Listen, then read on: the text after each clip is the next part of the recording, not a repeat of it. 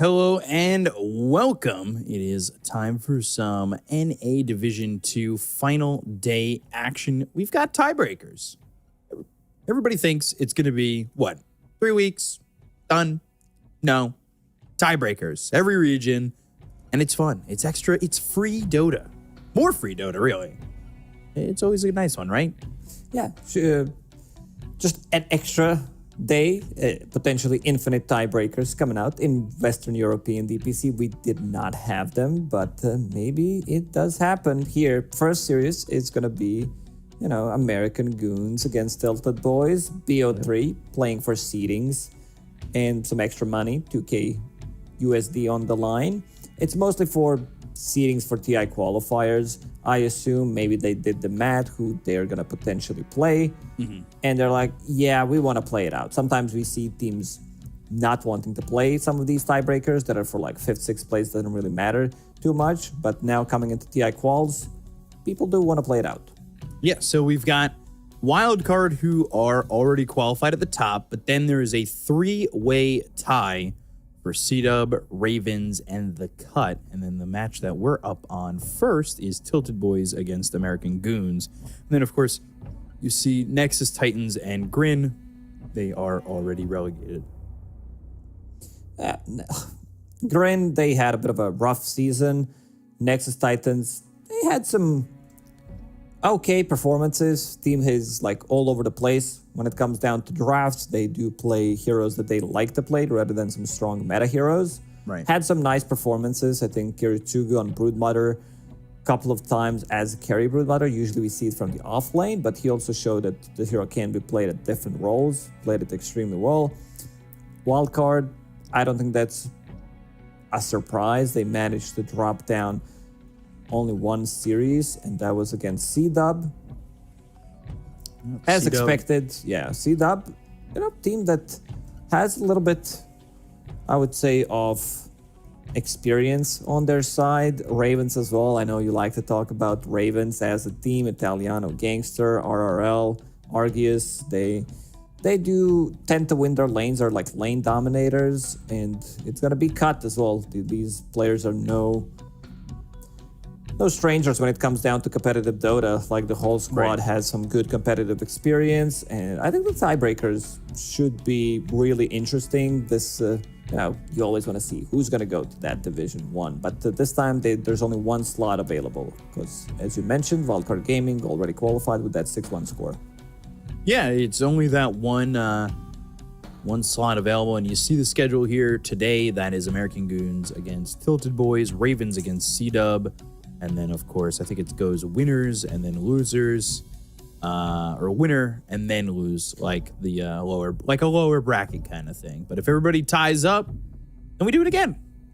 And whoever wins plays again. That also means last match might not even be played out in a scenario where like Ravens or C-Dub, they get the win, and they play it against Cut, they get the win again, and it's tiebreakers are resolved, but we'll have to see. I feel like this one, because teams are very close. Like all these three teams are very close to each other.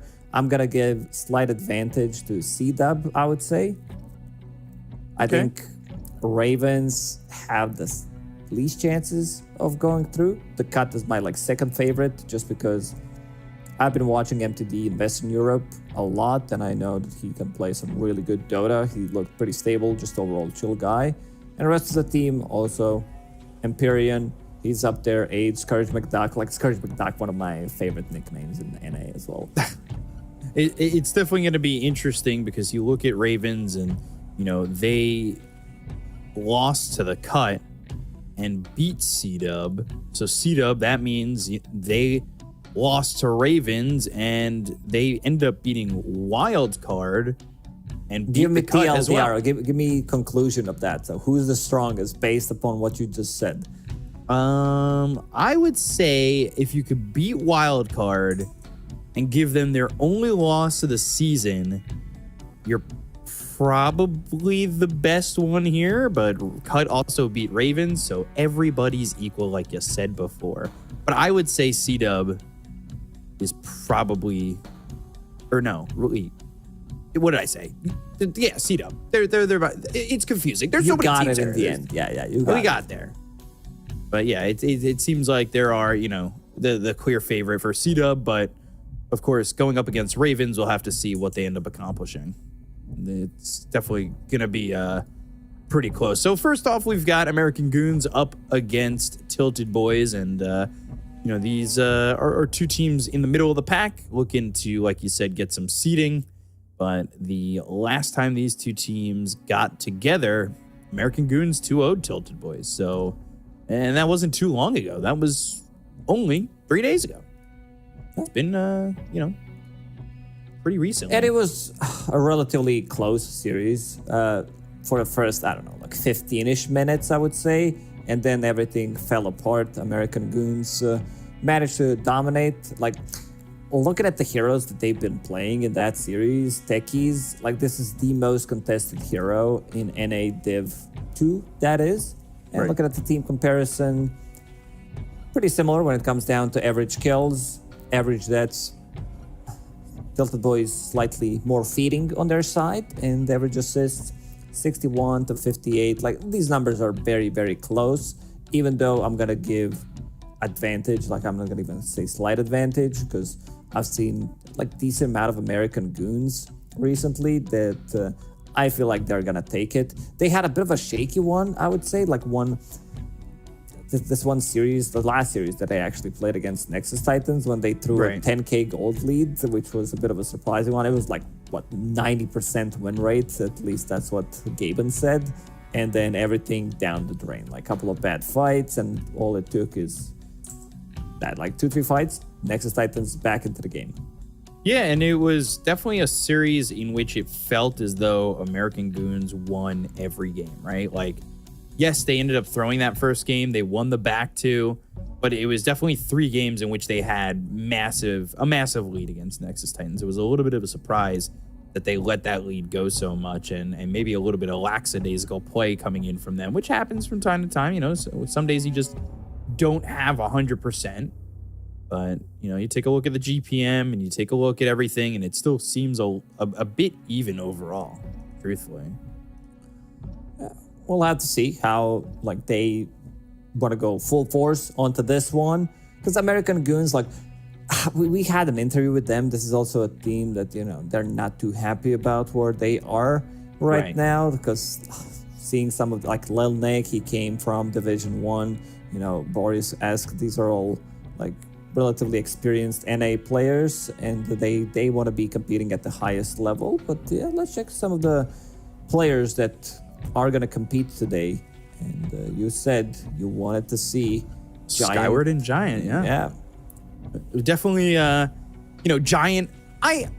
We had that interview with him when he was playing for Dog Champ, and he was trying to, if you have a team, let me at him. And now he's here with American Goons, and I think he's been a standout in my eyes.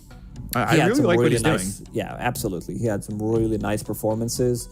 A big difference is the one that stands out the most is, of course, Ops Planted. Depends whether you want to be playing more of this position 5 from 4, depending on the heroes that Skyward does play.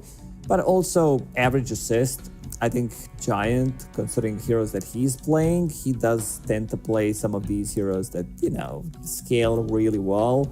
And there was Ruby game yesterday where he was that's a KS. He had a really nice performance on the Lion as well. He's all over the place. He doesn't necessarily join early on, but he joins the fights when when he's really needed. That he's gonna be there. Instant buyback, comes back into a fight, and does so many things with it.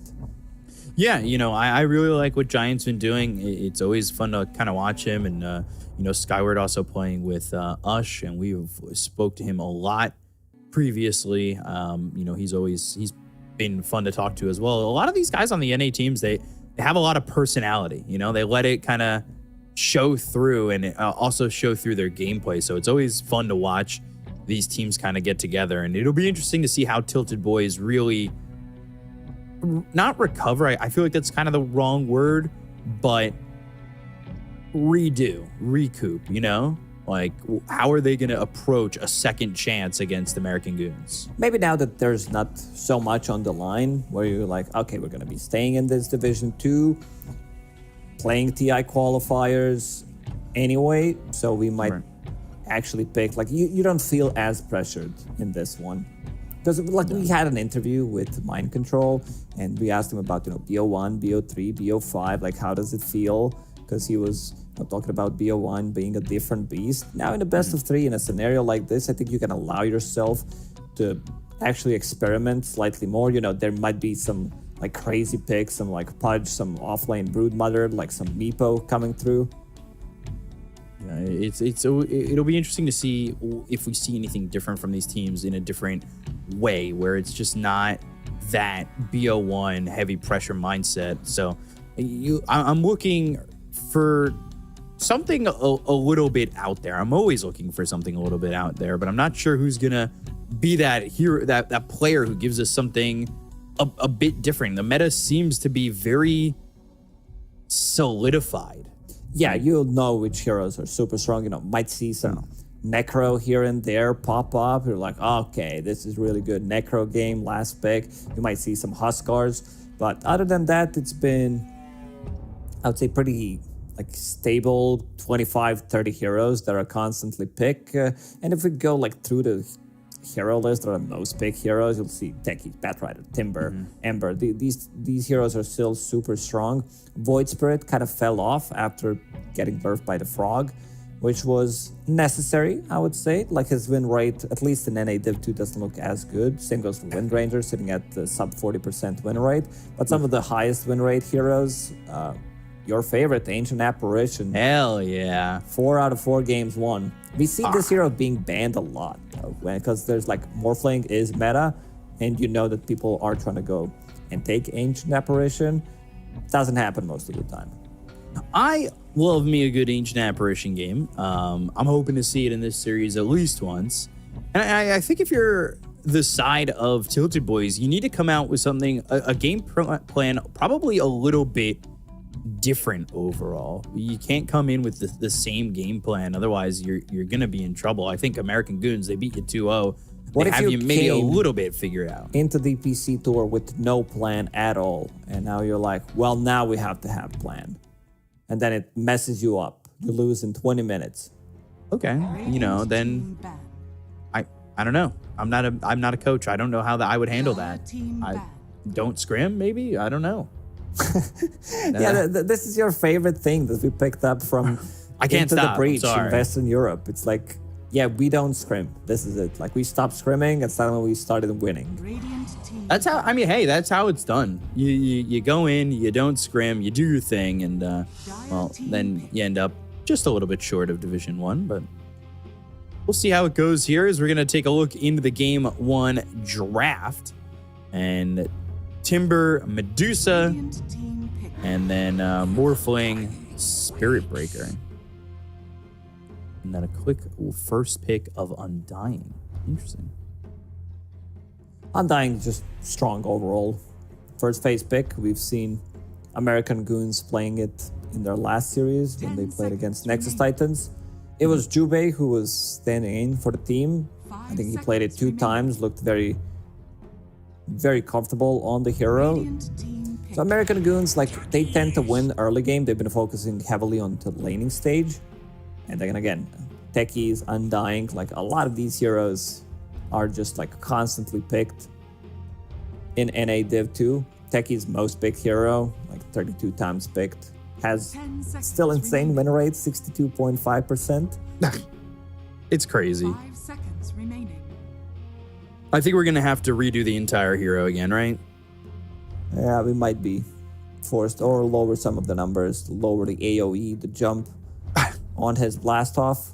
Yeah, definitely gonna have to be the plan. We're gonna have to reinvent the hero. He's just too strong.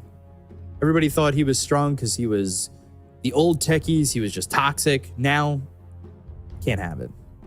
Get him out of here.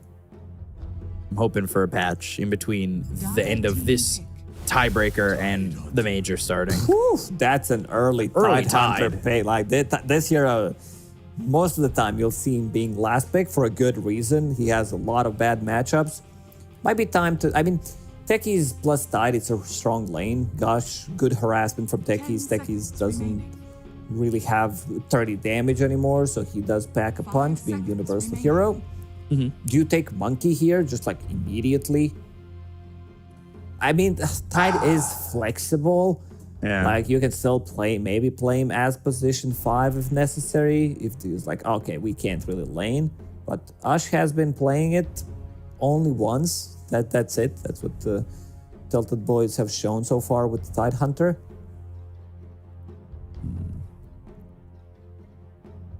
Interested to see what they want to go for. You'd think it might be the instant response, but they hold off. Sometimes that's good. Instead of making a reactionary decision, they go to the Pangolier. So the Pango coming in, and not a terrible surprise to see this hero, truthfully. Feels like it's been very strong. Now you got to protect Pango, ban Bloodseeker, ban Quap, maybe Storm, Puck. These are the heroes that work out real nicely. He's the type of a hero that doesn't care too much about these illusion carries because he deals well with them. So I'm not gonna say he completely blocks them, but definitely deals well with like Naga Siren, Terrorblade, PL as well. Dire team ban. Banning that Ember, ban that Slark, obviously against that Tide. You don't want to have the Slark into the mix. I'm just wondering, like, why Tide? I don't think Tide would be banned. It's not the hero that they played multiple times, so they're like, this is a really good Tide game, because you don't see anything yet. I mean, if you need something else to lock Tide from safe lane, I think Faceless Void always works, Monkey works. If you want to pick Disruptor from the support, I think that's the hero that deals well with Tide. Static Storm, and they're banning out like Slark for the lane, for the game as well, also removing Doom. So I think if they want to remove Faceless Void, that'd be a good pick. It's also a hero that does, I mean, Time Dilation is just annoying to play into, period. I don't think there's a single hero where it's like, yeah, man, I love that Time Dilation. Love me some Time Dilation. So Doom banned out, final ban here. We'll see what Tilted Boys want to get rid of. That Bloodseeker we saw can be strong. It wasn't strong enough in the game we saw it in, but you can definitely feel the pressure that a hero like that, given its BKB and gets that Ags Mjolnir, like we've seen it really start to knock in some damage. So, interesting to see that go. Taking a look at the last series these teams played against each other, it was that Morphling and Medusa for American Goons that led to their victory. So in terms of counters, the heroes that are being picked right now, there's multiple left. I think like if Tilted Boys want to snap it up, you know, could work really nice. Now they have the spell mechanic against Pango's Shield Crash. I think Snap in the lane works really nice against Pango. Does put the kill threat on him and also gives you a lot of team fight. That is Snapfire from the mid lane. You have Tombstone Killer with the Lil Shredder. So Tilted Boys, in terms of lockdown, they don't have much. At least like Techie's Blast, Ravage is on long cooldown. I feel like this is relatively exploitable. Definitely can be. Dire team pick. And there's the Pugna. Storm's not banned, but it's dangerous to pick it here because you could just go right into Anti-Mage, right? Yeah, but you have no lockdown whatsoever, so I think you stay away. Tilted Boys might just want to pick it up even now. Pugna is the hero that's gonna relatively easily deal with Enchantress because she does become like very annoying. And I also want to see that hero that benefits from life. Like, you don't necessarily need to have it, where it's like constant go, like Storm Spirit. We've seen like some other mid laners who benefit a lot from it. Looks good. AM looks pretty fine here. AM PL, I mean PL against Pango, I think you can play around it. It sounds like it's a better anti-mage game. Dire team Right. ban. Storm Spirit. Woof. There it is. Storm Spirit, but coming out for the other team. Not enough lockdown on American Goons. Like this type of a lineup, your stun is Rolling Thunder. That's about it. So let's see how they're going to protect this Terrorblade pick with. Yeah, it seems like you need way more than that. 5 seconds. Radiant team ban. Kiel, mana burner. If you do end up going to, something reliant. Also, you have no catch, so going up against the PL sounds like the worst thing ever. Although you can kind of deal with illusions with the Pugna. Only slightly. What is Lil Nick cooking from that offlane? I see some smiles. He's like, yeah, they just banned my Visage. This is a respect ban. 10 seconds. He has a variety of heroes that he does play. Radiant team ban. What would be the most outrageous one for him to play, though? I don't know if that's like...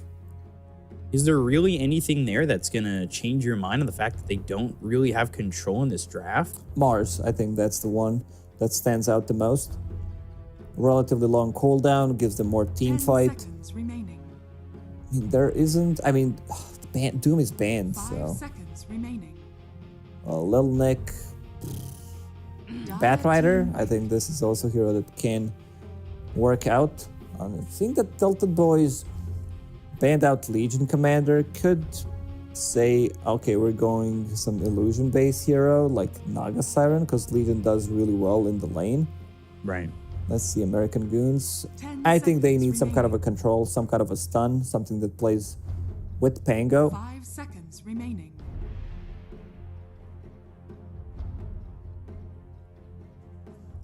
Maybe they were more afraid of Tide being locked with Legion Commander. If they're looking for that hero that you can't Kraken off, there's Axe available. I think that's the one that could provide them with low cooldown initiation. You still don't know the matchup, but yeah, picking Axe blindly and then Tilted Boys could respond with... What do they have? Enchantress +1. Radiant team pick. Okay. I mean, that is, I guess, a little bit of lockdown and Pit of Malice. It's nothing outrageous here. 10 seconds. Maybe also trying to block some of these illusion carriers like Naga Siren that we mentioned. They already banned PL by themselves.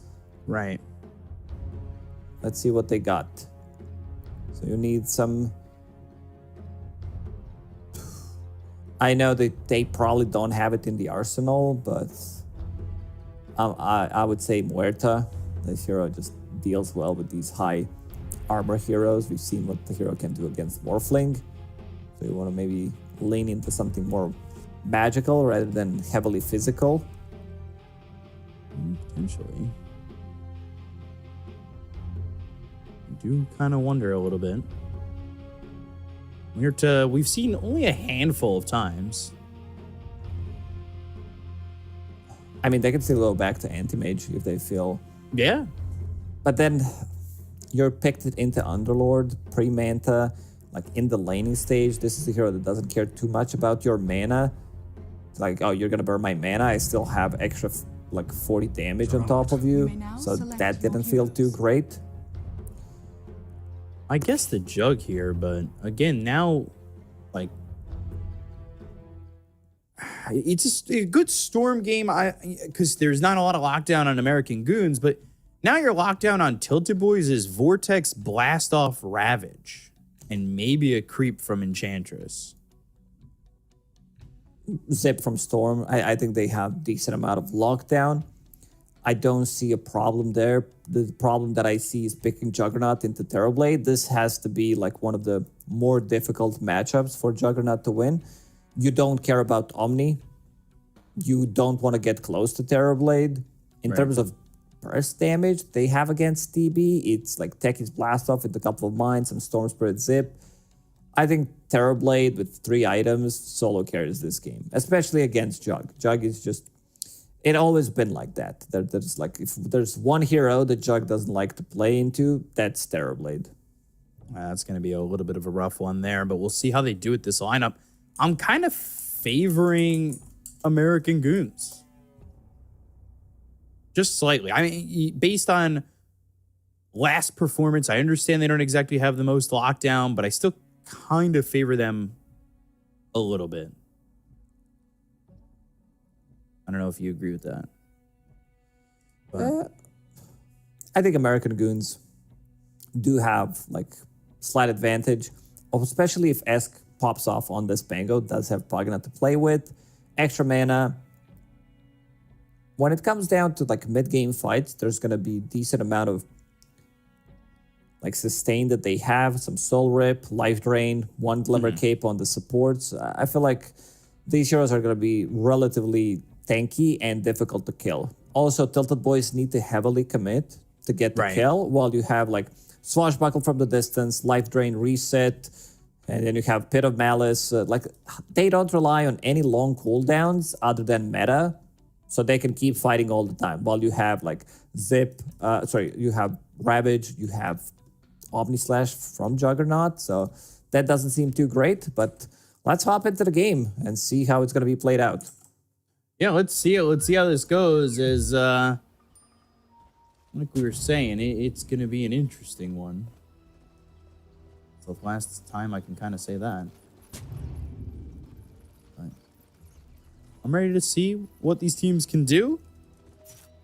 As American Goods, you come off a series where I would say you struggled a little bit in that first game, and maybe that's in the back of your mind of not letting the games get out of hand like that again. We'll have to see. I mean, the one thing you struggle with the most as a Div 2 team is inconsistency. Sometimes bad laning stage where you can't fix it. Lanes are bleeding way too much. So let's see if Tilted Boys are going to run into the same issue again.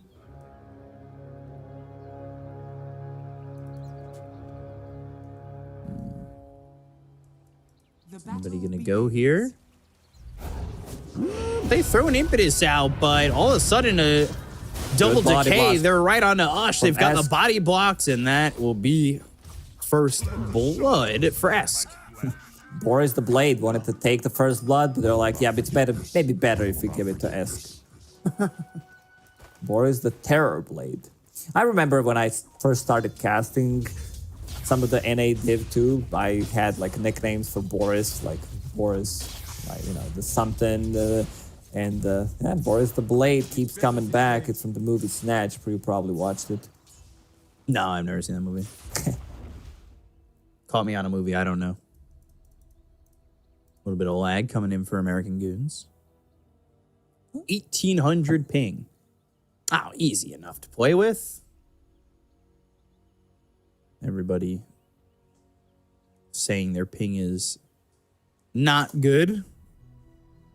Yeah. How do you get the great text? All right, I'm thinking that's based. Who has gray text? Skyward. Yeah. Is that gray? Yeah, it is well, gray. I want to know how to do that. I want to have cool text. I can send you something. I can message you. What, a cool text? Yeah. Yeah. We've been doing this too long. I knew exactly what you were going to send me. It's like that scene in 22 Jump Street. What'd you say? Something cool. Yeah, but what'd you say? Something cool. I never watched that movie. No, wow. Yeah, you're gonna say this is the best movie ever. It's a great comedy. 21 and 22 Jump Street Peak are actually comedy, one of the yeah. peak comedy. You want to watch a funny movie? Watch that. It should be should be one of your favorites. So we'll see how Giant and Little Nick are doing down here. They've got Firestorm as well as the Atrophy Aura, already pushing the creep wave under the tower. And the Little Nick here against the Jug really shouldn't have much to worry about, right? No, I mean, there's magical damage, maybe level 3, or if they hit like Blast Off, Little Nick. What is he buying? Nothing yet, just going into Ring of Health, but did invest into Gauntlet, so that Ring of Health will be slightly delayed. Looking at the mid matchup, Esk on Pango. It's the matchup that you could die into. I don't think you should be able to kill Storm Spirit, but since you got that first blood money, maybe that could work in your own favor. And Esk will pick up Water Rune. Malotka doesn't have... Okay, let's see. Maybe Esk decides to dive in and try to snatch this Water Rune. Oh. Tried. But there is, of course, Vortex available. And that'll get some holding down. Already a 1,000 net worth lead here for American Goons. And the lanes are pretty stable. Jug's not getting much out of his lane. Courier for Terrorblade. Not gonna deliver items, or will it? Okay, it did. It did. It's like Tombstone under the tower. He got that extra delivery. Blood Grenade. Now some right clicks coming through onto the Tombstone. Reflection. They don't exactly have the damage without meta, and it's a free 120 gold there for Skyward. Where are you going? Now you're kind of in this odd spot of being under the tier 1. Boris, very aggressive between tier 1, tier 2 towers, Terrorblade, 3 minutes into the game. There is Lotus available. Boris will pick it up. It's nice. Get yourself some Lotus. Some healing Lotus. Let's see this bottom lane, because this Jug is not exactly having a fun time. He is still 8-0. And that is not good. Not good at all. AKA bad. Yeah, this is really not great. Yeah, AKA bad. Very close to terrible. Like 16-7 on your Underlord. Oh god, he just used spin. This is level 1 spin we're talking about. Oh gosh. Already into recovery mode. Hand of Midas queued up. Yeah, we've seen it before, and it's not the last time we'll see it again. Yeah, but I think this is gonna be a thing ever. This is like also coming from pub mentality, where you think you need to like carry the game on your own. Giant is fine. He has healing self to work with. Blood Grenade, Mango, slow them down. Also knows that spin is on cooldown. Skyward will gonna drop here to Boris, and that's meta. This time the Tombstone doesn't get fed away to the Enchantress, and you can see Ush, you know, decays are coming in. Boris starting to chase. No mana on Pingus.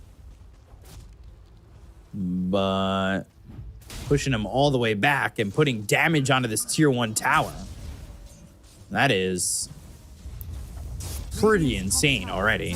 The damage they're putting on the tier 1 top. Creep wave is also approaching. These are 3 range creeps. There's going to be a 4th range creep in this top lane. They're not allowing Ush to get nowhere near these creeps. So a lot of XP denied means he's not farming at all. And tower down to 700 HP. Bingus. Bingus getting hit by that Hellbear Smasher and the Blood Grenade. So doing some damage here onto this Undying. Doesn't really have a lot of mana to work with, so wouldn't be too upset if he ends up dead here, but he'd like to do it to neutrals. Unfortunately, can't do that. So he'll come back full health, full mana, and truthfully, could deliver a refill of the bottle over to the Pangolier. Is that really worth it to like use double Blood Grenade on Undying, who has no mana? Now he wants to come back into life. This is exactly what the hero wants. And as you said, Pingus will TP mid, refill bottle for Esk. So now your Pango is level 6. Yeah, not really surprised about that. So, refills that bottle, hopes the 6 minute is top. It is, and it's a shield rune. Shield rune, shield trash, literally unkillable as a hero. You say shield trash? No, crash. Oh. I was gonna say. Thinking about the Rolling Thunder. Honestly, shield rune, why not? Go for it. Just start it up. Weesh. This is not fun. If he had a +1 here that had any sort of lockdown, I would say they get an easy kill into the Storm. Yeah, he needs to go back to jungle, start to farm up there, Pingus. Ooh, good Hurricane. But the Nether Ward down, Blood Grenade thrown over, Nether Strike. Boris now chasing Ush. Get him before he TPs. The Nether Blast is there, and Giant's going to get the kill. And now, without a TP scroll. Oh, God, he's going for it. Oh, boy, Enchant in a oh, second. boy. But he can body block. Oh, just He won't denies deny it. Okay. If I can't have it, no one can. But look at door. Oh. Well, if you can't have it, they can. I guess. So outplayed in the end. Well, that being said, I know that they lost the Wisdom Rune, but it is still a 2,000 net worth lead. So, all things going okay for American Goons. Esk is dominating this mid matchup. First blood, give him a good start. A bit low on mana, bringing in energy booster that he will turn into mana boots. So that's going to be mana sustain. Pango mid, a hero that consumes a lot of mana. You want to be spamming out your spells and then going for the rune. Let's see if he finds something cool here. It's going to be Say something cool. DD. Yeah. Shield rune plus double damage. Oh, the uphill miss. But they've got this tornado, the blast off. Hitting him with the Team Rocket. Now Door, though, right next to this edge, and that's just going to be a return kill for Esk.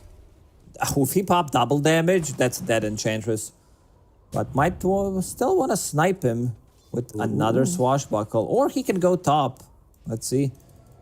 If they want to backstab Ush. Hyde's only level 5. Only 1 point in Kraken Shell. Not sure if that's enough. He's already backing up. They do see him. All right, now they go. Double damage, and there's a kill. They've got 2 TPs coming in. Pingus doesn't have Tombstone. They've got the Vortex, a couple of Decay hits, and Ring Around the Rosie. Not gonna work. DD now dispelled. The enchant, so DD's dispelled, but Reflection is used. Shield Crash on a Skyward. Swashbuckle in a second, not even needed. Boris gets the kill with the right click, and now they could find this Storm with not a lot of mana. Tide's only level 5. They don't have Ravage. Screw that. We're gonna take the tower. Esk gets it. Orb of Corrosion. Has Blade of Alacrity already. That's like half defusal done 9 minutes into the game. Wow. Bottom lane, by the way, Lil Nick already has that Vanguard going into the mech. He's level 8, while Jug is sitting at level 6 and only 3,100 net worth. Yeah, that's gonna skyrocket now that he picks up Hand of Midas. Lol. It's not easy. It's difficult. I mean, it's just like matchup that he's playing into.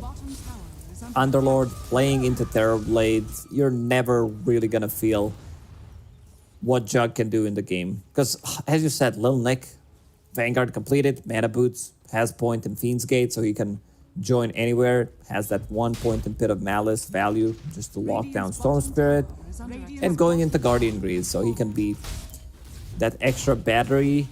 Imagine you're trying to go onto a target, you use like Omni Slash, Ravage, Life Drain, Guardian Greaves, back to full HP. Use everything just to get nothing. Giant, meanwhile, using a little bit to get something. He gets a kill there on a Skyward. Already a 5,000 net worth lead. I mean, this one is quickly getting out of hand. It's not easy. Not easy in this game, and it ain't easy to be cheesy either. Not with these picks.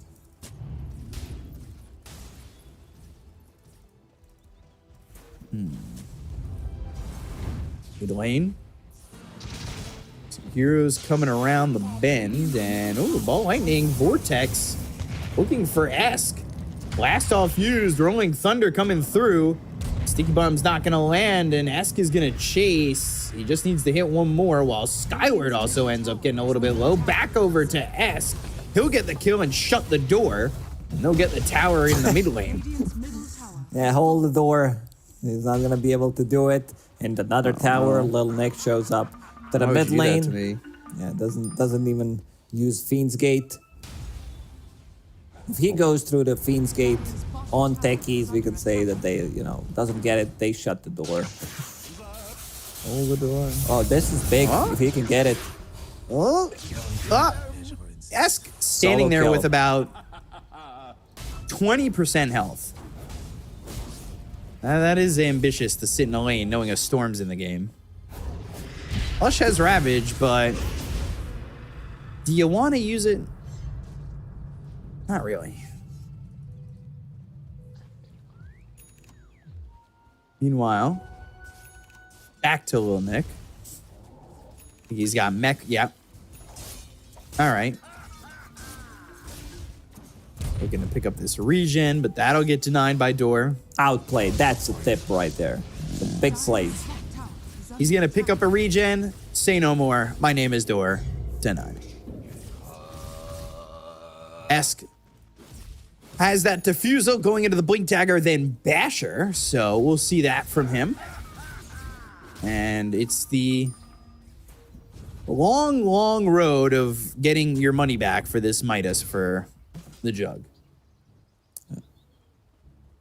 Level 9.5. Terrorblade's level 9. So at least in experience department, Jug doing better. It's just that the matchup is never going to be in your favor. It's a big timing. Once they hit this mech, Guardian Greaves, the Fusel Blade is done on Pango. He can start dishing out some serious damage. Keep the distance, doesn't have to commit. Swashbuckle on low cooldown. So they know exactly where he's farming. And 14-minute XP runes. He's out of mana completely. Has 5 magic wand charges. No. Fiend's Gate. Fiend's Gate on the Tormentor. That's kind of rude. But Pit of Malice, Firestorm, Rolling Thunder. No way he gets out of that one. And he might be able to shield crash down onto the low ground and go for more. There are 4 heroes here. And again, a Ravage able to be used. But how Let's see aggressive the do big you want to play. be? Centaur Conqueror. Can he steal it? Ooh, 63. Deny it. He cannot. Oh. This time, Both go the way of American Goons. American Goons will pick it up, and Lil Nick hits them with the well played. Almost has Guardian Greaves. Couple more minutes on that. He'll slice himself a pizza. I need him to do that taunt again. I gotta see what kind of pizza it is. It's a pineapple pizza. Stop. Why did I know you were gonna say that?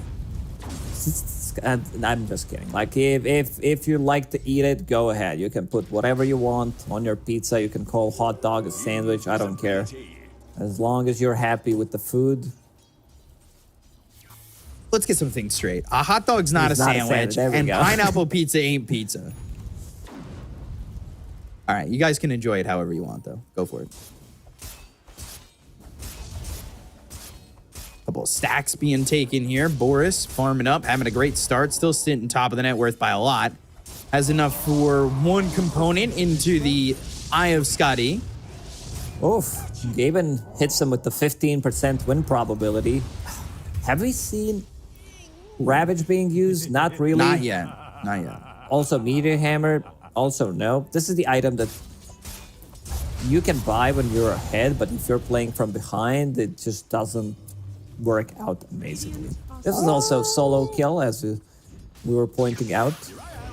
As managed to get the kill on techies. Not a lot of mana left here on this storm. Rolling Thunder is going to stop that. He gets out of it immediately. They'll get that kill. Shortest Rolling Thunder. Ever. All he needed was just to connect They're going to onto go the for hero. Lil Nick. He popped the shows Guardian them. Greaves already. Oh, there's the Ravage. Oh, it hit Pugna. Oh. I thought maybe, just maybe he'd get out. Giant was like on the very edge of that Ravage. They're going to turn this around, though. He put the Fiend's Gate top. Skyward's going to be drained of all his life. Pango's doing so much. S Yeah. doesn't care about any of these heroes, pretty much. Burns mana on the Storm. Jug has very limited mana pool. Doesn't care about your Untouchable. Doesn't even have it at the moment, but one Swashbuckle cuts down Enchantresses and Techies' HP in half.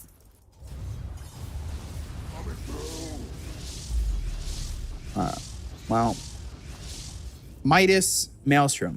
Not a horrid timing. Not too bad considering everything. It's just that Terrorblade's farming way too much, and as soon as Undying has Tombstone available, they're not gonna even pop meta. Flesh Golem, that's a lot of damage on Peroche. So 17 minutes into the game. Team USA will pick up Aegis. Let's see who gets it. I think they should give it to Esk. I don't think Boris will be joining these fights. They don't want to like end the game, but he also made the slot, so might be the one picking it up. Dire's middle tower has fallen. There it is. Fallen to the Dire. Going Roshan. So now what do you do with this Aegis? Is again, now he's only 1,200 gold away from finishing off this Eye of Scotty. Is under attack. This is where Jug stops playing Dota. Like, you try to use spin. Who's gonna kill Terrorblade? He just has way too much armor. Life Drain. Ooh. That was very close. Dire's top tower is under attack. Giant's having himself a game. For someone who gives away his life, he hasn't died yet. We talked about this item timing once they get to Oh, door. whip and door blasting off and getting some distance, but the decay lands and he'll finish him. Life Drain again on the Jug. Oh my god. He needs to be careful. Esk was Oh thinking my about gosh. maybe Oh, they go the other way. They find him with the blanking in. ward. Damn. Third day, he's not safe here. One shield crash, one swashbuckle. He's dead. Boris, meta is available. Giant gonna start blasting the tower. They're gonna hit. Really good timing. Let's see if Boris wants to commit with meta. Rest of the team is close by, ready to back him up. And seems like there's not gonna be a response from Tilted Boys. This is a free tier 2 tower. Little Nick playing like Spectre on different side of the map, who only decides to join via Fiend's Gate. Yeah. Or he could drop a Fiend's Gate for them to join him if they're going to dive him. And there we go. Little Nick, ready to go with the trick. If it's like, he's super tanky. Cloak, Guardian Greaves, Is he View gonna points, do and that? Atrophy Aura. Dire's top tower is under attack. No, they'll just TP. Dire's structures are fortified. Radiant's bottom tower is under attack. Well, Nick will show himself. And so Giant. Radiant's bottom tower has fallen. So Boris will take the bottom tier 2. By the way, you know Life Drain obviously sucks all the life out of you, right? Yeah, I'm listening. Have you seen Monsters Inc.? I did, yes. Do you There's remember a the second one? I machine- watched only the first movie. Monsters University, also a good movie. You remember the machine that they're trying to use to suck the scream out of Mike Wazowski? Yeah, That's what I feel like you're connected to when Pugna's sucking the life out of you. that's a good description. Going Thunder and Blink jumping back, but a ball lightning away, just barely getting away with his life. Dire's top tower is under attack. Love this move from Pango. Every time I see this type of a move, I'm like, this Pango, he knows what he's doing. Rolling Thunder into Swashbuckle Shield Crash. Looks very nice. Well, Doesn't Nick- have shards, so couldn't like try to connect a second stun onto him. They have very limited amount of stuns that they can throw at people. Again, Little Nick was not there. But yeah, they're gonna be working on those buildings. Seems like Tilted Boys, they don't want to have Dire's bottom tower any kind of is under business attack. in defending their tier 2 towers. Radiant's middle tower. Look You kind of be gone. Oh, there we go. He gets the deny onto tower, immediately uses voice line. And they're gonna lose another tier 2 tower for it. Can he get a deny on this one? Zip, use all of your mana, try to get the deny, pop double damage to make it easier. Let's go. They could probably take the Tormentor after this, too. Radiant's top tower has fallen. Or go They high could ground. go for They high still have an ground. Aegis. Even though they don't have meta, like they have enough sustain, Tombstone, casual one, drop it on the high ground, double Glimmer Cape available. That's your new tower. Hush Blinding needs in, to hit blinding some out. big ravage here. Does he have Blink? No. He yes. does. He does. Dire's bottom tower is under attack. Radiant's top tower has fallen. They get the tier 3. Back away. Techies, it's a valiant effort, but that tombstone's going to go back into the ground.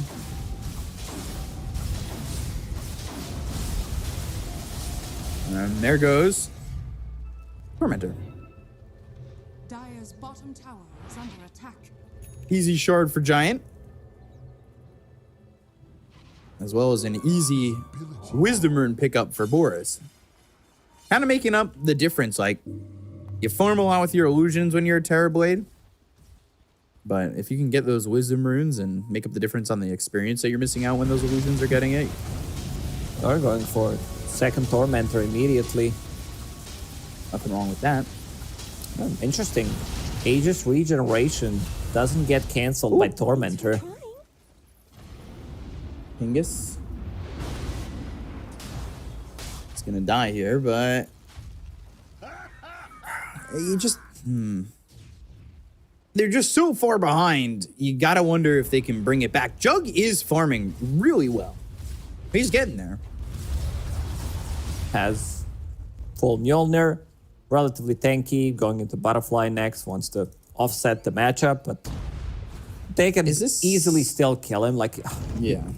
in terms of tankiness, like Pupil's Gift does help out a lot, but one Swashbuckle, when you don't have your Blade Fury, you get drained, Firestorm on top of you, couple of right blades from Terrorblade, you still can't get close to him, because, I mean, Terrorblades has 3k network advantage on you. That's like half a big item. Right. My real question is this lining up to be a repeat if they don't put the pressure on from American Goons as the same as that game 1 against Nexus Titans? Nah, they're more than fine here. This is a really strong scaling lineup for American Goons. Dire's top tower is under attack. I guess we'll find out. We're hitting that level 15. Meanwhile, Jug about to hit 17. So, he's kind of getting those level differences between him and the Terrorblade, but you can see a 4-man smoke coming out from American Goons as they head towards Skyward. Maybe not the one you want to be getting, but kill on a gank is, I guess, okay. We haven't seen Tilted Boys go for any kind of aggressive play. Just like pick up here and there, but that's about it. They can wait for next Roche to respawn. Should be able to get a second one here. As There's a Giant lot gets of the kill on the mines, door. But they do have magic resistance. They do have Glimmer Cape available. Giant. They put Esk back to full HP, full mana, with just 1 life drain, even though he does have regen in the bottle. Has the regen, doesn't want to use it yet. Giant being that battery, and of course has himself the Tranquils. He can get back to full health. Swashbuckle misses, so he's able to blink away. Hush. Getting some distance between him and the 2 heroes from American Goons as they continue to chase. And they'll go and give up that chase on this time. Just missing that Swashbuckle and allowing him to get that blink off. So he'll try to creep skip, buy a little bit more time. Let's see, Roche respawning in 30 seconds. Gonna be on Dire's side. American Goons should be able to take it. They already killed all tier 2 towers. He's gone. There's that Basher, though. That could have been pretty unfortunate for him. But, yeah, the game really calming down. It definitely was American Goons with the lead. I'm not saying they don't have it anymore. But their aggression, their foot is off the gas right now. Waiting for that Roche to respawn so they can use Cheese, Aegis. I don't know if there's gonna be a move from Tilted Boys to try to contest this Roche. Doesn't seem like it. If they lose the fight, they lose one side, they already lost tier 3 tower. So maybe it's better if they don't try to do it. But they're grouping up. I see A smoke. No smokes available. Tide has one. Okay, but doesn't seem like he wants to use it. You need to either go or don't, and it looks like...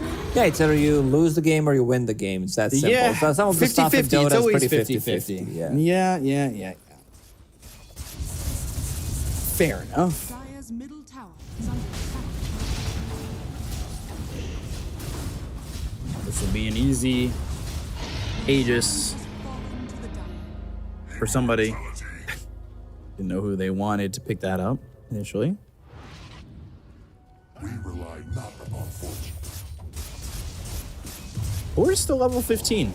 You know, the experience doesn't exactly get to him that quickly because Jug's just about to hit level 19. Yeah, it does happen. As you said, this Terrorblade sometimes moves around to use his illusions. This is the way he gets the farm. Doesn't necessarily need to be there. So sometimes it's better to like stay away from certain areas. Door out of mana completely. Yep, and he is dead. Radiant's top And we're gonna start to put some damage onto the top set of racks. Wisdom Rune stolen by Skyward, but also taken by Giant. And they drop this tombstone down again. And you gotta wonder if there's gonna be any defense on this at all. Jug's actually pushing the bottom tier 2, and Esk is gonna TP away from the team. Well, trying to set things up. Playing off the map, not showing. So they're like, okay, Pango's definitely there. Jug. But also try to set up something bottom. And look at Jug. Like, he just doesn't feel comfortable playing into Terrorblade. They pop meta. They just saw Esk. Let's see if they're going to respond to it. Ush immediately gonna smoke. Esk is already there. He's going to be able to reconnect with the rest of the team. Showing Meteor Hammer on that, knowing where Ush Hype. is now at this point. Meteor Hammer hype. He landed it on a creep wave. Didn't get punished for it either. That was the more hype thing. I was a little surprised at that. They're still smoking. They're right on their tail. They're still yet to make a move to make that jump. 9-second BKB. Available on Storm. Doesn't have to care about Pit of Malice, Rolling Thunder. Let's see if they can find an opening door. Planting some proximity mines if they're going to enter onto that ramp. Man, what a nickname, Door. It's like, oh man, what could I name myself? And then you're like looking around the room and like, oh yeah, this is it. Thought about the window, but didn't like it too much, so just go with the Door. His other family member, Nightstand. Tendrils of the Mini Deep. Ravage. Hitting 2 heroes. And again, very hesitant coming out from American Goons.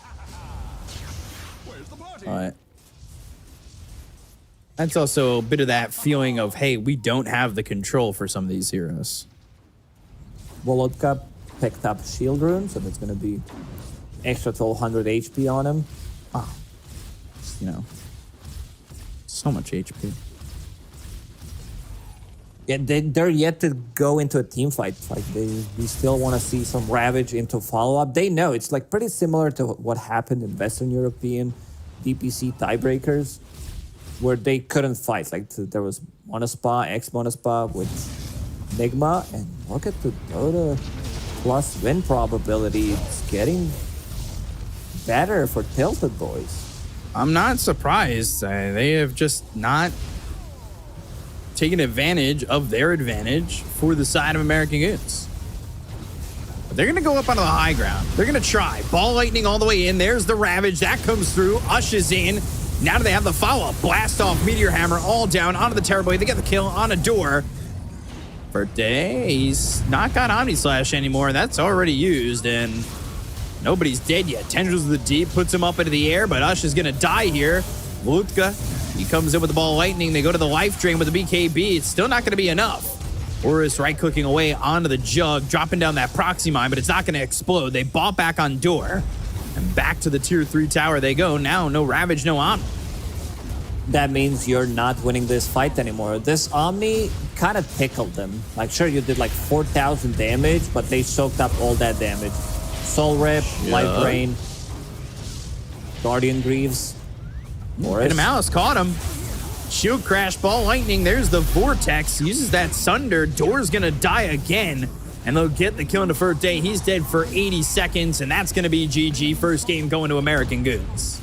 What a shocker. Terrorblade cannot win. Sorry, Jug cannot win against Terrorblade. Like, like, stars need to align if you want this matchup to be won. It's just so difficult for Jug. Right. It is not an easy game by any means for the Jug, and as seen there, it is, well, going to be a win for American Goons, 21-6. There was never really a moment for the side of Tilted Boys to fight or get an opening, right? Pretty much. The way this lane started, like the top lane, Ush wasn't able to do anything, got zoned out completely. They started off with first blood on him.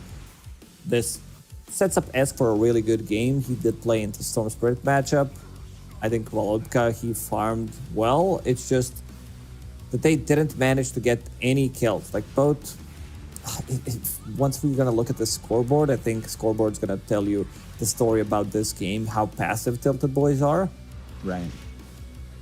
Yeah, it felt like they played very passive. Ush going into the Meteor Hammer, which, like you said, from behind is not the item that you really have the ability to use and gain much with. And you can see right here, we're already 9 minutes into the game, and this is all three cores on the side of American Goons up at the top on net worth. Kind of difficult. Like, Dora was the one trying to make something happen. Same goes for Skyward. It's just, you're so cooldown dependent on everybody except Storm Spirit.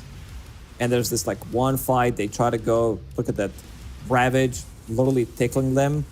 Yep. Blast from Techies, everybody full HP. They drop the pipe, Atrophy Aura, Guardian Greaves, and maybe that's why they were not taking any fights, because if they take a fight, they lose, the game ends. So they were waiting for a good 30 minutes. Yeah. 32 minutes into the game, they're going to get the kill into the Jug. They'll get the GG call, and that first game goes the way of American Goons after one big team fight. And at the end of the day, it is American Goons looking pretty clean on this one. Never really having much issue or much pressure. So, I mean, that all worked out for them overall. And you take a look as it's 4-0-8 for Boris, 7-1-9 for Esk. Like, Giant doesn't even die there, and he's giving life away for free.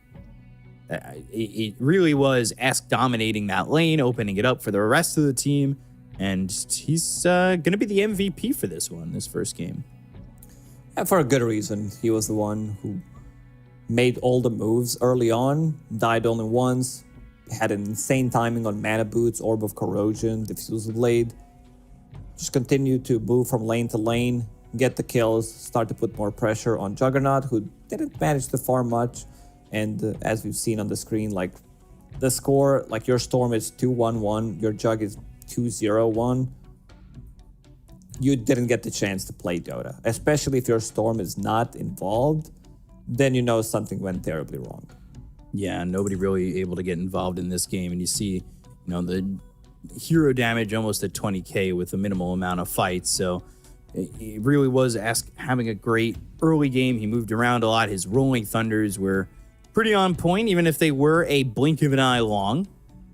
It was really all he needed to accomplish the job. So American Goons, they're going to go into game two with quite a bit of confidence. And I think that if you're Tilted Boys, you really need to figure it out coming into game two. You need to sit down and figure out the drafting a little bit better and what you want to do in terms of a game plan. Because I don't think against a team like this for American Goons, you're going to be allowed to be that passive. So we'll see what they do in game number two. We'll be back with that second game in just a moment. Stay tuned. We'll see you in a bit. We'll be right back.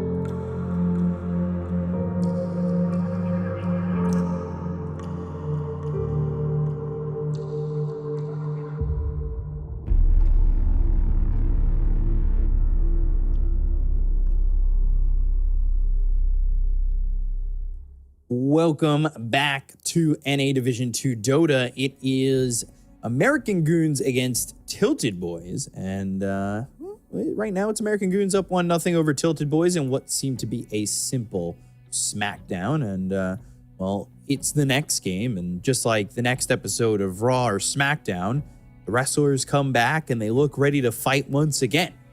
And, well, you're kind of hoping that you're big time so you can play the SmackDown on them and force it to a game 3, right? If you're Tilted Boys? Yeah, not going to be an easy task for Tilted Boys. I want to see a completely different draft. This one was way too difficult to execute. I would say almost impossible in terms of heroes that they had. Mm-hmm. So just pick something that doesn't rely on cooldown, heroes that can run at them. I think where this draft kind of took the wrong turn was the first phase.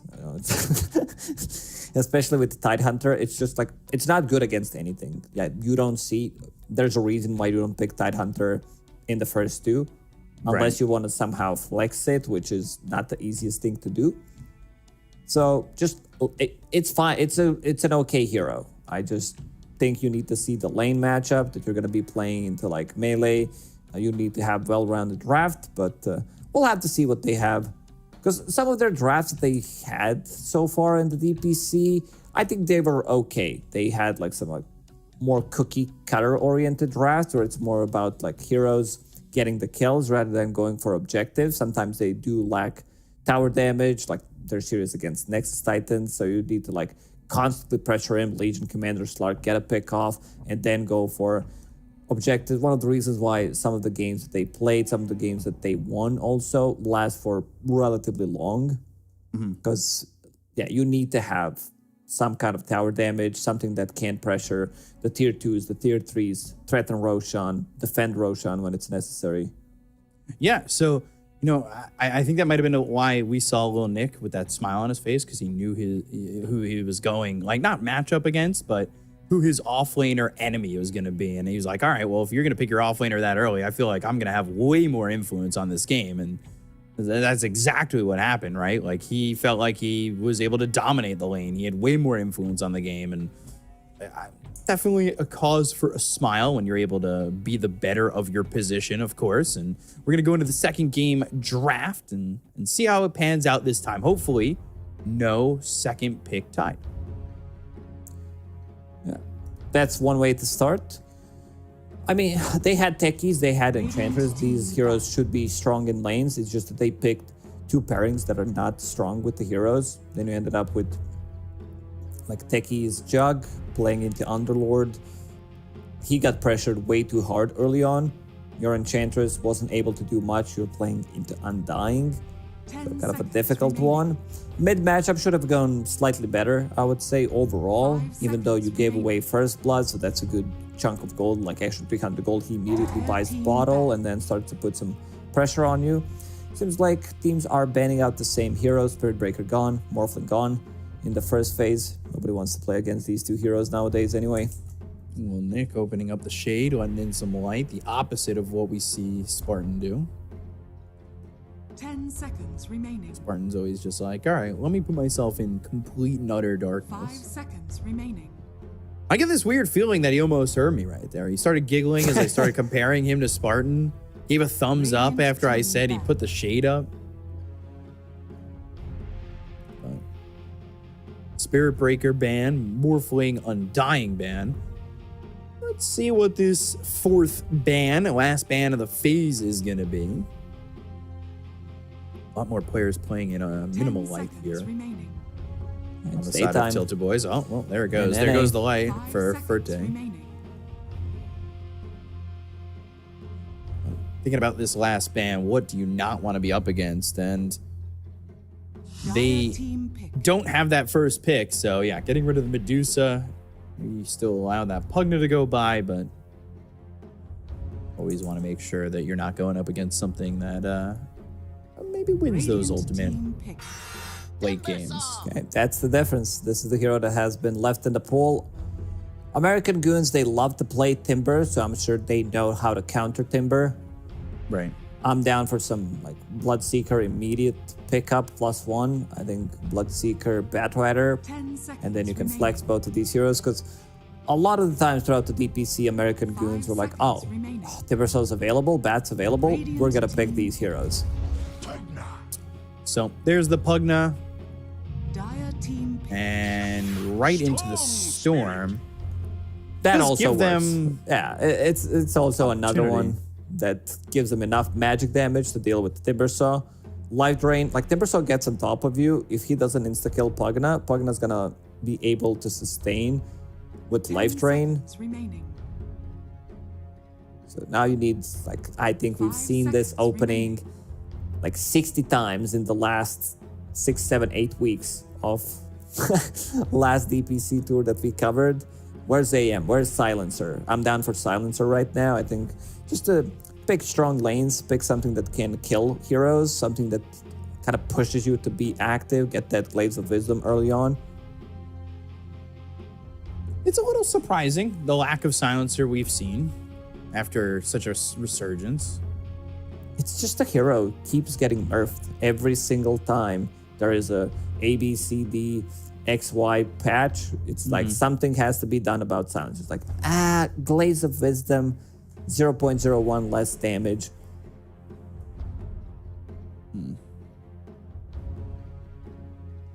So, what do they want? And what will it be? A lot of time being used here, and does it want to, do you want it to just be a support? Dire team Is that back. really what you're looking for? And it'll just be that techies. Took them a long time to pick techies. It's just a hero who's super strong. Like, I think in NA, Dana was the one who impressed me the most on techies. When things are not going correctly, he can be the one 10 seconds like remaining. stalling the game long enough, buys that Aghanim Scepter, and then managed to make 5 some seconds really nice remaining. comebacks multiple times in a row with this hero. It's like Radiant team others don't usually go for Ags build, but he does, and that's what I like about the player. Yeah, he was going for it quite often, and it saved a couple of their games. So there goes the anti-mage. No surprise on that ban. Let's see what else is going to be banned here. Timbersaw, how do you deal with him? What are you thinking 10 for seconds, American Goons? Radiant What do they want to Bloodseeker. still be available? Bloodseeker, Batrider, these two that I mentioned. Looking through the hero list that they played, I don't see Monkey King. This is the hero that does okay. Might be, it depends, because Timber can be flexed. You don't necessarily need to lane with Monkey 10 into seconds Timber. There's remaining. been resurgence of Timbersaw mid lane recently. 5 seconds remaining. The hero's just like, oh, if it's a good matchup, we're gonna pick it. And there's that Silencer, AM.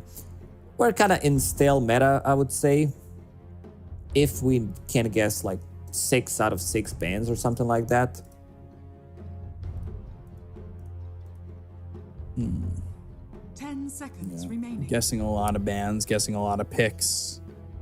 Wonder 5 seconds. Radiant team when we'll back. see a change to the game. Visage is It's an interesting one. Something that Lil Nick plays a lot. He did play it against Nexus Titans. Radiant Also a little team disappointed with Door's background. Dire team Kind of expected there to be multiple doors. It's just a wall. yeah, you expected him to be playing from the Monsters Inc. factory. Dire team Yeah. pick. Oh, there's Lich. We were having a conversation about Lich before we started here, and they steal the Bloodseeker. That's good. I already like their lineup much, much more compared to the first game. Rubik taken out. This has to be, I would say, one of the better Giants heroes.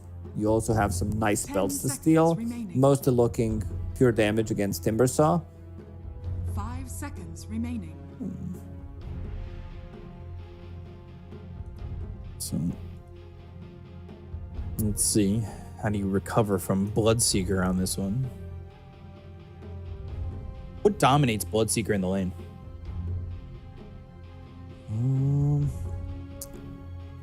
Lil Nick. Beastmaster is available. I'm down for spam. Axes plus Fate Bolt, constant harassment. I think Mars can also work. It's the hero that does deal well with Timbersaw. What else is there in the pool? Just like constant pressure early on if you start strong in the laning stage. It's not easy, like it's not easy by any means, because Lich Bloodseeker has to be one of my favorite lanes in this patch right now. It's just so strong. Like you play on low HP, Lich provides you with some extra lockdown, slow damage. 10 seconds remaining. So we wanted to see some stronger lanes from Tilted Boys. 5 They seconds changed things remaining. up and they picked like 2 super strong lanes. We don't know where Timbersaw is going yet. They might still shift this Timber to the mid lane. Let's see how American Goons are reading this one. Getting rid of the Legion Commander, and I mean, they're definitely needing an offlaner here for American Goons.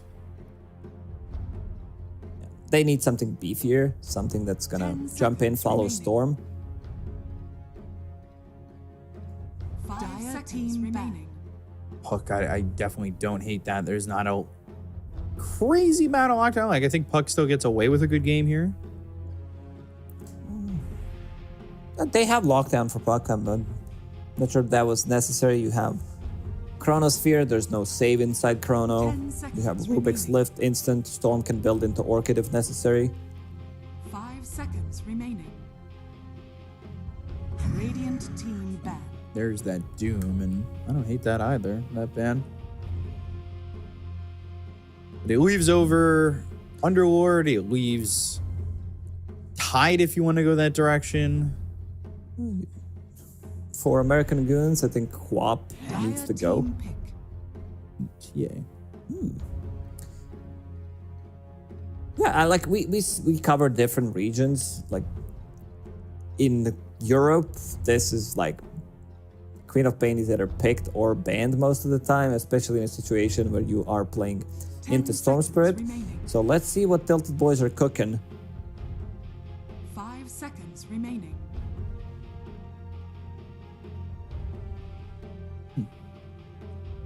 They'll have the last counter here for American Goons if they want it. Do you think maybe they pick up the Pangolier? I don't like Pango as much into Faceless Void, into Rubik, so you have to shield crash immediately. Otherwise, your Rolling Thunder gets stolen.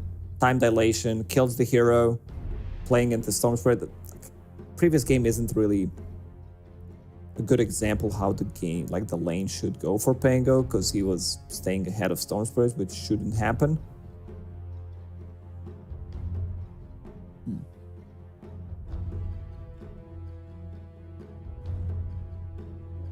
So 20 seconds, taking a lot of time.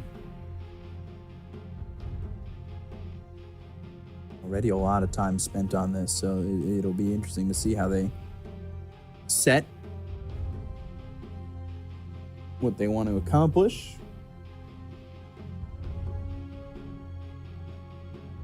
Radiant Look at what team pick. still available here. They go DK, something very basic. Very flexible. They can pick, like they can play Dragonite safe lane, Dragonite mid, offlane Bloodseeker, safe lane Bloodseeker if necessary. So waiting it out, most likely is just going to 10 be Bloodseeker seconds Lich remaining.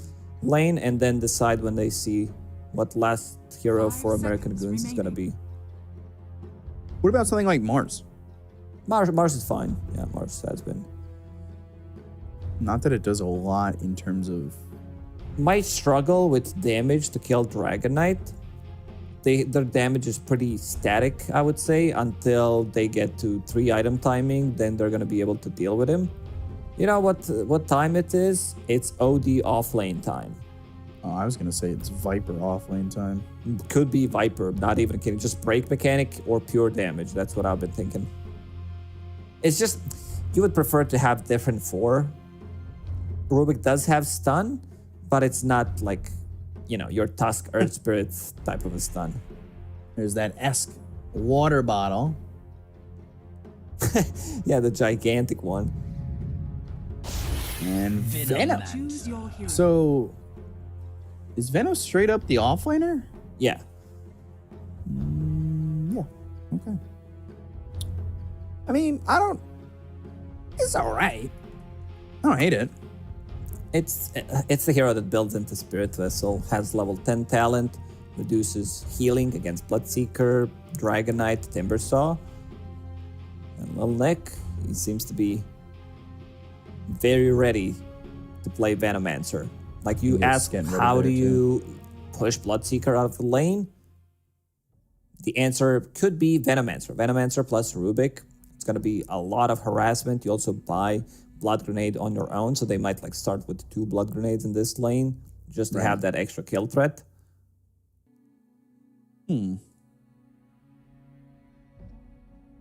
So Pingus giving that big stretch, that overhand stretch. Really going all out. Hoping to win this game.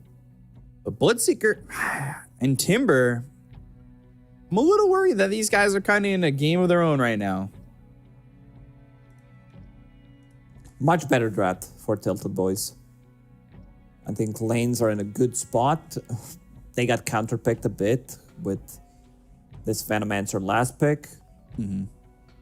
But also Dragonite against Storm Spirit. You thought that there might lack a little bit of lockdown. Dragonite's going to fit that role. Low cooldown stun.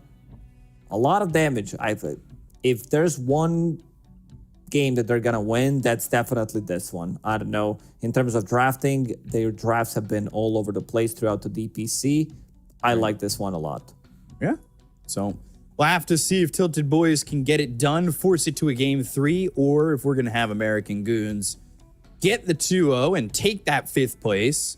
But let's get into game number 2 and see how this one ends up going, because it's lining up to be a fun one. A lot of big abilities here and maybe a lot more fighting going on.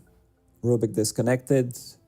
Pingus is like, we can play 4 versus 5. We don't need this guy. Ush, a very mannered guy, immediately pauses the game. Yeah, Rubik, the one, of course, being controlled by Giant, who disconnected. Sometimes you'll see it, just that the internet dies. Who was it we were talking to? I think it was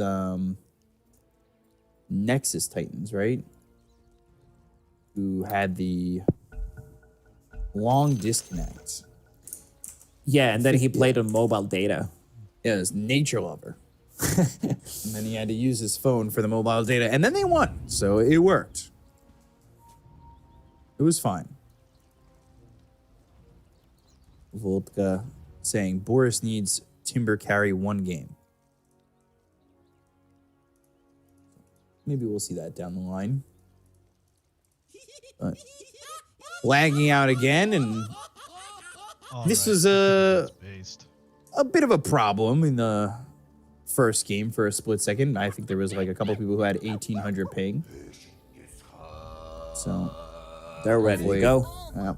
Getting it back, getting it ready to go. And here we go. For the 3rd time.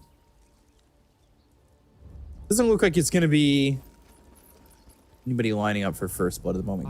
GLHFD. Good luck, have fun, door. I wanted to say Doters, but Dota players. This is going to be good. E-athletes. Yep, these professional e-gamers. I never understood, like, why would you want to say good luck to somebody? Like, I come back from, I'm old school. I played Warcraft 3, like, semi-professionally, wasn't good enough. And I was always good game, have fun type of a guy. Because if you say, like, good luck, then some creeps are going to spawn that you don't like. There's going to be, like, in Dota, power runes that they spawn on their side. They don't miss uphill, you do. It's like, nah, that's not how you want to play the game. You sound like my baseball coach. You know? You never want to say good luck to anybody on the opposing team. What, you want to lose this game, Ben? No, I was just trying to be friendly. Yeah, get me in touch with that guy. Seems like we have a lot in common. What, yelling at me? No.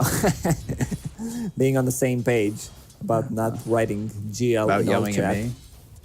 Yeah. He's definitely not about that. You were talking about how Door looks, you know, with the Lich, he's going to be looking to put out a lot of harassment here. But I guess the same can kind of be said for Lil Nick, right? Get a couple of levels, all of a sudden you've got maybe 2 in the Venomous Gale and 1 of the Poison Sting. It's very easy to keep them inside Bloodright, which he started with. I think as Bloodseeker, you want to be starting with Thirst, just to have that extra move speed, extra lifesteal. But they pulled the wave. They understand that level 1, they're not really strong as Veno Rubik, so they want to get that level 2, start harassing, have telekinesis to throw Bloodseeker away, and also lane pushed slightly towards to the south, so they're in a better spot right now. And speaking of Bloodright, you throw Frost Blast, Blood Grenade, you can easily keep them inside and maybe land the kill. This is definitely a lane to watch. Sticky Bomb, gonna connect onto Pingus. Now we'll see that lane progress as well as this top lane. Not much doing at the moment, but I'm about to hit this level 2 mark soon for both teams. And there it is. Old Nick gets it. And I don't think they're afraid of being stuck in this Bloodright. They're going to get First Blood. Giant's going to get that. Bloodright doesn't really do anything to deter them once you hit that Venomous Gale. As soon as they saw the opportunity, Lil Nick finds Gale. Lich needs to be careful about positioning. And Skyward. This Oh, bottom lane. the blast off. But Nether Blast now, Ush. He wants to get this kill on a Pingus, who I think is just free. And the Courier doesn't die. Boy. Oh, Pingus, he's using the Courier. Got some extra tangos. Another Blood Grenade available. I love this new build on Faceless Void. People realize that Time Dilation is really strong ability. You don't need to get the bashes in. It's more about, like, it's 60 mana for insane amount of damage. Good slow. Set things up for some other abilities. What do you? How many levels do you want to take in it? What's One. Just one. All right. Okay. That's all I was asking. Now he's got that bash and first hit, and once he picked it up, gets bash. I think he missed the creep because of that bash. Yeah, he did. It was the tower that got it. All right, now here's my final. Of the DPC, potentially. Let's go. I'm listening. Of the I'm all DPC. ears. I think towers should be able to CS and become worth more with all the CS that they get, potentially.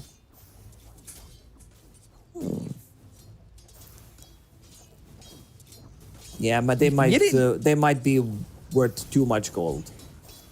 Yeah, it would be How up much to are a we limit. talking about? Like 1 gold per CS? Maybe something like that, or 5. 5 seems a lot. How many? underneath the How much tower. CS is need a tower getting? And are you now Well, depends. putting the game plan changes? Depends right? how Like, well you're last hitting. Yeah. So maybe last hit better. Just saying.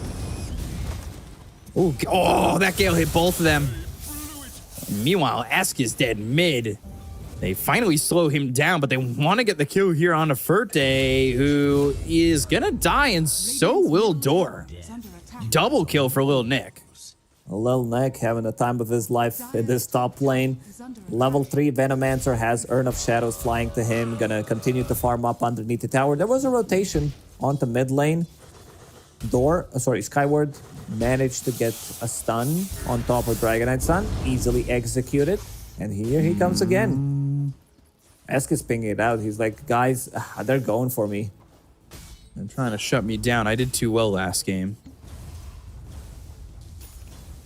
But you're kind of dominating this other lane. Skyward, oh, sticky bomb blast off. Nice oh, the play. vortex! Oh no! That was sick. That Meanwhile, was like top lane, they get Door. that was right before he landed. Yep. Giant running around the tower. Oh my God! Venomore blocked him. Oh no! Well, Nick, look at the those smiles. sticky bomb. They Oh my gosh. They got Urn of Shadow charges. He has 2 available. It's so much overtime damage. Like, this is a god tier Spirit Vessel game against all 3 cores. You want to be getting it as soon as possible. Again, onto mid lane. Esk. Yeah, they want to go again. This time, Vortex, Fade Bolt, and a kill on a Skyward. Telekinesis throwing him under the tower. Now they've got the Nether Blast. They don't quite have the damage to get the kill, though. They will deter him and throw him back. So, taking out an Obzord, getting some gold off this. A 1K net worth lead. It's 7-2. Giant level 4, and a minute out from getting... Oh, he got the Arcane Rune. He bottled it. Needs to be able to get out of here now. Level 6, just getting away. Ooh. Blast off in a second. Sticky bomb. Sticky bomb. Let's see if he goes for it. Went at him. He's trying to bait him in. He thought that there's going to be blast off incoming, Yeah. so try to dodge it. Next level play would be Techie's using it on himself in the spot where he's standing. Or picks up double bounty rune. Easy 90 gold for his team. And himself, Lil Nick, very tanky. Level 6 Veno, 6 minutes into the game, has Noxious Plague available. Oof. Damn. These heroes are dead. You get Galed, Noxious Plague. You get hit once by Plague Ward. Like that, this is a lot of damage taken. 2 points in Sting. Dire are scanning. Yeah, this isn't exactly going well. 2 It's not Wisdom fun. Runes about to be picked up. Tingus Oh, boy. made a move. So that puts Giant at level 6, basically. And they are going to get an easy kill on a door. Uses that ult. It's a solo kill for Lil Nick. This is... It's just rough. It's only a 1K net worth lead, all things considered. But Lil Nick's having himself a game, and that Spirit Vessel is done in 900 gold. Is under attack. This is gonna be like 9.5 minutes. Spirit Vessel might be even earlier if he gets Giants the is a tower. level 6 already. Yeah, 7.5 minutes. What? They picked up 2 Wisdom Runes. He got all XP from that. Dire's And top also tower is under managed to attack. be involved in 6 kills.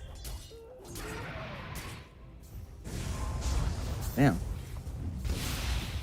Boris Stop is playing here. again. Well, Yeah, what? just Hello? leave them alone. He went through the door, killed door, and now gonna secure himself the tower. Dire's And they've got level 2 top tower Frost is under Blast. attack. It's a painful game for Lich. This hero doesn't get levels. Doesn't, because he's strong laner, so he wants to stay in the lane, get some kills. Relies on XP rune to get that level 6. Dingus. Bottom lane, and they've got Skyward coming over. Radiant's Their bottom attention is now on getting this DK mid, and with the stun, they'll get the kill, and Ask will get credit for that one. So Dire's middle tower is under attack. they end up losing the Pugna, but getting a kill there on the DK certainly works out in their favor.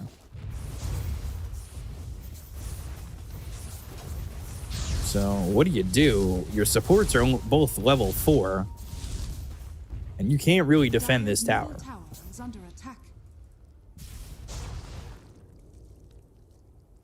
Radiant's bottom tower is under attack. And I thought that was a rhetorical question. Like, what do you do? I don't know how you make moves. Like, you need to play with Dragonite. Techies, like, both supports are level 4, so that's a bit of a bummer. Ash, he's having an okay time in the game, so I think you need to connect with him. Try to get Right. another kill on Pugna. Kill on Storm is pretty difficult to get, I would say, unless you land a blast off. All right, going for Ush. Telekinesis into the Dragon Tail, but now they've got the blast off. Tries to steal it, but gets ripped apart by Ush. Little Neck is here. They're gonna go. Venomous Gale, Door in trouble. Sinister Gaze sets up the Sticky Bomb in the Chakram, but the Noxious Plague, that'll go off, and now Skyward's dead. There's no way for him to get out of this one. Triple kill for Lil Nick. They're like, bros, what the hell? This is 5 charges on Spirit Vessel, level 9 Veno, 10 minutes into the game. Like, what happened to the top lane? Mid lane? Chrono. Stolen. Dragon Tail. Yeah, but he's got to be able to get that off. Dire's middle tower is under attack. Dire's So, turret has Mid-tier 1 looking like that's dead to rights, but if they try to defend, they could just be paying more, can't they? Like, this might turn into... He wants Ask, but there's the Spirit Vessel. Ush TP'd into this one. That's a dangerous spot to be. Ask throws his life away for a kill on Ush. Door is dead if he gets hit by another like Plague Ward plus Spirit Vessel. One right click, these heroes die almost immediately. Well, Nick having a blast on the game. Oh, Door. There he is. Got hit Timber once. Chain, Gale hits. Vessel, Sinister Gaze, and that's under the tower for a second, but they still can't get this kill on a Little Nick.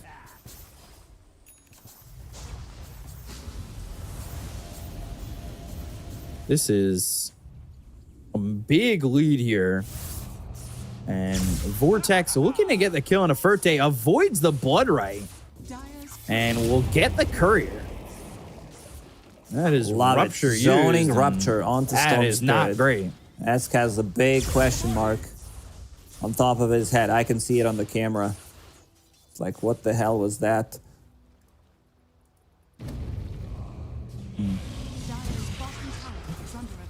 Look at where Lil Nick is in terms of net worth. And he's just farming the triangle.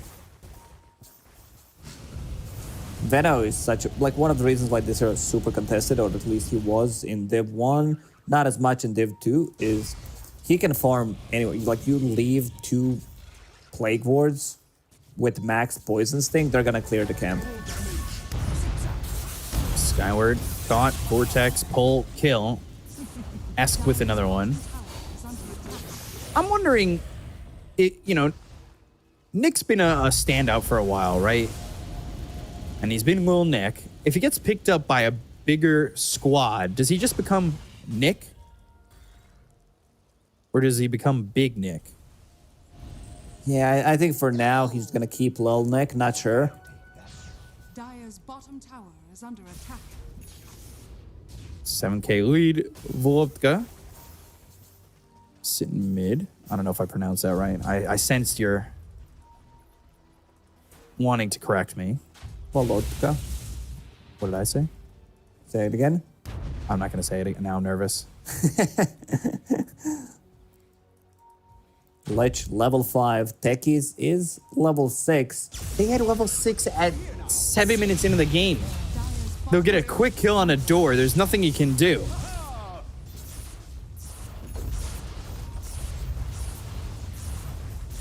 This is just so rough. Another tower is going to go down. Bottom tower has fallen.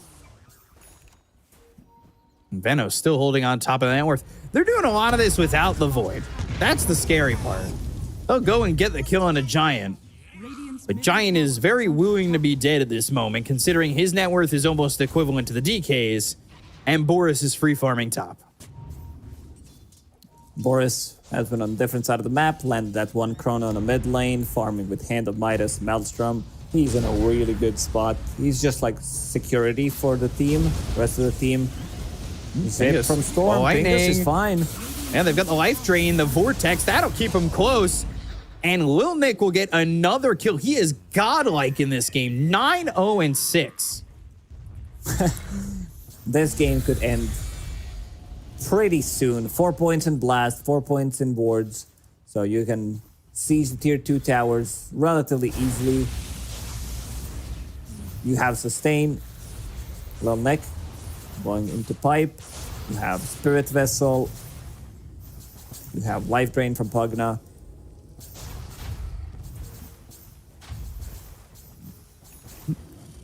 $8K net worth lead going.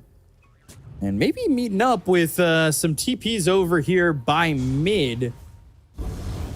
Giant, they've got the vision down. They know where they're at if they want to make a move. And Giant's going to throw out a Fade Bolt, but there isn't anybody else coming around just yet. Now you've got Lil Nick, and you've got Pingus, and you got a kill on a Skyward. He died mid blast off. Love it. Beyond godlike, and 6 vessel charges. You have charges for the rest of your life on that thing. Yeah, you you can keep on dying. You'll still have Spirit Vessel charges for every single fight. There needs to be the spell on Ush. I see Casual Sanj, and now going into Lotus Orb. He needs to remove no. Ferte caught. And it's 20-6, 16 minutes into the game. They know that this game is getting out of control. Like, again, We don't see Tilted Boys making any aggressive moves. Under attack. They're just farming for now. Lich is level 7 and picked up that XP rune, I believe. Giant. Stupendous. Well, Top tower Immediate that'll happen. D-ward. Easy investment on gold. Venomous Gale comes in. Ball Lightning, Chain Frost. That'll bounce. All the way over to Pingus. Now they steal the stun. Ush, the life drain, keeping Little Nick's money in his hands. The rupture, the kill, and that is 1,000 gold for Ferte, but they'll get the kill on a Skyward. They'll end up losing Giant. Ush getting right click. They still have Chronosphere. And they will use it to get the kill onto this Bloodseeker. They thought that Little Nick can't die there, but Ferte, he's very happy with this one. How much gold? You said 1,000 gold for that kill on Giant 400. So this will push him closer to his BKB. Can buy Mithril Hammer relatively soon. They're going to lose another tower, however. So it doesn't look too good for them. They're still going to defend, it seems like. They're coming through. Pingus doesn't have any mana. I don't know about this position. He's just trying to get the tower and will. tower has fallen. And he is able to escape. Ball Lightning There's a now. short blink. Esk is able to walk away too. Yeah, Full Mjolnir on this Faceless Void. very difficult for Walotka to blink in and just like if he's initiated on before the fight starts, Spirit Vessel, something like Veno hit or Witchblade from Storm Spirit, he's not gonna be able to jump heroes. Ush, we're thinking about going in. Well, Nick thinking about that Ags. Ask nearby everybody on the side of Tilted Boys. This is insane. Sinister Gaze, stealing the Breathe Fire. He'll die. Do they want to go in on this? They do have Noxious Plague. Time Dilation comes through. Lil Nick's got the Plague on the high ground. Now they're going to find themselves Ask. But he's able to pop that Illusion Rune. They get the kill on a door. They'll throw out the Noxious Plague. This is Ush in trouble. And Ush dead to rights. They've got themselves two. They'll look for more. They've got the Spirit Vessel onto this DK. The chase is on. The Ball Lightning. The mana is there. They've got the control. They should be able to get this kill. And they will. So S gets another. That's a third dead on the side of Tilted Boys. And a 12,000 net worth lead now for American Goons. Radiant's top tower is Constant fighting, even though they don't have Chronosphere, Boris is there to back his team up with just like some time dilation, maybe a time walk, but yeah. They need another like big Chain Frost. They need BKB on Ferte. He changed his item build. Bought Yasha. Vortex and dead. This game has gotten so out of hand.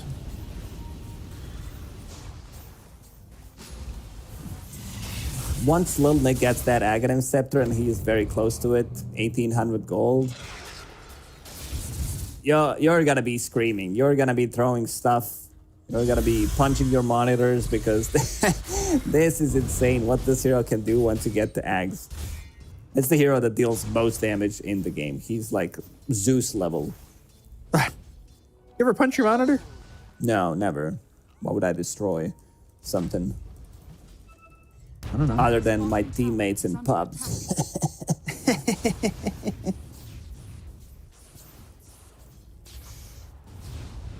That's what you do.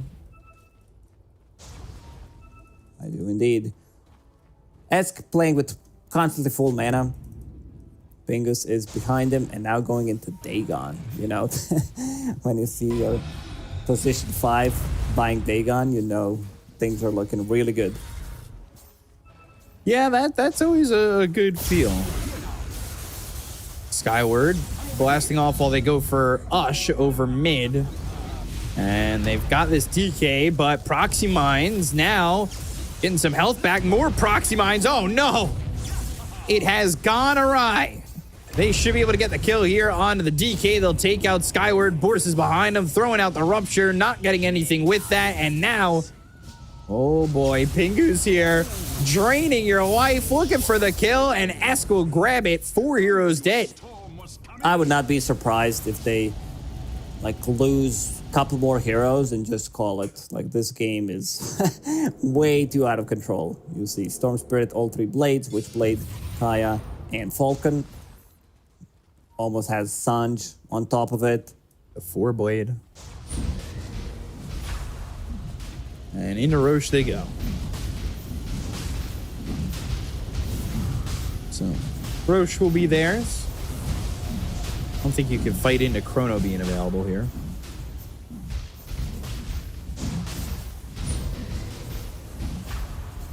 So, Esk will farm up. Giant right by him, so he's not all by himself. Still holding on to proxy mines, by the way. And going into the Glimmer Cape. Now there's that level 1 Dagon. Oh my. He has more gold than the DK. Vortex, proxy mines, those are all down. Ush in trouble. Telekinesis into the Lotus Sword. They'll still get the kill on Ush. I think this is it. They go in. Faceless Void's holding on to Aegis. Vortex. Comes a ward. Up and running. They want to go. And need to be careful. Rupture and Boris gonna time walk. Chrono on the other side onto all 3 remaining. I think that's it. Oh boy. Birthday dies. Door is gone. They're looking for the last one. Skyward falls. GG is called. And American Goons take a 22-minute GG. Yeah, this was complete domination. I don't mind their draft. It's just, I think skill difference is really showing. They got dominated in this top lane. Lil Nick, what a performance. Yeah, that was a performance for the ages. That age being now 37-9. Lil Nick ends up going 13-1 and 17. That is pretty ridiculous. Never even got that Ags, which is a little disappointing. So you know how much damage he wants to output. He outputs 18,250 on the scoreboard that I've got in front of me, which is more than just about any 2 heroes put together on Tilted Boys. It's nuts what Hero can do with the good start. Yeah. It's that hero was off. Once they got that double kill, that lane was in trouble. And by in trouble, I mean over. It was over that lane because they came back. There was it was, you want to know what? It was also the double kill when he went to go around the tower and the Plague Ward was put down. Oh yeah, they were mentally done after that one. That was pretty much it. Yeah. Also, XP runes getting stolen, so you don't get the chance to play Dota on your supports, like you said. Yeah. Rubik was level 6, 7 minutes into the game.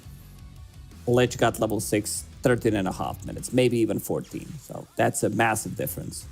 Yeah. So let's take a look at the highlights. There are not many, but there are all there for American Goons. You can see Lil Nick, he gets a triple kill here.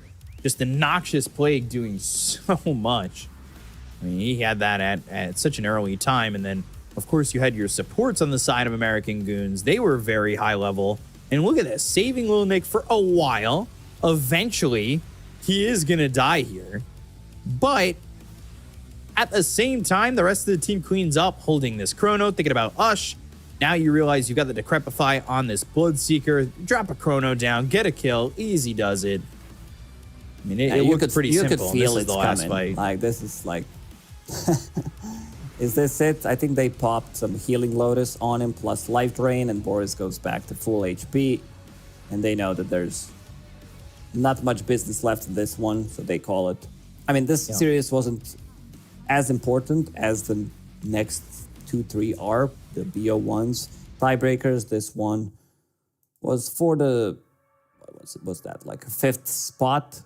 This was 5th, 6th. Yeah, 5th, 6th, 2K USD on the line, and also seeding for TI qualifiers. But looking at, again, at this scoreboard, 11 deaths on Lich, 9 deaths on your techies compared to Giant. Like, Giant has like 5 deaths, but he's been soaking up a lot of that damage. He's been like the front line pretty much. Yeah, and then Ping is 7-1 and 12. But Lil Nick 13-1 and 17, involved in 30 of their 37 kills. He is the MVP, and you can see why. I mean, that is actually absurd numbers, and he was involved from the get-go. That Spirit Vessel early on made all the difference. 600 GPM in a game that didn't last even 30 minutes. That's pretty impressive. Yeah, that is quite nice. He's not the only one who did amazing. He did the best, I would say, on the team. But of course, Ask 11, 2, and 14. Boris just kind of being that carry, I'm going to farm. And then once he felt like he wanted to go, he was 3-0 and 8. Like, really, this game jumps off that cliff into just Victory Town because Lil Nick has that amazing start. So that is really just American Goons getting an easy 2-0 and shutting out the season like that. That's a good way to close out, especially going into qualifiers. You're finding a groove. Now you're going to go into a bit of an extended break. Maybe there's some small events going on, but yeah, I mean, this is a good way to finish off the season. We get to speak to Boris now for a final interview with American Goons. Boris, how's everything going? That was a pretty slick 2-0. Everything's going fine. We ended up being able to stay in Div 2 in the end. Yeah, I mean, that ends up working out. You guys stay in Div 2. You get a little bit more prize money after this victory. Did you guys, after a series like this, does it feel like it's starting to kind of click together and, you know, coming in towards TI qualifiers, you guys feel like you're in a good spot, or is there something more you guys would like to work on with the break in between now and then? I think we started fixing a lot of the issues that we had. Sadly, it was towards the end of Div 2. I think a lot of us had higher expectations. Unfortunately, we didn't meet them. But yeah, I think we still have a lot of stuff to work on. What's the mindset of the team right now? Like, how's the communication going? You guys talking strategy or game plan every day? You guys kind of at least communicating with each other quite often? We usually talk every day. The mindset's like, you know, obviously we're disappointed with how we performed, but I think we've kind of gotten through that now, and we're, you know, working on trying to improve together again now. Yes. Lukas, if you got anything? Yeah, hi Boris, congrats on the dub, but I want to ask you about like this board behind you with the names written on it. What's that about? Is that like the greatest players that ever walked the earth, or what was that about? So the beginning of this season started with us getting banned from like future PGL tournaments and stuff, and the people's names I've written on the board are people that I've noticed that helped us get unbanned and just like were just kind of there for us during it all. Like Quinn, right when we got banned, I remember we went into a call with him and he like told us that pretty much that it was going to be okay, and he thought this decision would get walked back like when we gave him all the information. Pretty much all these people just helped a lot. Like everyone tweeted, everyone was like giving us information, just having our back in general. I don't have everyone's names, but it says all the rest at the end there. The board's not big enough. Okay, I see. Extension. I see. So going into TI qualifiers, like, are you guys gonna be able to make it? What are the expectations when it comes down to, you know, they're going to be playing against some like stronger NA teams? Like, who do you think is going to be the strongest opponent for you guys? Well, I guess we'll see who goes by points, but I think the curse and the blessing of North America is that it's very inconsistent. So when it comes down to the day that you play, anybody can win. I think that we're just going to focus on trying to play our own game and be the best that we can and not really worry too much about playing against anyone in particular. Roger that. When it comes down to scrimming, practicing as a team, like, how much do you guys play together on daily basis? Is it like every day, or is it like a couple of times a week? It depends on like what tournaments are going on and what's going on with people, but for the most part, it's every day. Okay. Yeah, go ahead. Sorry, no, I was going to say, are you guys gearing up with a more intense schedule from here to now, or you guys know if there's any like smaller events coming up that you guys are going to play in? I think since the season's over, you know, practice as a team, you don't always want to play scrims. Sometimes, like, you can focus on your own issues and fix stuff yourself. So I think we'll probably take a little break and see where everyone's at, and then maybe a little bit later we'll try and be practicing more intensely. Good. Lukas, do you have any final questions, or is that it? Yeah, that's pretty much it. We're gonna let you go. Enjoy your victory, and looking forward to see you guys in TI qualifiers. And yeah, you guys are looking good. I think you can compete with some of the like even stronger teams, and looking forward to seeing you in action. Yeah, thanks so much, Boris. Thank you, guys. Have a good one. Have a good one. Bye bye. So, getting insight a little bit there on what they think for the team. I definitely feel like there's that sense of like maybe there's going to be burnout if you play too much coming into qualifiers. There's a long time before TI qualifiers. That's at the end of August. So you overplay, and if there's no patch or any change in the game, you might be found out. You've given up too much tape, I would say. There's too much to research on you. Yeah, I mean, these teams that are like coming from Division 2, I think they have some like good chances when it comes down to potentially upsetting some of the teams, because the teams are gonna be like doing research. You can't do research on every single team pretty much. It's like, oh yeah, we're gonna do, because this is a team that on a good day, I think could pull some upsets against stronger Div 1 teams, I would even say. Because they seem to be understanding the meta. They know like what to draft, and sometimes they're gonna overextend, but I feel like they could potentially do it, not necessarily make it through, because NA only has one slot, but I could feel them getting some upsets is the thing that they could do.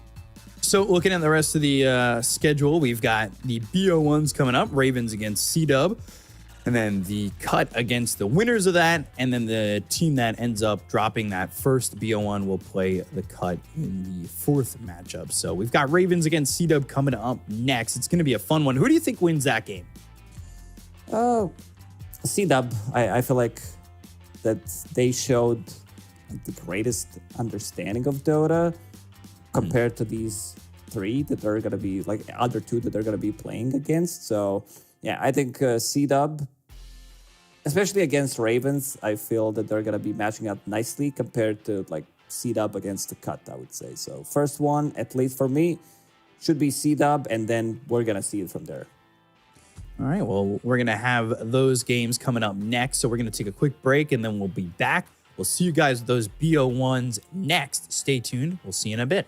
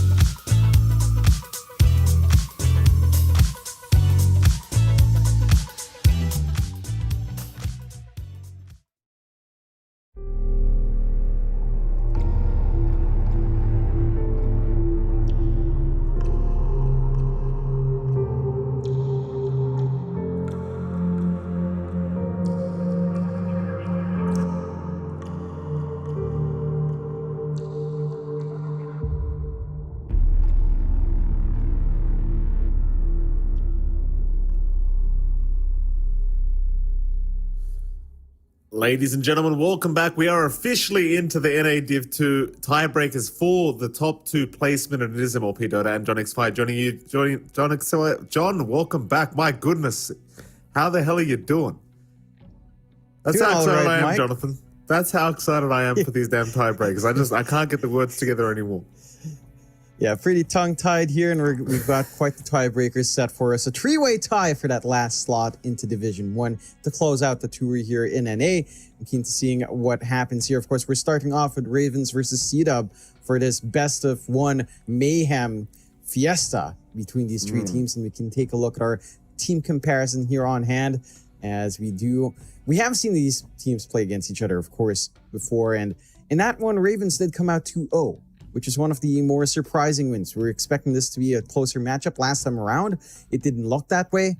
And I'm keen to see if C-Dub have managed to rectify, because it does feel like the stats are very similar overall, but it feels like in the last week, C-Dub has felt a little bit weaker. Maybe just off the mark a little bit in comparison to, say, Ravens in the cut here. That they have. It's a bit of a strange time for C-Dub to end things off. Like, the last couple series have not looked quite as dominant as they once had been.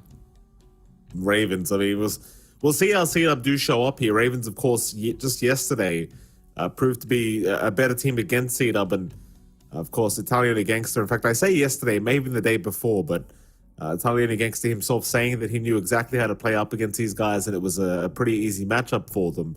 As you can see, the follow-up stats here as well, still favoring Ravens, which makes enough sense based off their previous series together. I do wonder how C-Dub's going to change things up, because again, they did mention on the Ravens end that they knew exactly what to do against these boys, and it wasn't too hard of a matchup for them. So I wonder what C-Dub look to switch up here for this first game of the tiebreakers to try and get themselves off to a nice little start. Yeah, again, outside of that comment by Italiano, it's a rather even matchup. Although again, the series we saw last time around didn't feel too even. The stats do reflect how even it is, and we can take a look at Italiano up against Isla for our player-to-player comparison.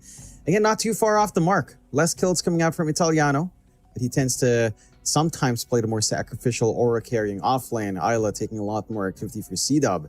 So it should be an interesting time overall. I think we've seen both these players pop off under the right circumstances. Isla has a pretty mean timber saw, if he does manage to pick that up.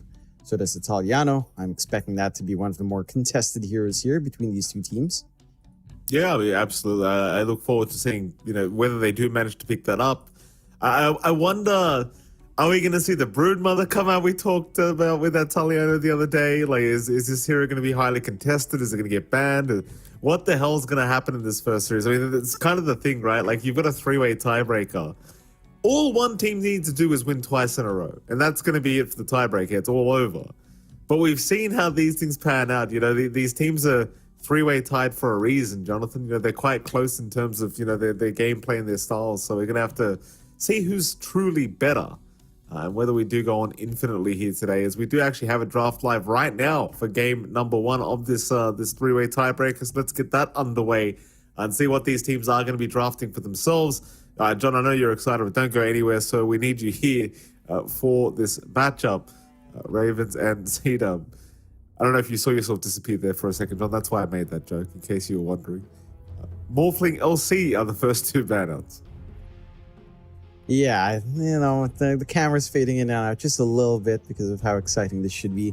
And not too surprising with these first 2 bans. Wondering again, you did raise a good point, whether or not Broodmother would be a first phase ban. I feel like outside of Ravens, not many... Ravens and I guess Nexus Titans, not many people have realized how strong Broodmother is on a pause 1 or off lane. That hero just does a lot, and it is sliding true for now. C-Dub taking care of the Undying, and Ravens actually taking care of that Pugna. So they are leaving the Broodmother in for themselves, for Ravens if they want that. C-Dub do start off with a Pugna, so they've got a pretty solid pause 5, pause 4 already. You can kind of just straight up win your lane. You have a good top up for something like the Storm pickup if you want to go that route here for C-Dub. They can prioritize it in the first phase as well. I don't mind that too much. If you do decide to straight up draft your Pugna Storm in the first phase, it is a decent win condition to come out with. Ravens, though, start off with the Ember. I wonder if they will go for that Brood. I mean, it is a juicy pickup. Italiano was right. Like, that hero is pretty dumb. Insatiable Hunger with the fact that you just stat pad in the hero. You get 200 plus 200 damage. Yeah, that's a very funny hero right now. 5 seconds. But I do wonder the same. I mean, the thing is, Pugna's probably one of the better supports against the hero. You know, Nether Blast to clear out Spiderlings. Decrepify is obviously pretty annoying against the Brood as well. Mind you, as the Brood Mother, you can go into the Nullifier build-up, which probably isn't quite as good as it once was, I suppose, because you'd rather build stats if you can on Brood now, rather than building just pure damage and Nullifier. But well, Ravens, they're going to go for the Disruptor pickup. C-Dub will have their second pick before we do go into the second phase of bans, and they're going to go right into the Storm.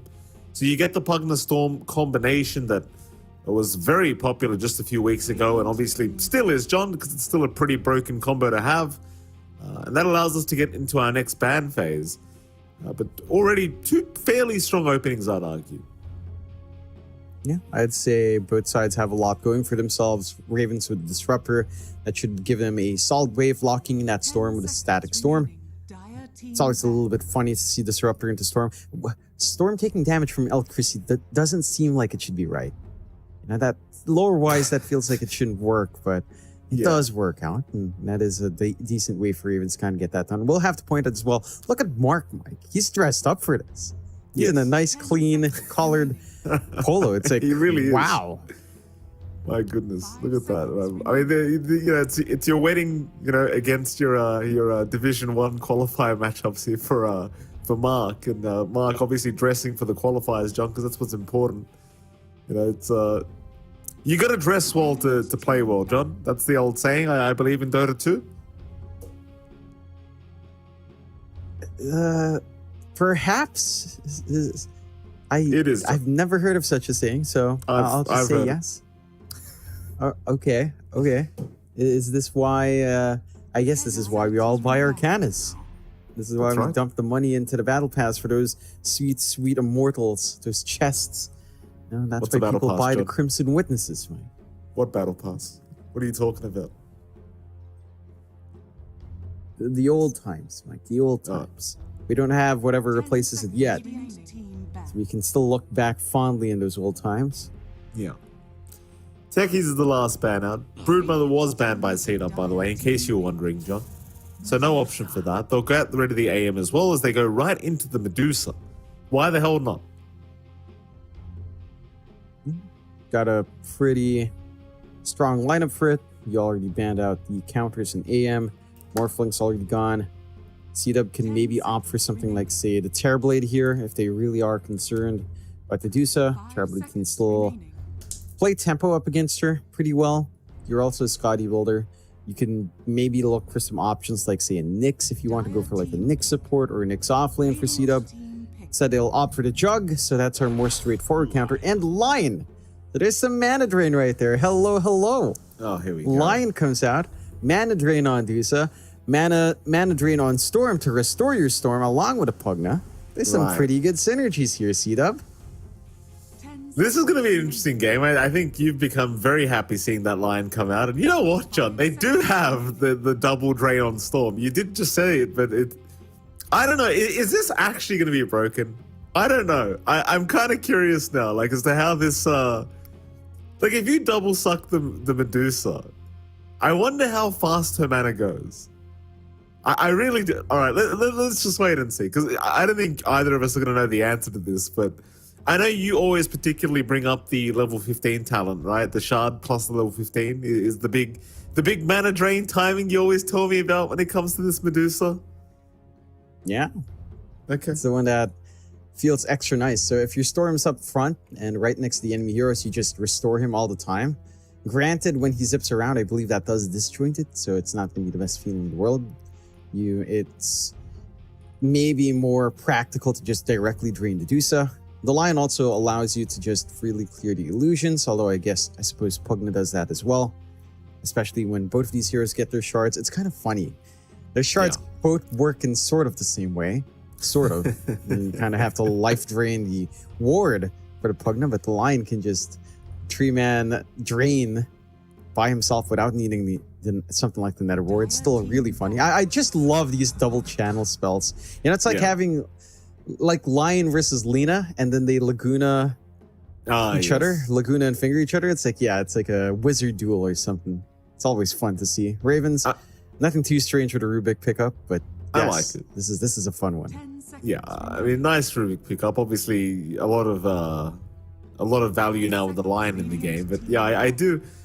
Like, it's going to be an interesting game, because I feel like you've been talking to me about this since 2 or 3 started. This Lion Pugna. You've made the joke many times. The double suck, and it's great against Medusa. It makes sense, and I've made fun of you for the last 3 weeks about it, John. But it's finally upon us. C-Dub have blessed us with the draft that you've been carrying on about for weeks now. I bet you already feel vindicated, John. You're ready to tell me you were right this whole time. I bet you hope C-Dub win just so you can tell me that. I don't know who I hope to win, Mike. I mean, I love me a Lion game, but it's still a toughie. Even outside of Lion Pugna, just Jug versus Dusa is always a little bit rough as well, right? Like, you get your Butterfly up on Juggernaut, you get your Battle Fury up early, you can keep up with farm, then you just go, say, Butterfly, get your Ags, maybe even Diffusal into Disperser, not too bad for Jug. And then suddenly the Dusa just doesn't feel like a hero anyway. Like, you don't even need the Mana Drain to come out, or the Life Drain. Just Omni Slash onto the Dusa with items up. It doesn't feel that great for the Dusa. You can't do much. Like, it's an invulnerability state for the Jug. You don't have a way of pulling him out.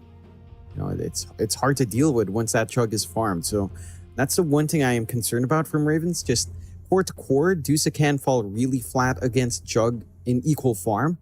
It does feel like this is a matchup where the Dusa will want to get some faster build up, get some earlier tempo, try to play together with the team, press that advantage, and shrink the map down to prevent this Jug from farming up. C-Dub, they take care of the Doom and the Underlord. Ravens taking care of the Tide Hunter, which is rather interesting. We've seen some early pickup Tides not pay off, but it is a late pickup Tide now.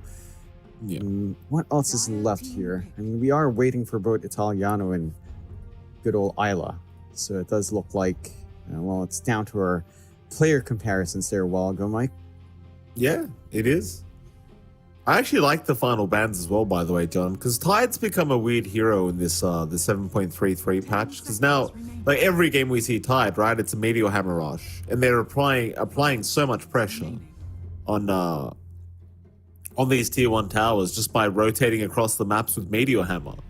So, like, this Lycan Tide Hunter ban, it kind of just doesn't allow this crazy this push style of offlane to happen here from C-Dub.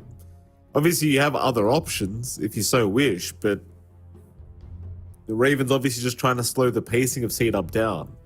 And I wonder how concerned Ravens are right now about this Lion Pugna. I was about to say Lugna duo, the Lion Pugna, and even the Jug. Like, you already talked about the fact that these counters are pretty nice against the Medusa, just getting rid of the mana pool, but like, how scared are they, Ravens? Because the Jug by itself is already extremely annoying to play against the Medusa. You add the Pugna Lion to the mix, like, they got the Holy Trinity when it comes to dealing with Medusa here, John. Like, do you want to just flex the Medusa at this point? Maybe throw it in the offlane. I think that's the best way to go about for Ravens. Offlane Medusa with the Phylactery buildup can still be pretty impactful. You're just going to be standing back. You're not going to be in the firing line. You could maybe get a core to core that feels better here for Double King up against not for Double King, I'm sorry, it's for Argus up against Double King. It should be interesting. You have options like, say, Terrorblade for yourself, although into the magic damage of C-Dub, maybe not the comfiest. You could go for Illusion Spam, although also not the comfiest with Pugna Lion. And they go with the Elder Titan for C-Dub, so that should be our offlane coming out for Island. Ravens into the Spirit Breaker, which was left in the pool. So no hesitation coming out there. It is going to be Argus on that Dusa. I don't think the lane's too bad, but you've got a hell lot of counters. Like, just Stomp from the Elder Titan. You've got the Drains. You've got the Jug. This is not a simple Dusa game for Argus.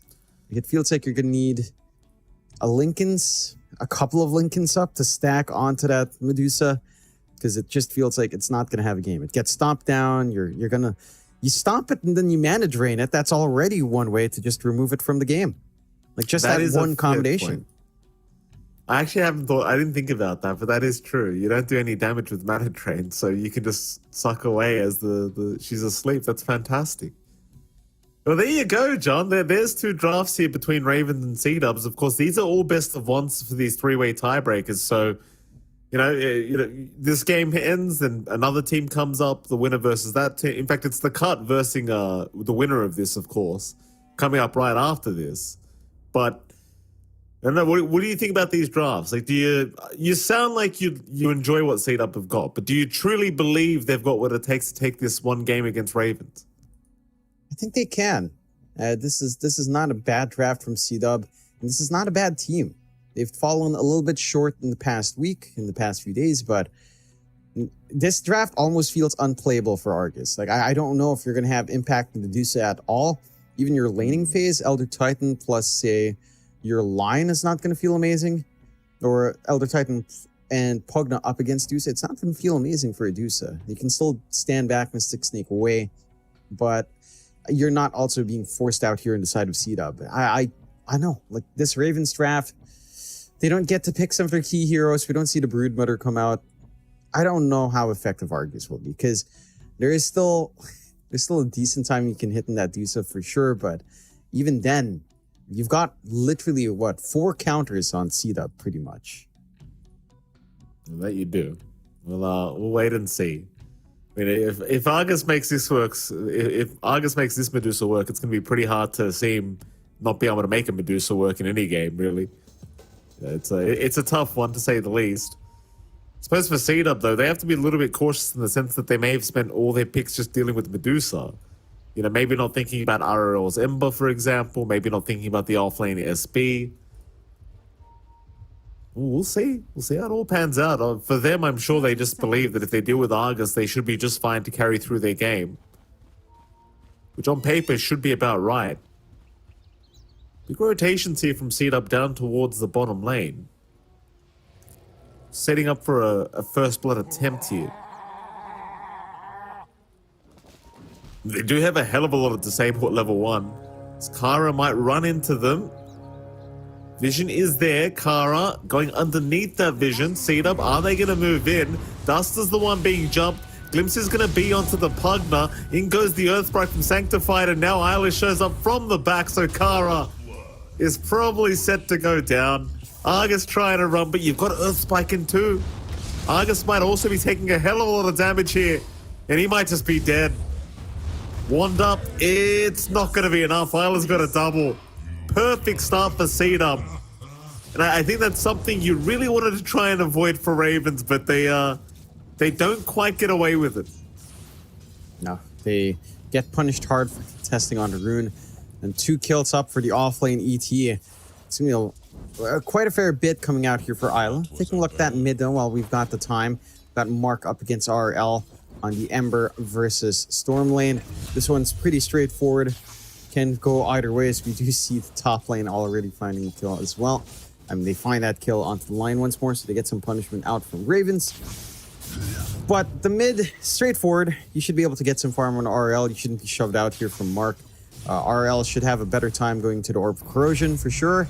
Into the Phase Boots, a little bit quicker in comparison to Storm, who needs the Falcon and Witchblade. So I do think RL should be fine, but laning-wise, Mark should be able to harass, especially if he manages to look for the Vortex opportunity. Double Overload, not the most fun of times there for the Ember. It certainly is not. Look at that top lane. That's one lane we haven't really talked about at all. Double King and Duster, of course, against Italiano Gangster and Wake Me Up. It's a pretty strong lane. Like, once you have Decrepify on Duster, obviously very easy spin opportunities happen for Double King once that's up. Perhaps not onto the SB, but more so onto Wake Me Up.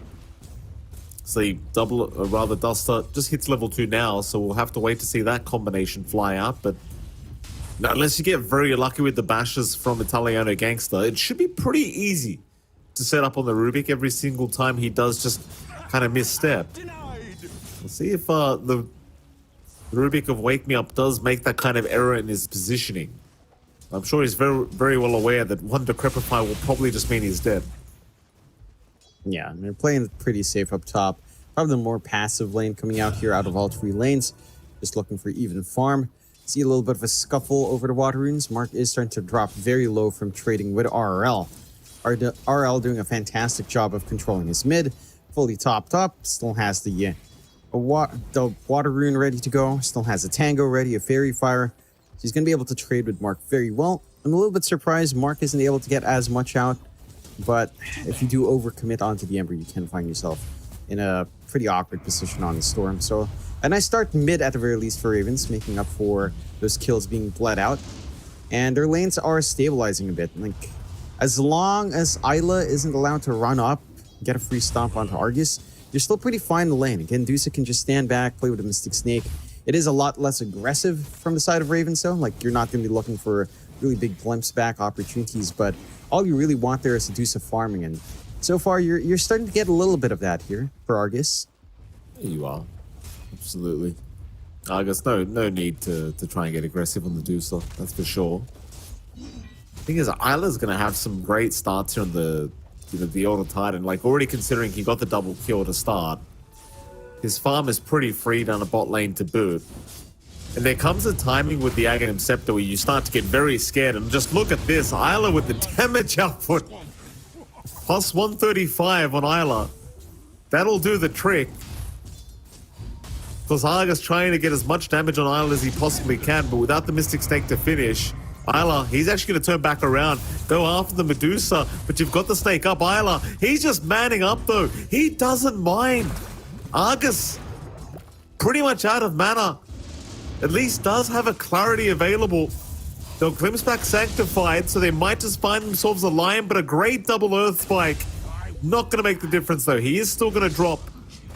Meanwhile, top lane, another team fight breaking out.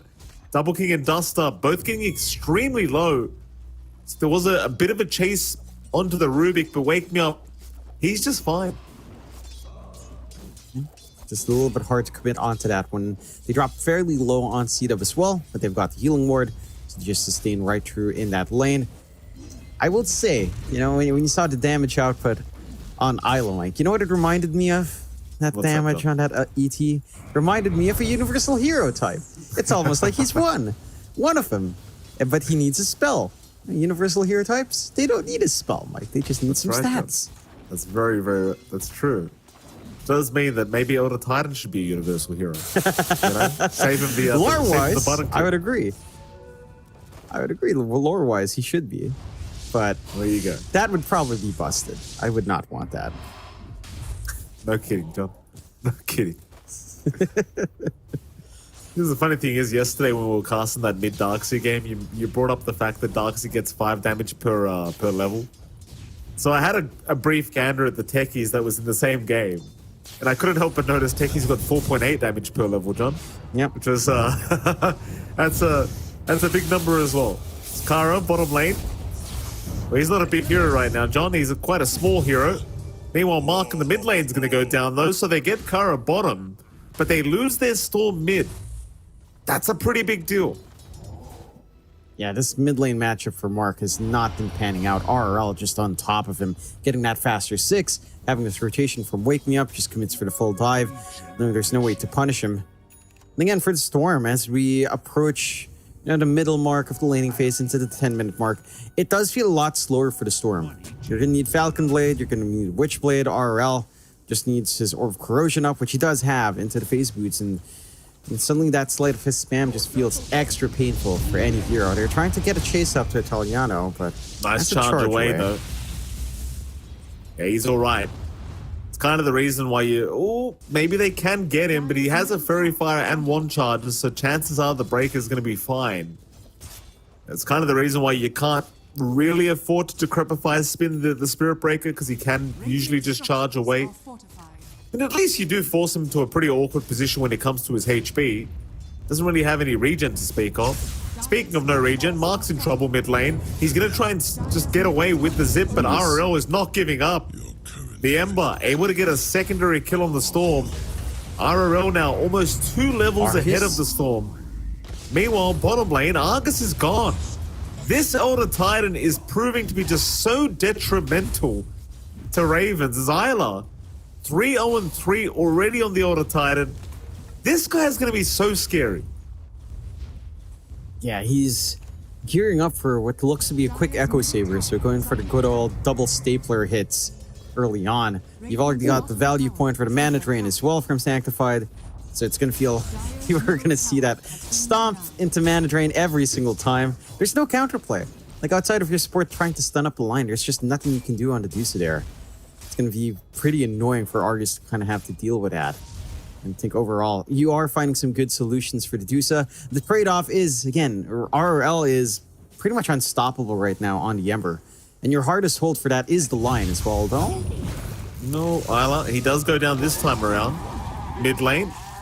Bit of a fight over the power rune, but the arcane does go the way of Mark. Where's the party? So Mark needs as much as he can get right now. It has been a very tough time for Mark in the mid lane. Still 2 levels ahead of RRL. That's a pretty terrible feeling. So he's just going to relegate himself to the jungle with that arcane rune he's got. Catch his way up, but it's already looking like it's going to be a pretty damn good game for RRL. And, you know, considering the fact that his Medusa has been countered very badly with the draft, you do require this mid-ember to really pop off this game. Otherwise, you're probably going to have a pretty tough time even contesting C-Dub. So they do run right into double supports here. Sanctified and Duster, with Sanctified getting very, very low. Remnants forward here from RRL, and he will use it to try and move in onto Isla, but has no chance to lock him down. So they've got the charge of the Spirit Breaker. So Isla looking to die a secondary time. So they will be able to pick him up. Wake me up the one to take it on the Rubik. They are doing quite a bit of work here, just trying to ensure this Elder Titan loses some of the big boosts he got in the earlier game. Yeah, just ensuring that you can't just fully commit now on the ET. You're trying to get some spacing out for Argus. This is giving a lot of space up top. I think that is of concern. Double King is starting to farm up quite nicely on the Jug, going into the Battle Fury now. So he's using that space very nicely. Just AFK farming as you'd please. Again, Jug, once he has the Battle Fury up, can eclipse the Dusa early on and farm. Like, Argus can still clear out the jungle fairly nicely, but Jug's not going to be too far behind. Rather interesting as well, we mentioned the build-up for Isla. He does opt for the Mask of Madness first instead of the Echo Saber, so he's just going full-on run you down Elder Titan here. Chains out. Mark does get caught. Be okay to back his way out of there.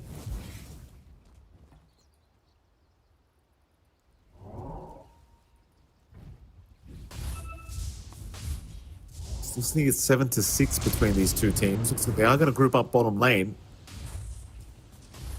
Kara will be okay to back his way out, as Isla was trying to rush in. The C-Dub looking for the tier 1 bottom tower, it seems. Whether the Ravens want to try and defend is a different story entirely. So I just feel like it's not worth trying. Isla's got the full Husk of Madness up now, so could be a little bit of a problem if he's allowed to run in and just hit people. They go onto that tier 1. No defense to come, it seems. It seems like rather they get the tier 1 mid tower. Ravens will be happy with that tier 1 tower trade. Radiant's bottom tower has fallen. That'll be about it. I suppose if you are C-Dub, with this kind of the support you have and the draft you have, you are looking to try and play as aggressively as possible. Radiant are scared. Both supports are going to go through the Twin Gate.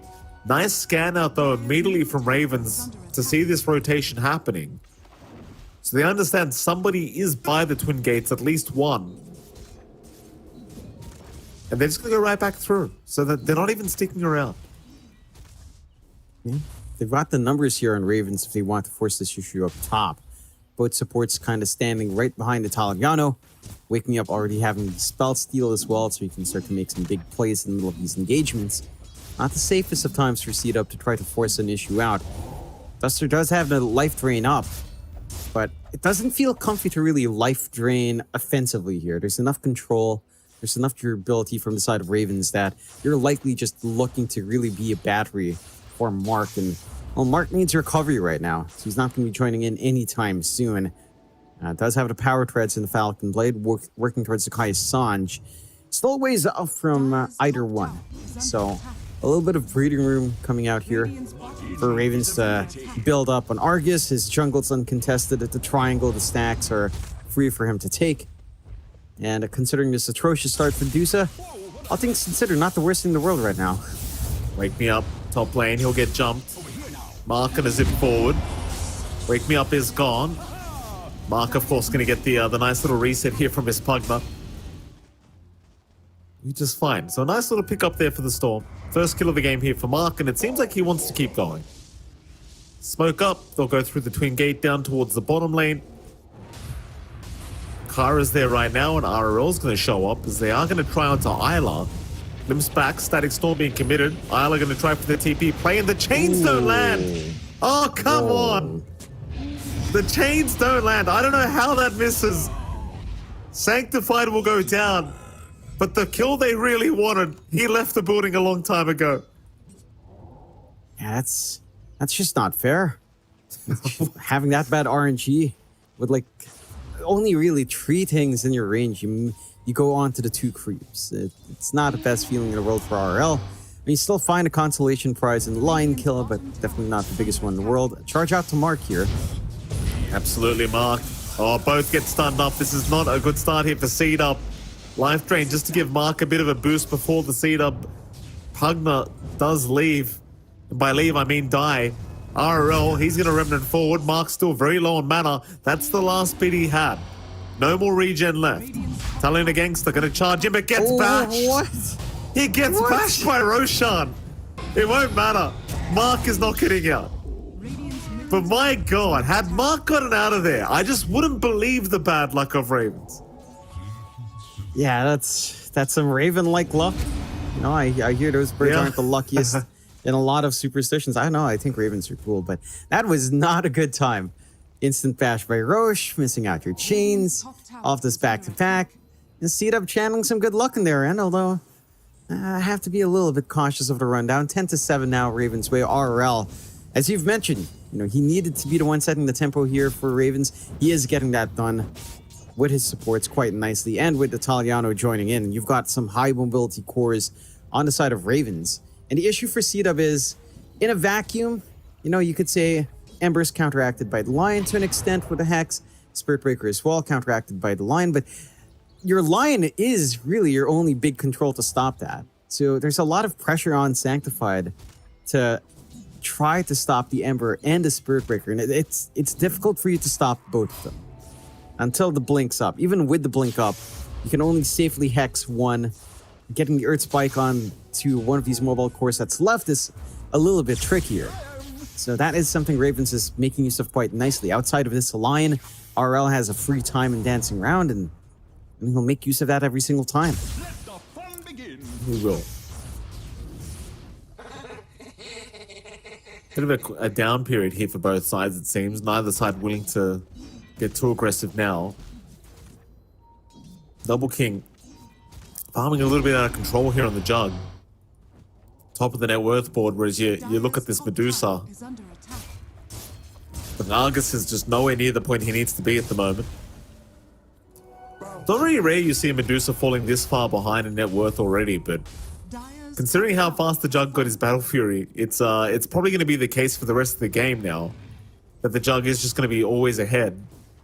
Again, it does seem like RRL is going to have a lot of pressure to be able to kind of carry this game himself on the Ember, considering the draft they're up against. RRL is keeping up in net worth, at least with the Jug. Does have the Maelstrom up going into, I believe, the S&Y perhaps. He does pick up the Sange. Seed Up. Obviously looking to get revenge for what happened the other day. Probably heard the interview and weren't happy with the words of Italiano Gangsters. Mid lane, Sanctified, gonna get taken down. Mark's gonna zip in, but he's quite low on mana. Static Storm's gonna lock him in. Italiano Gangsters got the Nether Strike, and the life drain's not enough. It is not enough. Isla, can we land a big stomp? He is trying to get there, but it's pretty hard to land the stomp with the delay it has in the animation. So they won't find any kind of straggler. They will not pick off anyone retreating. That's pretty bad news for Cedar. It's a big play coming out from Ravens, though. Kara joining in.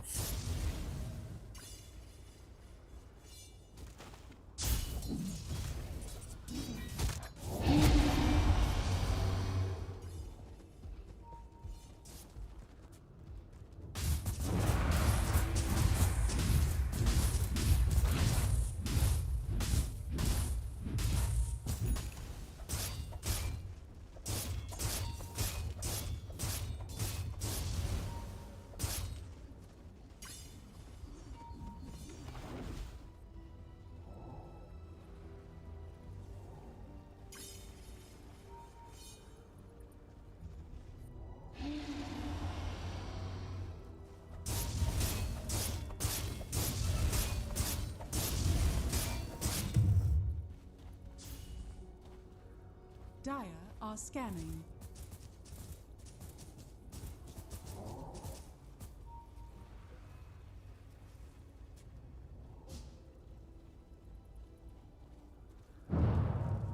Radiant are scanning.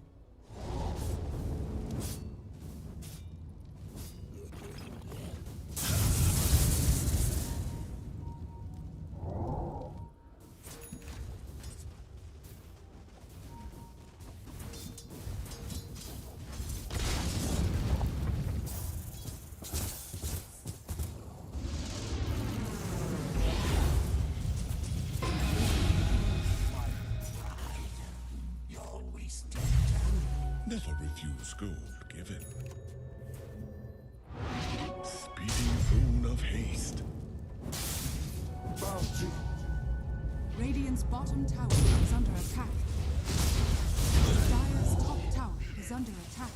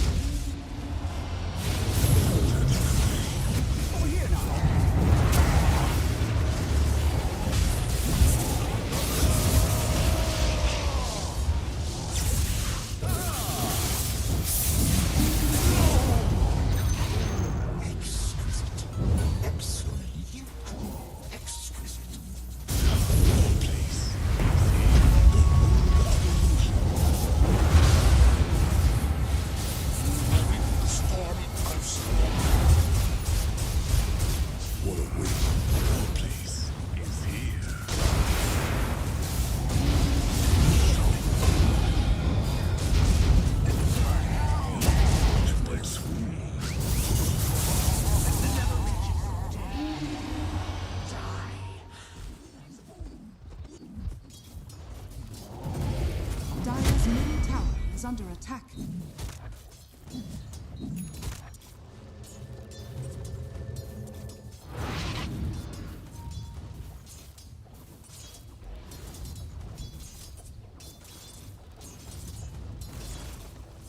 Dire's middle tower is under attack.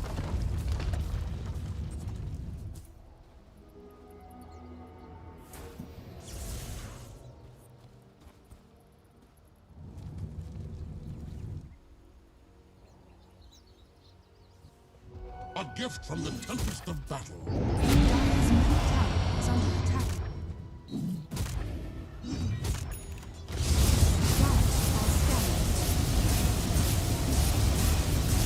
Not the fastest in comparison. The Ravens just punish once again. Like it just goes back to the same points. Your Lion is the big hero that needs to be up there for control.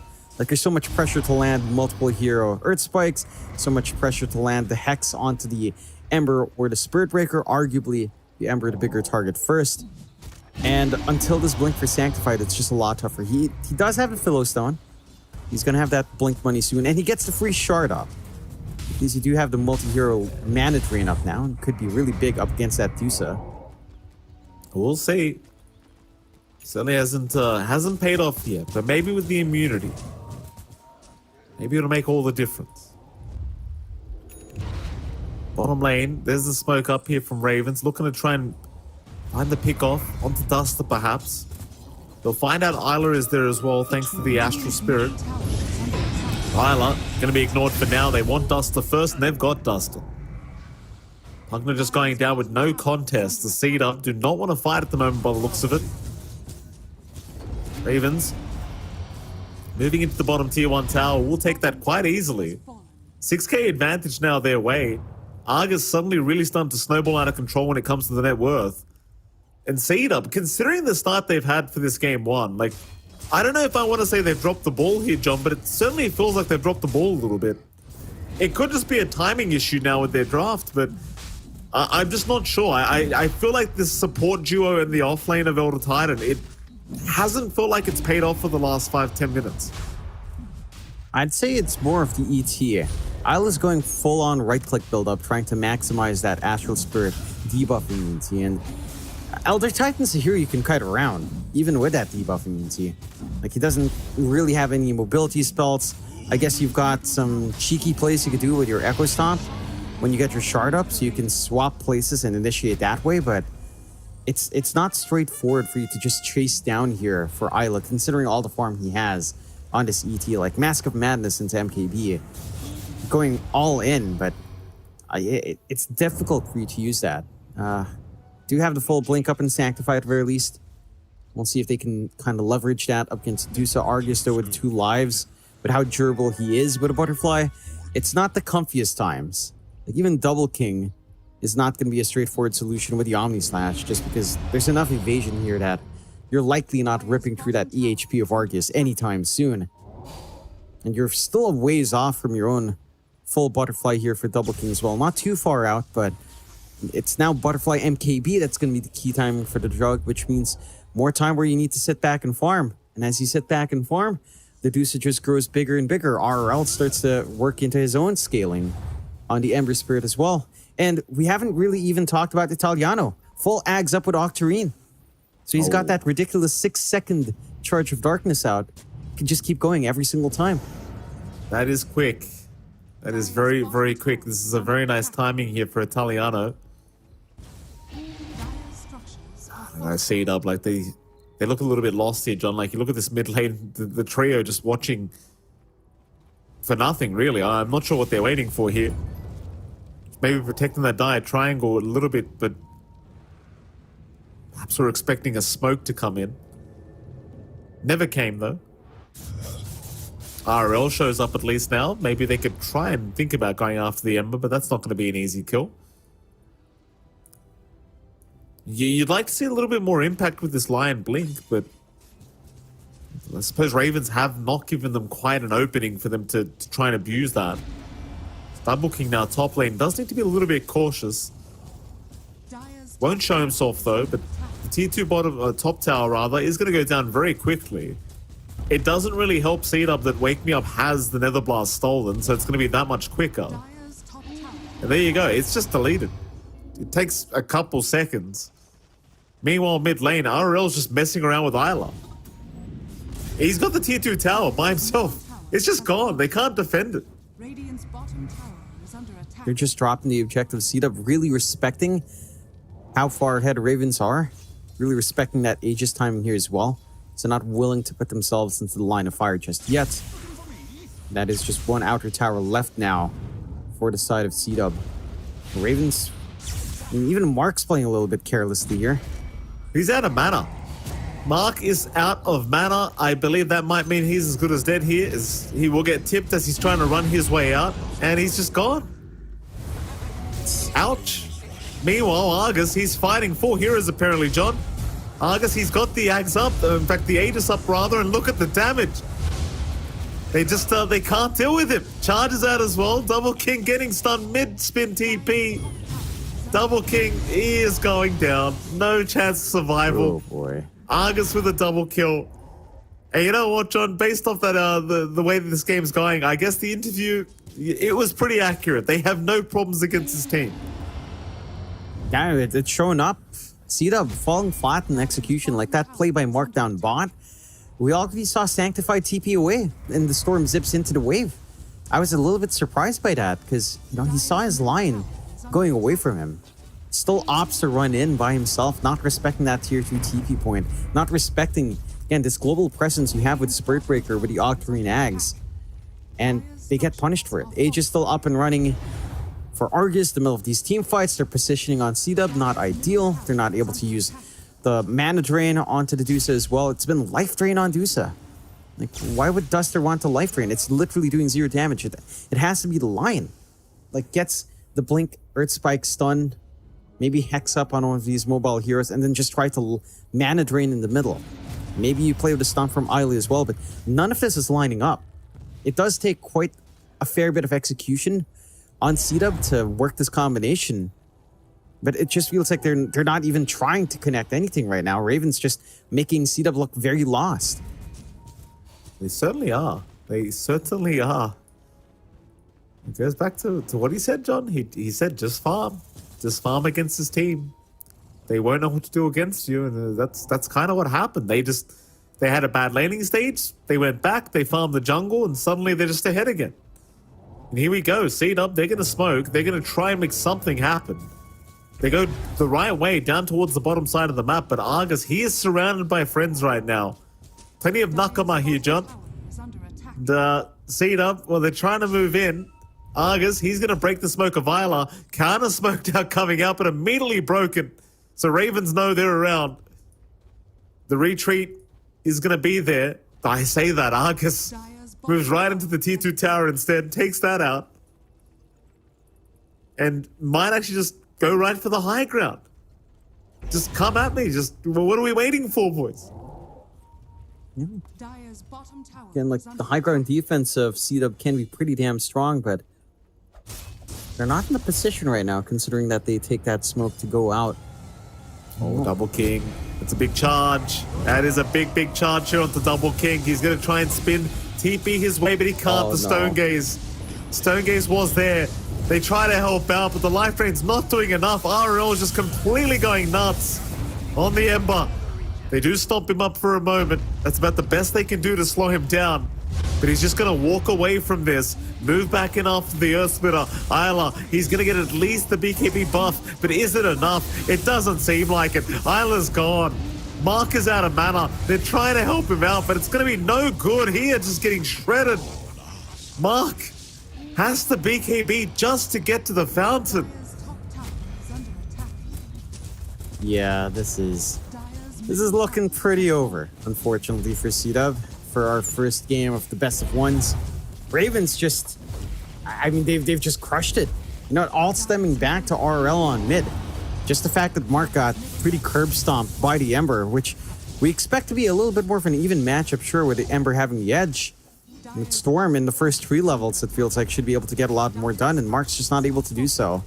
RL just outplaying him, getting all these early rotations on as well. I mean, yeah, the initial fights were good for C-Dub, especially around the runes. Finding 2 kills on the ET was nice, but going all in on the ET right-click build is also not paying off. And the debuff immunity is great, but it's pretty useless up against something like the Spirit Breaker.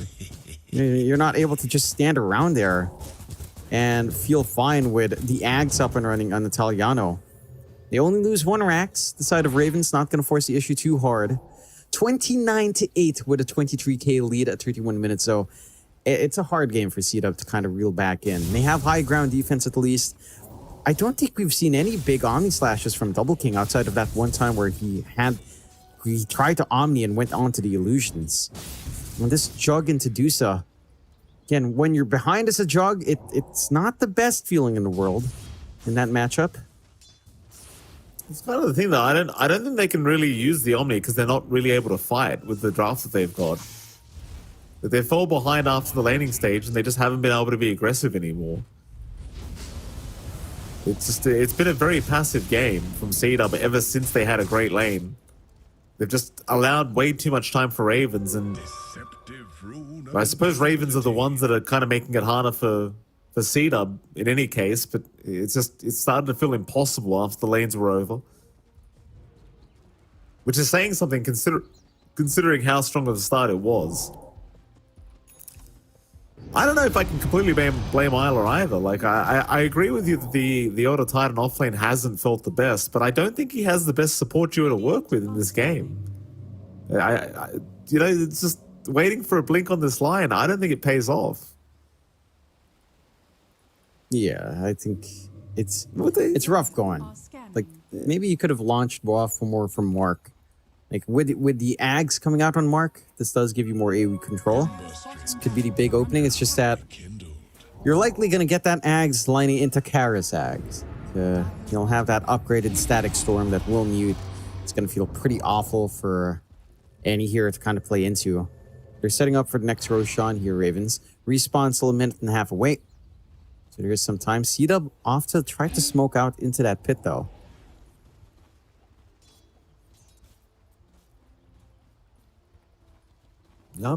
They're running. Roshan's still a minute 10 away from respawning, but they might find themselves an nice easy pick off on the Kara. Zip is there. Mark sees him. Charge out from Italiano. Going to try and help out this disruptor as the Stomp is going to be up, and Mark is copping so much damage. Argus just ripping him to shreds. They still control Mark up, but the life drain going to give him another chance of life as RL in the meantime, juking out the finger damage. And they have got the Lion down. Sanctified is gone. Isla and Dust are both gone a boot. Double King trying to fight, but look at the control.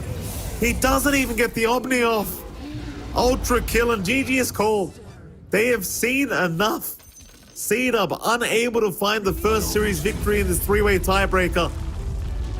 I mean, how many more counters could you have asked for? Like, this Medusa had the world against her, and it still just wasn't a problem for Ravens. No, it felt like C-Dub just couldn't execute on the kind of plays they needed to do to just control up Argus. I mean, they had that really good laning start. They had those kills come in. When it came down to those fights, it stemmed from the fact that Mark had a pretty hard time against the Emperor. RRL just crushed him mid, had an earlier 6, ran him down. Without this launching point for your supports to play with, you basically had the Elder Titan, which, as you mentioned, not the best hero for the supports to play with. At the same time, I don't think it was really down to the supports. You prioritize ET to have a great lane. It does have that, but you need a Storm to be jumping in regardless. I think no matter what you get, like with that ET, it had to be the mid that was your launching point to match that mobility, and just never came out. Like in this fight as well, right? Like Duster tries to life drain Argus. There's no life to drain. And it has to be lined with a mana drain, but it's not like it's easy enough in the game like this for you to just stand there and mana drain away. Italiano getting way too much out with his aggression tying in with RRL as well. Like the Ags Octarine timing for him was too damn quick. And there was so much pressure down to the Lion to just get that control. Like you only had one hard stun to stop either the Ember or the Spirit Breaker, but not both of them. It's true. It was a pretty tough game, and I'll say that maybe just putting too many eggs into trying to deal with the Medusa basket. Kind of forgot about everyone else that were just starting to really pop off here. And I'll say it. Obviously, back to the drawing board for them. Now they've got to hope that Ravens lose this next series up against the Cut. And obviously, if Ravens lose, then that gives C-Dub a chance to continue this tiebreaker if they can beat the Cut after that. But that's all assuming the Cut wins, because if Ravens win the next match, the tiebreaker is basically just as good as done. You know, you might have a standing game after that, a placement game, but you know, the winner will be well and truly resolved. So Ravens, off to the absolute best start to a three-way tiebreaker you could ask for, which is a one-game victory to start things off.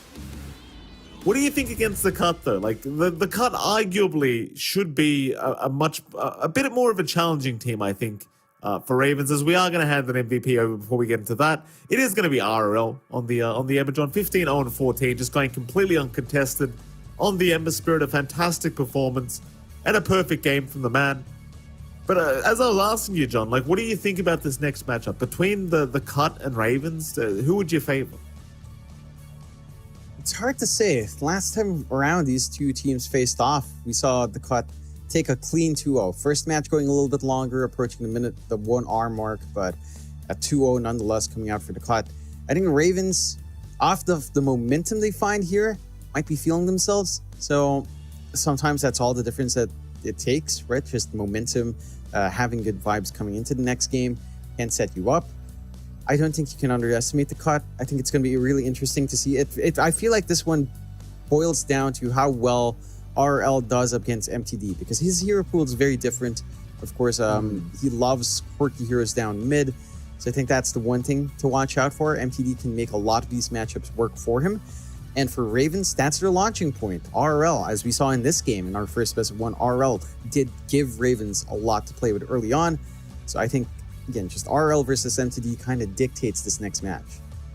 We do get to see the schedule here in case you were wondering exactly how it is going to go today. Of course, the cut now is going to be up against Ravens. And if Ravens lose the second series of this best of, or rather the tiebreakers, then C-Dub and the cut will go at it. Right now, C-Dub have to get through this whole cycle before they have another chance at being able to try and qualify for that final slot. But Ravens, for now, they're the main ones to talk about because they're one game away from being able to qualify to Div 1. They literally just need to beat the cut. In a best of one series, which is coming up after this break, if Ravens win, John, that's it. The tiebreakers are over. We might play the last series just based off the positions, the standings, but that'll be about it. So we're going to head off to a short break. And of course, right after that break, we're going to be back with our second game of this 3-game series. And yeah, Ravens, they're one game away from qualifying. So let's head to a break and see exactly what's going to happen right afterwards. We'll see you soon.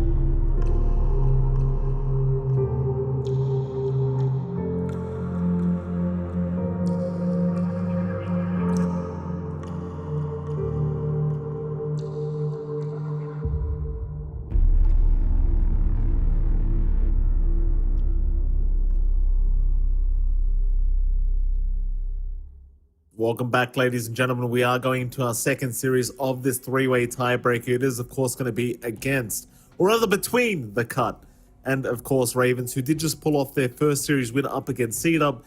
And it is an LP Dota and John X5 joining you. Jonathan, Ravens, they've got one game up. They're one game away from qualifying to Division 1. What are you thinking up against the Cut? Give us a refresher. Who do you think's got the advantage going into this matchup? This one's really hard to call. I think this is a really close matchup. Probably one of the... I mean, it's all close matches, but this one I expect to go a lot more back and forth in this game. I think the Cut is very hungry to go back into Division 1, whereas Ravens are equally hungry. They have momentum behind them with that win. You can take a look at our team comparisons here. Pretty even across the board. Less deaths overall for Ravens. Feeling a little bit cleaner coming out there with more assists and kills, but not too far off the mark for the Cut. Again, last time around, we saw these two teams play against each other in the main part of Division 2 for 2 or 3. It did go 2-0 the way of the Cut. So I'm not sure what to expect, Mike. Honestly, coming into these tiebreakers, I didn't know what would happen. I expected pretty close matches. Game 1 certainly not the closest one, with Ravens just curb stomping there onto C-Dub for most of that game. And even in the rest of her numerical stats as well, very even across the board. So frankly, I couldn't tell you who's going to win, Mike. I'd say you'd have a better chance of finding a winner by flipping a coin than trying to analyze it down here.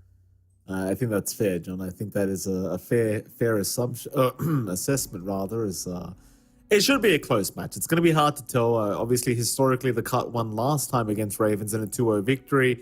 We do see the play comparison here, and I think this one was pretty interesting. Of course, MTD versus RRL. We saw RRL pop off just a moment ago, though we did make the comment that MTD does have a very unique style of play and a very unique hero pool in the mid lane. And as you can see, the stats are pretty even. Like, kill-wise, they're exactly the same at 9.2.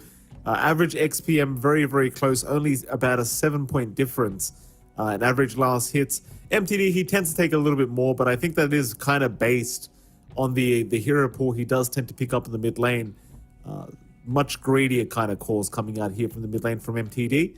So we'll see what does happen here in this 1v1 matchup in the mid lane. Because RRL had a perfect game against C-Dub just then. So he's got that momentum behind him, John. He's going to be feeling good right now. He's yet to die today. And we'll see if he dies in the second series. I don't know. He was popping off. John, you know what I meant. Don't give me that damn look. You know what I meant. I don't mean really dying. I mean in the game, Jonathan. Obviously, I don't want anyone to do that. My goodness.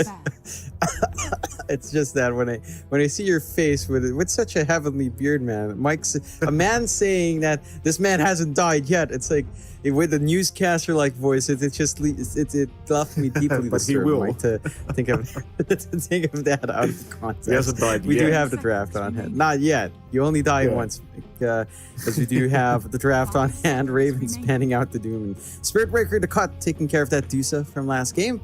Wonder if they show any respect pans coming out. You have a lot of MTD heroes left in the pool here as well for the Cut, but you're more than likely saving that for the second phase, wanting to see your matchup here up against RRL.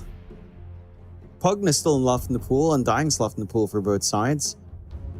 It's funny though, like you've also had stuff like Timbersaw being left right now. You've got stuff like Doom and Beastmaster, which have felt like they've fallen off out of favor in the last week of the DPC here, as well as it is the Undying ban. Ravens go for the Techies. They've got the strong support on hand. The Cut have the option for Pugna. They have the option for, say, the Empyrean Silencer as well. I think that's been something that the Cut has really enjoyed here. So we shall see what they lean into. Either or. It's either Pugna or maybe you start with the offlane pick into the Silencer. We also have B-God Special and the Clink still available. We know that he loves this hero. He almost always runs Clinks if it's not banned out, and it's very rarely banned. We'll start with the Disruptor first. So that should be our Empyrean hero over the Silencer. And they go for the Broodmother. So they pick it up themselves here on the Cut. Interesting. Very, very interesting pick. Maybe thinking they're denying it away from Ravens. But Ravens, you would assume, right? Considering, Italiano was the one who predicts that this is going to be the most broken hero and most banned hero in the major. You would assume he already understands what counter there is towards it. And you already see it come out. The Naga Siren going to be the big issue here for the Broodmother, apparently. Obviously does have wave clear for the Spirelings and the Riptide, but more importantly has great lockdown against the Brood because you have Ensnare, you have Song, high armor hero as well, so he doesn't care quite as much about the Brood in terms of those physical right clicks that the Brood does provide with himself and the Spirelings. So a nice pickup here from Ravens. I never know how to feel about Naga Siren. Like I realize right now in the right matchups it does prove to be very strong, but this is a second pick Naga, so chances are the cut should be able to find some answers against this position 1 Naga Siren. It's a fairly early pickup from Ravens. You can kind of ban out for it, wondering if you take care of stuff like the LC, which isn't as straightforward of a counter any longer, but it is still pretty rough in the lane for Naga Siren. You've got a lot still left, I think. What's a good illusion clear here? I mean, an Ember alone on mid can kind of simplify the process here for the cut if that's how they want to lean into it. Dire team ban. I'm not sure what core feels great, and they ban out the Shaker as well, so a lot of AoE being taken out here just to protect that Naga. The cut taking care of that Timber Saw.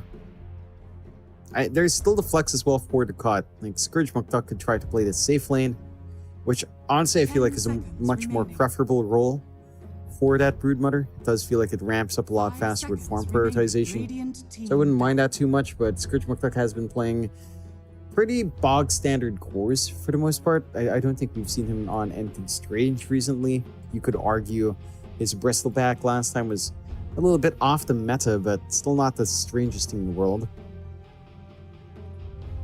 Certainly not. Final bans to come. Appreciate the Shaker being banned every single time we see MTD these days. It's fair enough. It's one of those heroes you just don't want to see in the mid lane because you just get one shot once he has all his items up. Final ban to come, Ravens.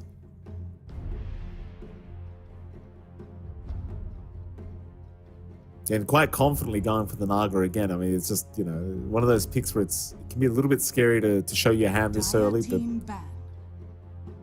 better take it than leave it, as they do ban out the Bloodseeker last.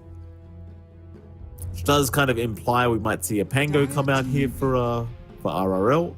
Seen the guy play it a lot, but there's the ban from the cut, so then they're just not going to allow it. See, RRL has played the Pangolier many times throughout the tours we have seen him.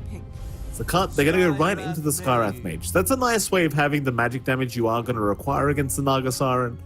Obviously, you are looking for a bit more setup for the Skywrath to be able to land all his spells perfectly. But nonetheless, it is a nice lane counter as well towards the Naga. It does make it so the Naga can't just have a completely free lane. It's decent enough. You can spell spam into that lane quite nicely. I think down the line, the Skyrat isn't a solution past laning phase. Naga's still going to find farm to get at least the Manta up, so you're never going to be able to Ancient Seal down to real 1. You can even argue that Mystic Flare is pretty atrocious into something like the Naga. You can split the damage up, so you're not going to get bursted down in that Mystic Flare without that setup you were mentioning. And if this is the offlane Broodmother, I don't think you're going to be finding the setup from there. Ravens, they pick up the Clinks themselves now, and you have a pretty nice target to run down. Begon having a bit of a giggle as his hero is taken away, but this is a solid Clinks game for Ravens purely off the fact that you can kill Disruptor and Sky with no big issues. And as we were talking about it last time, Beastmaster faded away, but it is picked up here by Ravens. So you already have a strong lane coming out here. I wonder if the cut can switch things up. Like, do you throw the Broodmother pos 1 and do you just go for like an Axe pickup here? It's like Axe with Skywrath is pretty nice. Doesn't do so badly against Naga. Does well against the Beast. I don't know if that's really the pick you want to go for, but it is one of the only forms of lockdown that won't care for the Manta, won't care for anything else the Naga has to offer. And obviously with the Skywrath, we've seen that combination many times. So is any real form of stun's going to be nice against the Naga Siren, but you don't want to make it easy to kind of mirror image dodge those stuns out. Let's see what happens. I mean, the cut, I'll have a bit of a think about this fourth pick. We have seen Broodmother position 1. It does look very strong in the right games. Though they may feel like it's not a great game for a POS 1 Brood this time around. But Radiant team banned. well, they're going to go down the Sven route. I don't think I was quite expecting that, but that's also a high armor hero who tends to not mind going up against the beast too much. I say that though, like the wild axes is still very annoying during the laning stage for 10 the Sven. seconds remaining. But high armor is still pretty nice against heroes like the Naga Siren. So the Naga might not enjoy the Sven pickup too much. Yeah, it's a little bit rougher for the core-to-core now for Ravens. I don't think it's the worst thing in the world. You've got a lot of kiting that you can do on the Sven. And if you just kite him around, it's not going to be a massive issue. Like, Naga alone can kind of do that. You've got debuff immunity piercing with the Beastmaster, so it's not too bad. I can see one thing coming out here from the cut. If you get a decent lane for Scourge McDuck on the Sven, then he can kind of flash farm pretty fast. But that is dependent on the lane. Like this lane of either Techie's Beastmaster or Klink's Beastmaster is not the easiest one to play into. And I think that just makes it a little bit harder for the cut to try to get that solid foundation for Scourge McDuck. Ravens, they ban out the Legion Commander, the cut taking care of the Batrider. Does look like Ravens are still needing a mid. There's still quite a few options left. Same thing goes for the cut though. Like stuff like that MTD Zeus is available, the Lina is available for either side if you want to play for magic damage. I think both sides could probably use that. Storm Spirit's still available as well. Void Spirit, which again has kind of just completely died out, it's still available. And it is. Final ban is the Zeus. Zeus may have actually proven to be very strong here, considering you just want that magical burst. Not so much available anymore. The cut one more ban for themselves now. Of course, they got rid of the Batrider. They get rid of the Wind Ranger. So RRL, having a lot of his heroes removed, needs a mid lane hero here. You mentioned the Storm is up, that they could certainly look to go down that route, though they are playing up against the Ancient Steel and Static Storm, so Ancient Seal rather, not Ancient Steel. To get my point, John, Ancient Steel, Static Storm, not the most fun for the Storm Spirit. They're going to go down the Void route instead. Which I suppose isn't any really much better in that sense, but you know, it is a universal hero, so chances are he just builds Manta. And that way, once you have the Manta up, you're not as held down, at least by the Skyrim. Yeah, I think my concern is just the initial farm until that Manta's up, until some sort of self-dispel's on hand. You don't really have saves on Ravens, so you are susceptible to that burst every single time here. For RL, the cut, and for the MTD hero mid. I still wouldn't mind something like a Lina. Frankly, I think it still fits in. Matchup against Void Spirit's not too bad. Should be able to just stand back, right-click, clear out the wave every single time. Gives you a pretty solid hero to play with your Skywrath Mage. Gives you a hero to follow through from the Glimpse back into a stun. What else is left? You could pick up the Storm yourself in the cut, and it is arguably a little bit easier for the cut to play the Storm here. Like, you only really have, Song and Roar to worry about for the most part. Pretty massive spells to commit. The Roar may be less so as the game goes on. The Song, always a big one. It will go to Quap instead. So MTD picking that one up. And this could be a really interesting way to deal with those Naga illusions with the Ags build up. You've got a lot of AoE coming out with MTD's mid. You've got the Quap versus Void Spirit lane, which is never that comfy for a Void Spirit, as you don't tend to want to go dissimulate early on to play the dodge games here. So MTD should have a very stable time on mid. I don't see a lot to threaten that Quap, and you've got some solutions back and forth here for the cut and Raven's End. And like Ade on the Broodmother should make it a pretty hard time for Argus to play in that lane. Once you hit your level 2, level 3 timing on the Broodmother, it starts to feel pretty good. You've got the slow stacking you can get done with B-God and Skywrath Mage. So the Bola plus the concussive shot can mean you are really susceptible on Ravens just to run down. At the same time, for Ravens, they have insane push. Like, I feel like the push from Ravens is a lot stronger than the cuts, which is weird to say into the Broodmother, but you've got Klinks and Beastmaster. You've got a lot that can just take these objectives. You've got the Naga that can cut down these waves. with the illusion spam once something like, say, Manta Heart is up. So this one could go either way, and this one could go quite the distance, Mike. I can see a longer game coming out here if it starts to drag out. Oh, absolutely. I look forward to seeing how this one does pan out, Jonathan. Of course, game one here between Ravens and the Cut. Well, it is a best of one, so we only are going into game one here between these two unless we have another round of tiebreakers. But for now, the Cut versus Ravens. Jonathan, your indefinite prediction here for this series. Who came out with the better draft? Who's winning this one game? I don't know if either side really came out with a better draft. Maybe you could argue the Cut has an easier to play draft. I think the side of Ravens have to kind of drag out and hit a very weird mid-game tempo. For the side of the Cut, it's a little bit more straightforward. You hit level 6 in your sports, you're looking hunting with MTD on the quap. So I would say when it comes down to getting early momentum, I would favor the Cut, and they can capitalize on that early momentum pretty well. The lanes are pretty solid as well. So that is one thing you can rely on, at the very least. I think for the side of Ravens, there's a little bit of a stall that you have to do for Argus. And it's a Naga. It will always need some time to build up.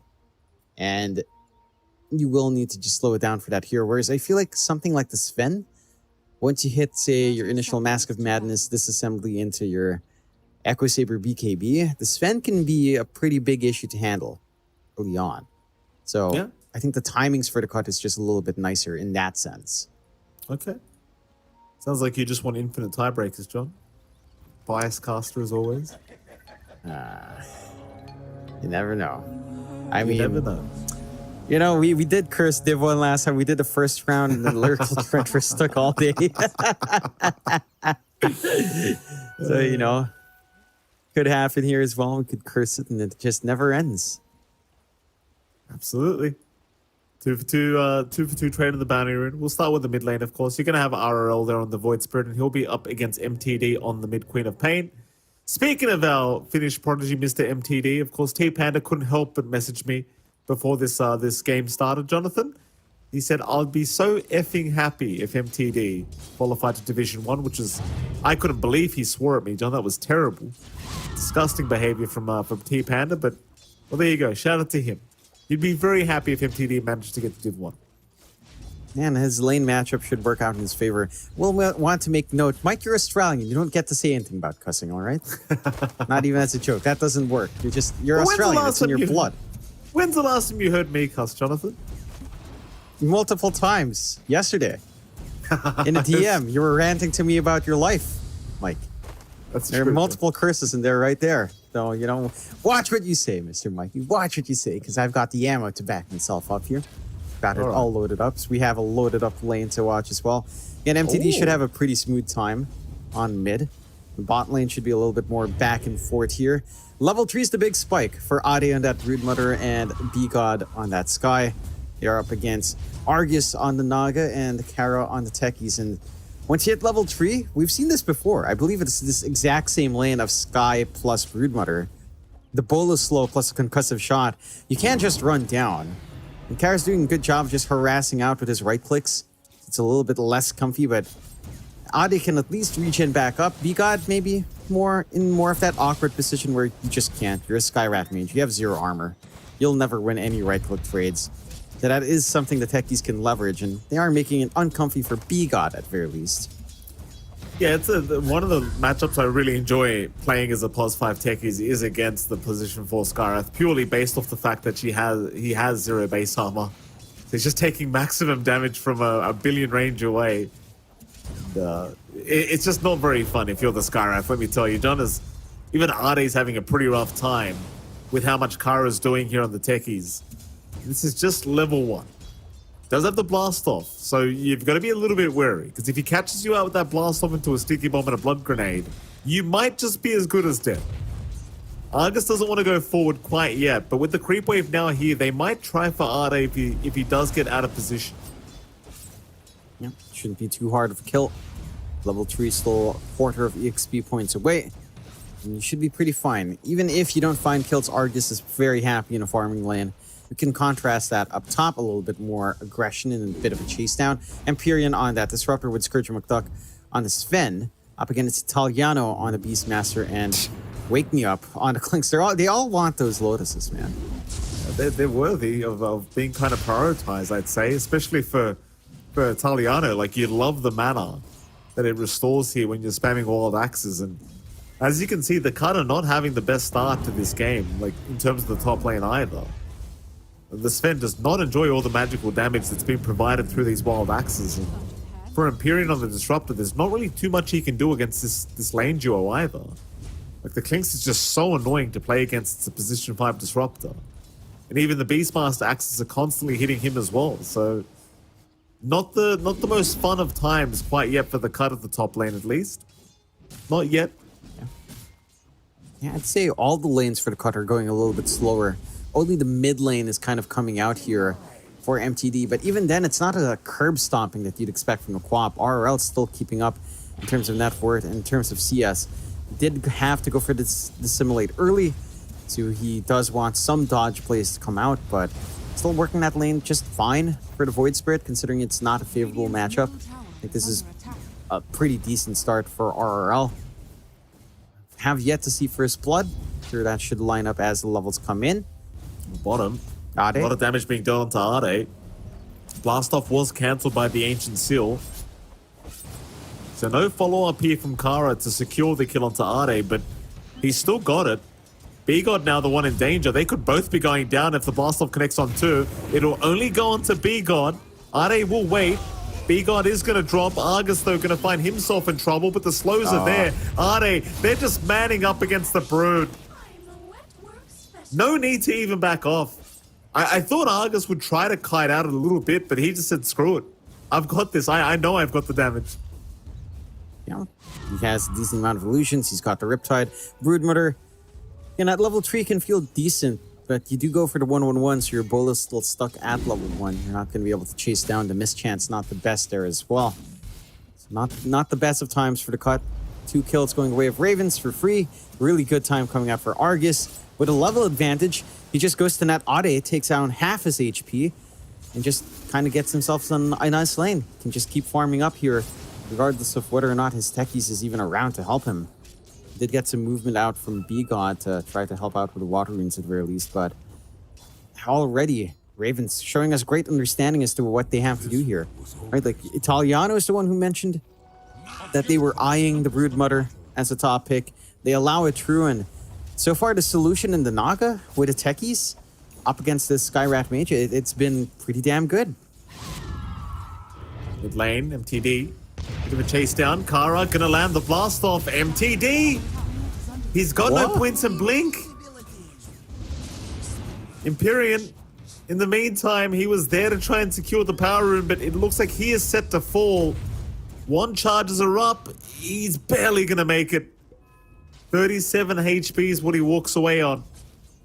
But MTD, that's a much bigger kill than John. I mean, no points to the Blink make enough sense against the Void Spirit in the 1v1 matchup, but at the 6-minute mark for those power runes, it does hurt quite a lot. And the rotations will always come in. And those power runes are just too important in this matchup. B-God at least snag away the invis, but it does still cost them that on MTD. And again, Ravens coming out of the laning phase a lot smoother. All their lanes lining up pretty well. RRL now is starting to get a lot more from his lane in comparison with that kill. Scourge McDuck still free farming his Sven up top, but he's not really able to stop Italiano either. He's got the Vanguard up on that Beastmaster. He's just spamming out his spells. Get aggressive onto Ade again. They do. Ade not having the best of times, but is able to walk away with the added movement speed of those spider webs. I do appreciate how well Ravens have done during this lane. Like, both the bottom and top lane have been just fantastic. And as you saw in the mid lane, RRL has found himself ahead again. I say ahead, MTD is still the same level and higher in CS really on the co-op. I suppose the Void Spirit, though, finding that 1 kill does kind of give him a slight advantage. He didn't really pick up the kill, to be fair, but a bit of split gold never hurts. See if the side of the cut are going to have a big recovery after this laning stage. Because again, they're not really that far behind by any stretch. Even Scourge McDuck at the top lane, still top of the CS board here on the Sven, so kind of hard to say they're behind Double damage now picked up by B-God. Kara avoiding the Sonic Wave with a great blast off and actually not getting killed by the neutrals either. He was one hit away. Any of the neutrals could have hit him and he would have died. But just not quite enough, and B-God was still having a search but just can't find him. Can't get the vision. On a bit of a knife's edge there for good old Kara, but it does work out. They bait out the Sonic Wave as well. MTD not going to have that burst play for, say, a movement down mid. Provides a lot more leeway for RL to play his game. He gets a bottle top up now from Kara. And overall, again, you're finding everything you could possibly ask for Ravens in the laning phase. You're setting up for just free farm coming out for Argus uncontested on the Naga. The Sven, sure, it is an illusion clearing hero, but it can be kited around by something like the Naga here. So I'm not sure if it's really worthwhile to say that the Sven is also free farming, as I think it's harder for the Sven to play his game if the Naga plays for control right. Kara? Pretty aggressive movement. Ade is actually the one to back off, where it looked like he probably could have just gone right after the techies. Side's better of it. Wake Me Up now showing up on the Clinks down to the bot lane. 3 heroes ready to try and jump the spider. B-God gets a very nice ward down though, so he'll see both supports rotating towards the Broodmother. Ade is very well aware that they've got 3 heroes down here. Kara's going to see B-God, but B-God will avoid the sticky bomb that was thrown out. Now Empyrean rotates here onto Kara, so Kara's being completely focused on the techies, still having a run, will at least get a sticky bomb before he does die. But does go down, so the cut, a very nice ward placement, are able to punish us now. Wake Me Up. Looked like he wanted to try and set up for a bit of a D ward, but does get caught out. So a secondary support going down, and a 1 ward placement, and just already finding so much out of it. And some big rotations coming out from the side of Cut with that vision. Not the biggest kills. Certainly some momentum to help their cause here. As MTD did need a little bit of catch-up. Does lose his courier with his neutral, along with his full power tread. So, nice take from RRL. But they might find a Void Spirit. Never mind, Static Storm not up yet from Empyrean.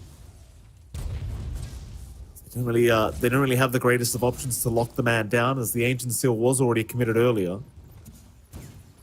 So RL still getting away quite a bit here on the Void Spirit. Kind of important for Empyrean to find that level 6 timing. Considering the draft they are against, that Static Storm going to have so much impact this game, I'm sure. It's kind of the name of the game. Like, you fall behind just a little bit in terms of the XP department, and suddenly you just have so much trouble hitting that level 6. We are going to see a smoke again from Ravens. RL and Kara looking to head down bottom. It is pretty much just Ade on his own here. I don't know if they'll exactly have enough damage with just the 2 of them to kill off the Broodmother. They will see Ade, but instead, Kara will reveal himself through the smoke, going for the D ward. And with that, the rest of the cut do automatically show at the bottom lane, ready to defend if necessary, but it seems like everyone's going to be just fine. So the smoke doesn't really work out the way they would have intended.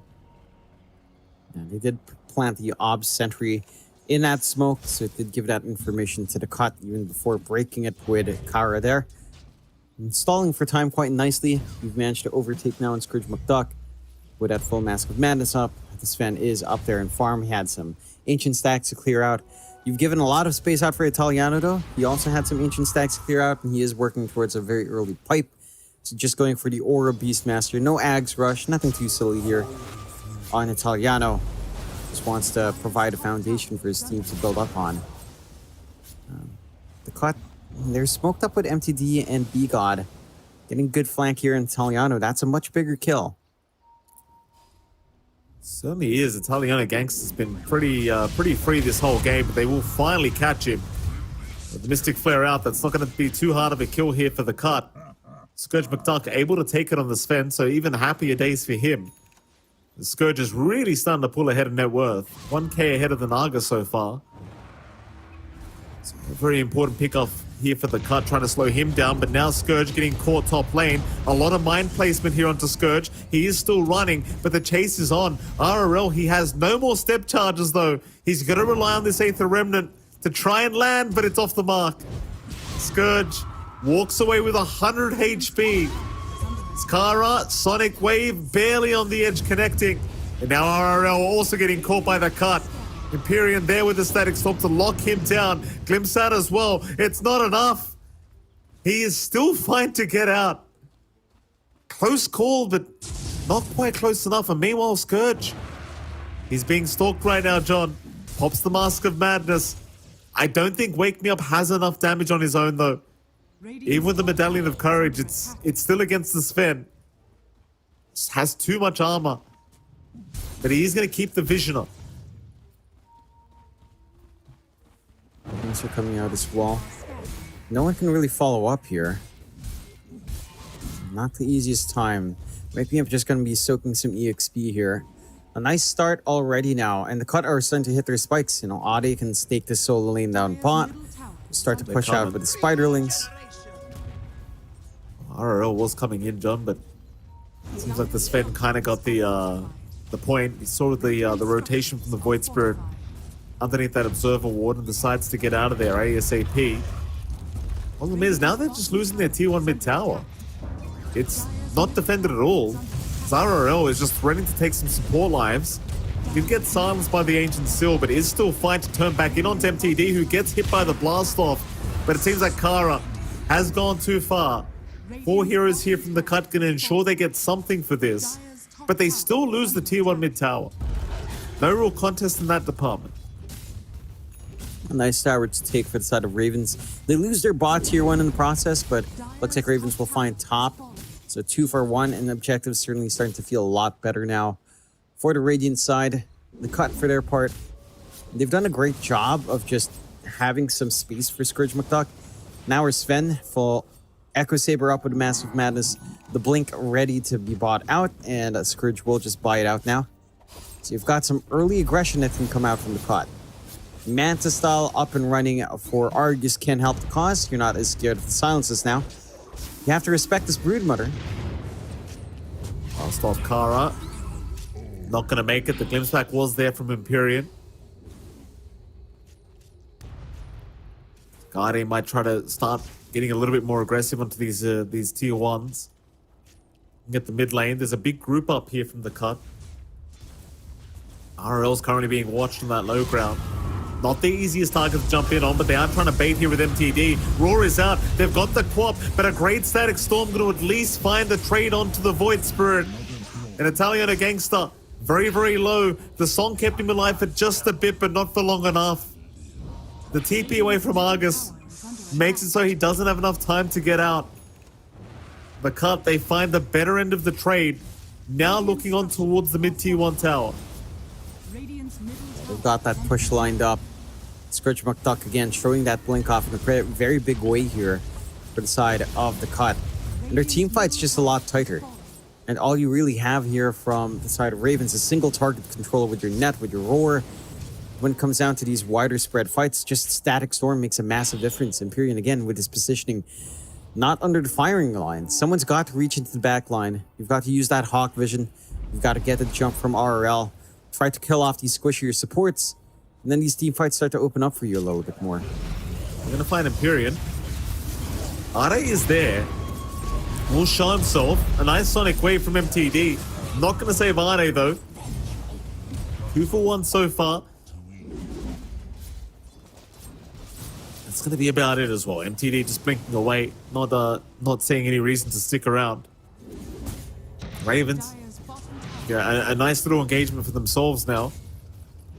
The main issue is though, like Scourge McDuck is just complete free farm on the Sven. He's still going to be a huge problem here for Ravens as the game goes on, because it just seems like he's just uncontested, and well, the Naga just hasn't been able to keep up. Like, sure, you're still 1.5k behind. It's not the biggest lead here for the Sven, but this is a Naga that you want to be ahead. Yeah, you kind of feel the need to be ahead here for Argus, and he's just not able to do that. There's been a lot of pressure on his lane. doesn't have the best of spots to sit back and farm in.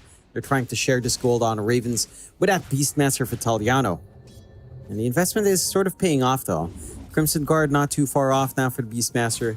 That should be one way to prevent the run down from Ade in particular. The Spiderlings are not going to do any damage as long as that the Crimson Guard active is up. Good scan mid.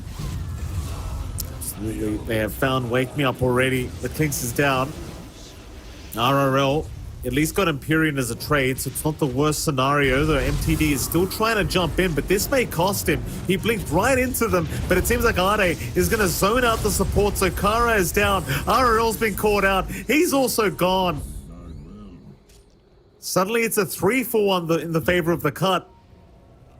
I thought it was a bit of a crazy jump in from MTD, but he ends up just trusting his team. And it all ends up working out. And you've got the full harpoon up on Ade. You've got a nice pull off at the end. You got the really good set of control coming out from Scourge McDuck as well with a good stun. And everything just lines up. Ravens, they're bleeding out quite a fair bit now. 7-12, 4K lead coming out for the cut. You are still needing a lot more room out for Argus here. You do have the full auras running on Italiano. Probably just lacking something like, say, the Guardian Greaves here on the Beastmaster. We'll just queue that up next. But the tempo is starting to go the way of the cut. I think you've got that early aggression Scourge McDuck's willing to bring out. He's got the full BKB up. With the blink, the Sven can just gap close for you very nicely, play along with that Quap. MTD almost at the full ags as well. Only about 730 gold, 770 gold away from that. And with that ags up, I mean, these Shadow Strike spams out onto the illusions of even Argus. It will stack the damage, it will stack the hurt, and that's going to be a concern for Ravens if they don't manage to play into that well. You've got a lot of output on the cut and a lot of team fight. Again, the ideal here for Ravens is just jumping the backline first, taking care of the Empyrean if at all possible, but taking care of that Disruptor does mean you're leaving Quap alone, you're leaving all the cores alone, and they're pretty damn big right now. They certainly are. Well, the cut, excuse me, nothing to sneeze at here with this draft. They're feeling so strong, in fact, they're going to look towards that Roshan pit. And why the hell not? Roshan's completely free for them at the moment. They just no reason not to take it. But they will. Roshan to go their way. Ravens either have no idea it's happening or just have no faith that they can take the fight, and I think it might be the latter. It's a pretty rough team fight if they did try to force it. MTD will take the Aegis himself on the Quap. He's about 70 gold away from his Ags to boot, so the Ag's going to be up just in any moment. That Ag's obviously quite frustrating for the Naga Siren, because your illusions just get wiped out very quickly from the Shadow Strike Ags. So here we go. The cut, looking towards that bottom tier 2 tower. MTD frontlining again. Orchid is up on Argus, so the silence is going to be there. Blast off to follow up, and a nice static Storm Empyrean locking down 4 of them. Problem is they've already lost the Quap Aegis, and they're going to try for the secondary life. MTD, though, running, at least for now, is going to be fine. But the cut moving back in with the vision they have. They will pick up Kara. That is one down. Ade, he'll find another target, but no. A nice mirror image dodge from Argus. Going to ensure the glimpse pack does not happen. But they need to get out. They've all been slowed up. Harpoon usage from Ade. Going to drag Italian against the back, but the song is there. Argus going to hold them down. But they're not done yet. Another glimpse in. RRL, he will get disruption off. Meanwhile, they found the Beastmaster. Sonic Wave going to get it done. RRL in huge trouble. And he's just gone. They just can't hold anyone. Even with the Song of the Naga Siren, the glimpse is proving to be too effective. It's MTD still moving in. Just no fear of this Orchid. He just could not care less. Yeah. The cut have a great understanding of their power spike right now, and a great understanding of the weaknesses of Raven's draft. There's not much hold here for Ravens. You've got Blast Off, you've got the Remnant, you've got Roar, and the Net. When it comes down to these wider team fights, the cut have so much more. They have a lot of AoE coming out for this Sven and Quap. They've got just even kinetic field can feel massive here with a static storm, of course. And for the side of Ravens, they need to find so much more off of that. Like, yes, you find the Aegis, that's all well and good, but you don't have enough durability on Argus to really stand up and fight just yet. Needs the full heart on that Naga to start feeling comfy up front. RRL trying to go for his own Manta to at least have a way of dispelling off the silences coming through. And the Skywrath Mage will offer BKB after as well, and all of that still a ways off for Void Spirit. 7 to 15, 7k lead coming out here for the cut. And the cut again, playing fantastic. I think for the side of Ravens, my biggest issue right now with this draft is Wake Me Up. Like, he had a fantastic time earlier on. He's doing a good job of just split pushing onto the objectives right now, but you're not really able to see that roaming Clinks that threatens the backline. So that's the one thing you can do against the cut. You can always kill off the Skywrath Mage, you can always kill off the Disruptor.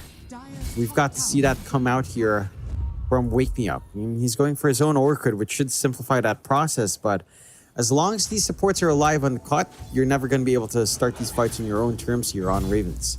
There's so much pressure on Ravens here as well, John, because it's going to hurt them knowing that they're one game away from having the qualification to Div 1 secured in their place. You want this win so badly, but the cut are just playing this game so damn well. Tier 2 mid tower, going to be under siege. Ravens just need so much more time. Radiant's middle tower is under attack. They won't have enough to at least protect the tier 2 mid, as RRL bottom lane going to be chased down, but does juke out everything. MTD still finding the vision on RRL, but they have no other form of lockdown apart from that Stormhammer that was already thrown out. Is under attack. Nice bit of space being created here by the Void Spirit, but you kind of just feel the fear from Ravens.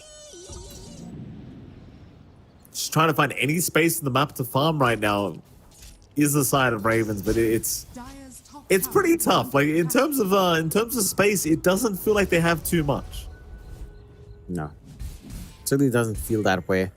All of the core is kind of sharing farm, even waking up, stealing away a lot of jungle. To be fair, it's very forward jungle positions, so the Clinks is really just stealing away from the cut here. And for Ravens, again, this is what their draft has as a shortcoming. They need time to build up. You've got Naga, you've got Beastmaster, even the Void Spirit needs some time as well. And the cut don't need that much time. Full Daedalus up and running for Scourge McDuck. So you could get lucky, get a couple of fat crits, and just find an entire team wipe by himself if you're a little bit sloppy here on Ravens.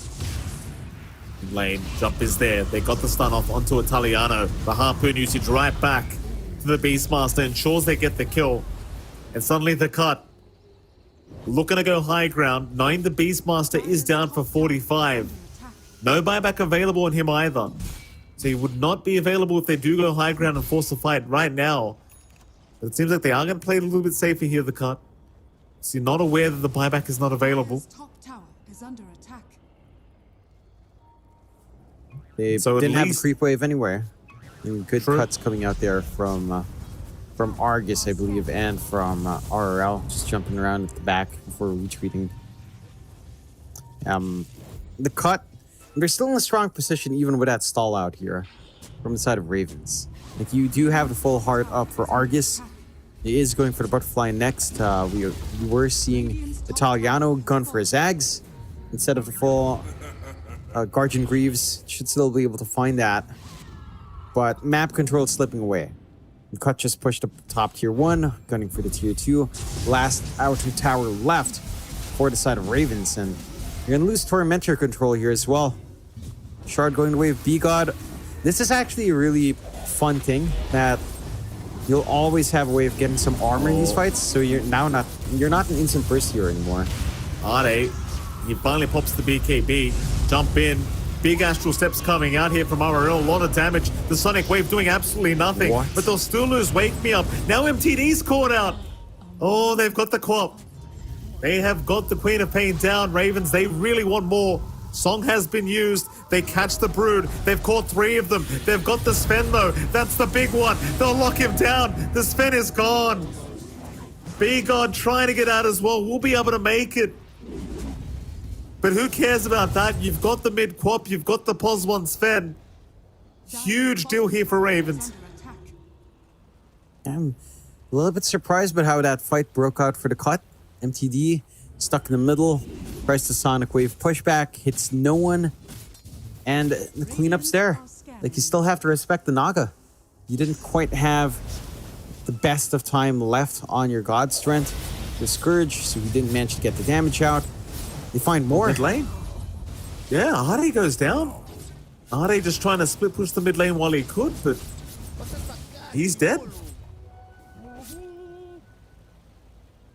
Not good news. At least Fear the cut that. Dire's middle tower is under attack. This is concerning. Full ags up for Italiano. Oh, So he's going to be healing a lot off Make of it those another one. Spiderlings. They find that snipe from Wake Me Up, which is what you Uh-oh. expect. You know, we were Oh, waiting it's for getting Quince to worse, start to Sean. find that. it's getting worse. MTD's forced the BKB. He's okay. Italian a gangster. He held on to the Raw knowing the BKB was probably coming. They wouldn't have had the damage anyway through the BKB usage, so they'll hold out. Dire's bottom But suddenly this game, it seems like it's turning the other way. Dire's middle tower Win probability currently sitting at 59% now the way of Ravens. So going right back up through the middle line, and I don't know, I mean, I still think it's a very close matchup between these two teams, but I mean, even you look at the itemization, like you've got the Drums of Slom up. That can always be scary here from Ravens. is under attack. The Void Spirit's suddenly not looking as underfarmed as he once was. Your Naga's top of the net worth board. Well, things are suddenly a lot scarier here for the cut. Yeah.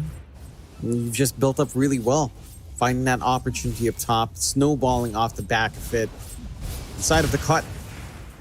I mean, you've still got these plays you can get done with Scourge McDuck. He is going for the MKB to counteract that butterfly coming out on the Naga. Are scanning. So you should be able to find that later on, but you will have a window here where the Naga just feels really strong.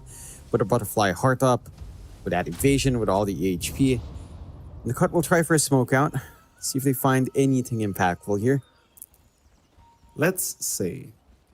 The cut. I mean, if they head right down south, they're going to find 4 heroes from Ravens. It's probably exactly what they want. RL is not by his team right now. He's still probably about 10 seconds away. Argus will have his smoke broken by MTD. TD not seeing any heroes, does not want to jump in blind right now. That Observer Ward will do them a few favors, but the high ground of the Twin Gates is still going to be held by Argus. Does have the song available if he does need a retreat. Keep in mind as well, he's got the Butterfly and Heart, so he's a very tanky Naga Siren all of a sudden. The cut, they are hesitating just a little bit. Ravens, they are going to start Roshan. Cut looking to try and move in. They'll have the Spiderlings to give the vision over. MTD will make a jump in, but doesn't go too far. Scourge, Raw, they want to go after the Sven. They want the big one. They haven't got enough yet. Scourge will get the BKB off, but it's not going to be enough. Scourge is gone. They do get Italian a gangster as a trade, but that's not what you wanted. Wake Me Up going down to boot, but they've lost MTD and they've lost B-God. But they even found the Broodmother right in the tree line, trapped up by the song. A billion things to catch her. It's a full team wipe. Ravens have done it. They're on to the Rosha. And just a bit too far forward on Scourge again. Gets caught out, gets roared up. The impact coming out from these teamfight controls from the side of the cut, we're not feeling it anymore. Like, the Static Storm isn't doing enough to put Ravens at bay. You have so much coming out here from Argus. You have so much mobility from RL. That if you can't manage to land that Static Storm onto RL, then there's no way you're stopping this Void Spirit. Even then, that Static Storm's not going to be effective for long, as the BKB is almost being finished here by Argus. Aegis goes the way of the side of Ravens. Secondary life up and running on Argus. You've got the cheese for RL. Rushing into the Ags now instead of that BKB. So it just wants a lot more control coming out for his team. For the side of the cut, we've got to see them jump in together. It's got to be a full commitment on. It's got to be a massive Static Storm coming out from Empyrean. None of that's easy to accomplish, though. It's all pretty damn hard to actually execute on top of that. I think the side of Ravens. There's an issue going on as well where, you know, Wake Me Up was playing pretty greedy, but it is a Clinks. Eventually it will find farm and, well, B-God's always an easy target. Certainly is. B-God just going to melt the damage output. He's just down. Wake Me Up does trade his life away for that, but I think he's just fine. With that happening, is now the Nagasara, and held down by the Static Storm, is going to be surrounded by 4 heroes, but the blast off coming in from Kara is going to make it hard for them to burst anyone down. Scourge is gone. Scourge is down without buyback. He's gone for 75. Ravens, they might know about this, Sean. They're going to test the waters and head into the base. And look at that Aether Remnant. It was right on target by RRL. But they're moving into the back. They want the supports to boot. They've got B-God. They've got Ade. And they've got a tier 3 tower. They might even have a mid-rax here, John, as MTD also getting caught. We'll get a BKB in time. But I don't see how you protect this mid-rax. Hell, they might even find 2 or 3 of them. They've got time. Yeah. There's nothing to stop them. Outside of Ravens, again, you jump in as the Sven, but where's your follow-up? Where's the Static Swarm? It's not doing enough anymore. You get roared up for your own BKB. Scourge McDuck is just a sitting duck. Legitimately just a sitting duck in the middle of all of that. As they start to take more. Bots, tier 3 being melted down here. They are looking for a little bit of a kill if they can get the catch, don't manage to land. You're 15k in the lead for Ravens, 20-20.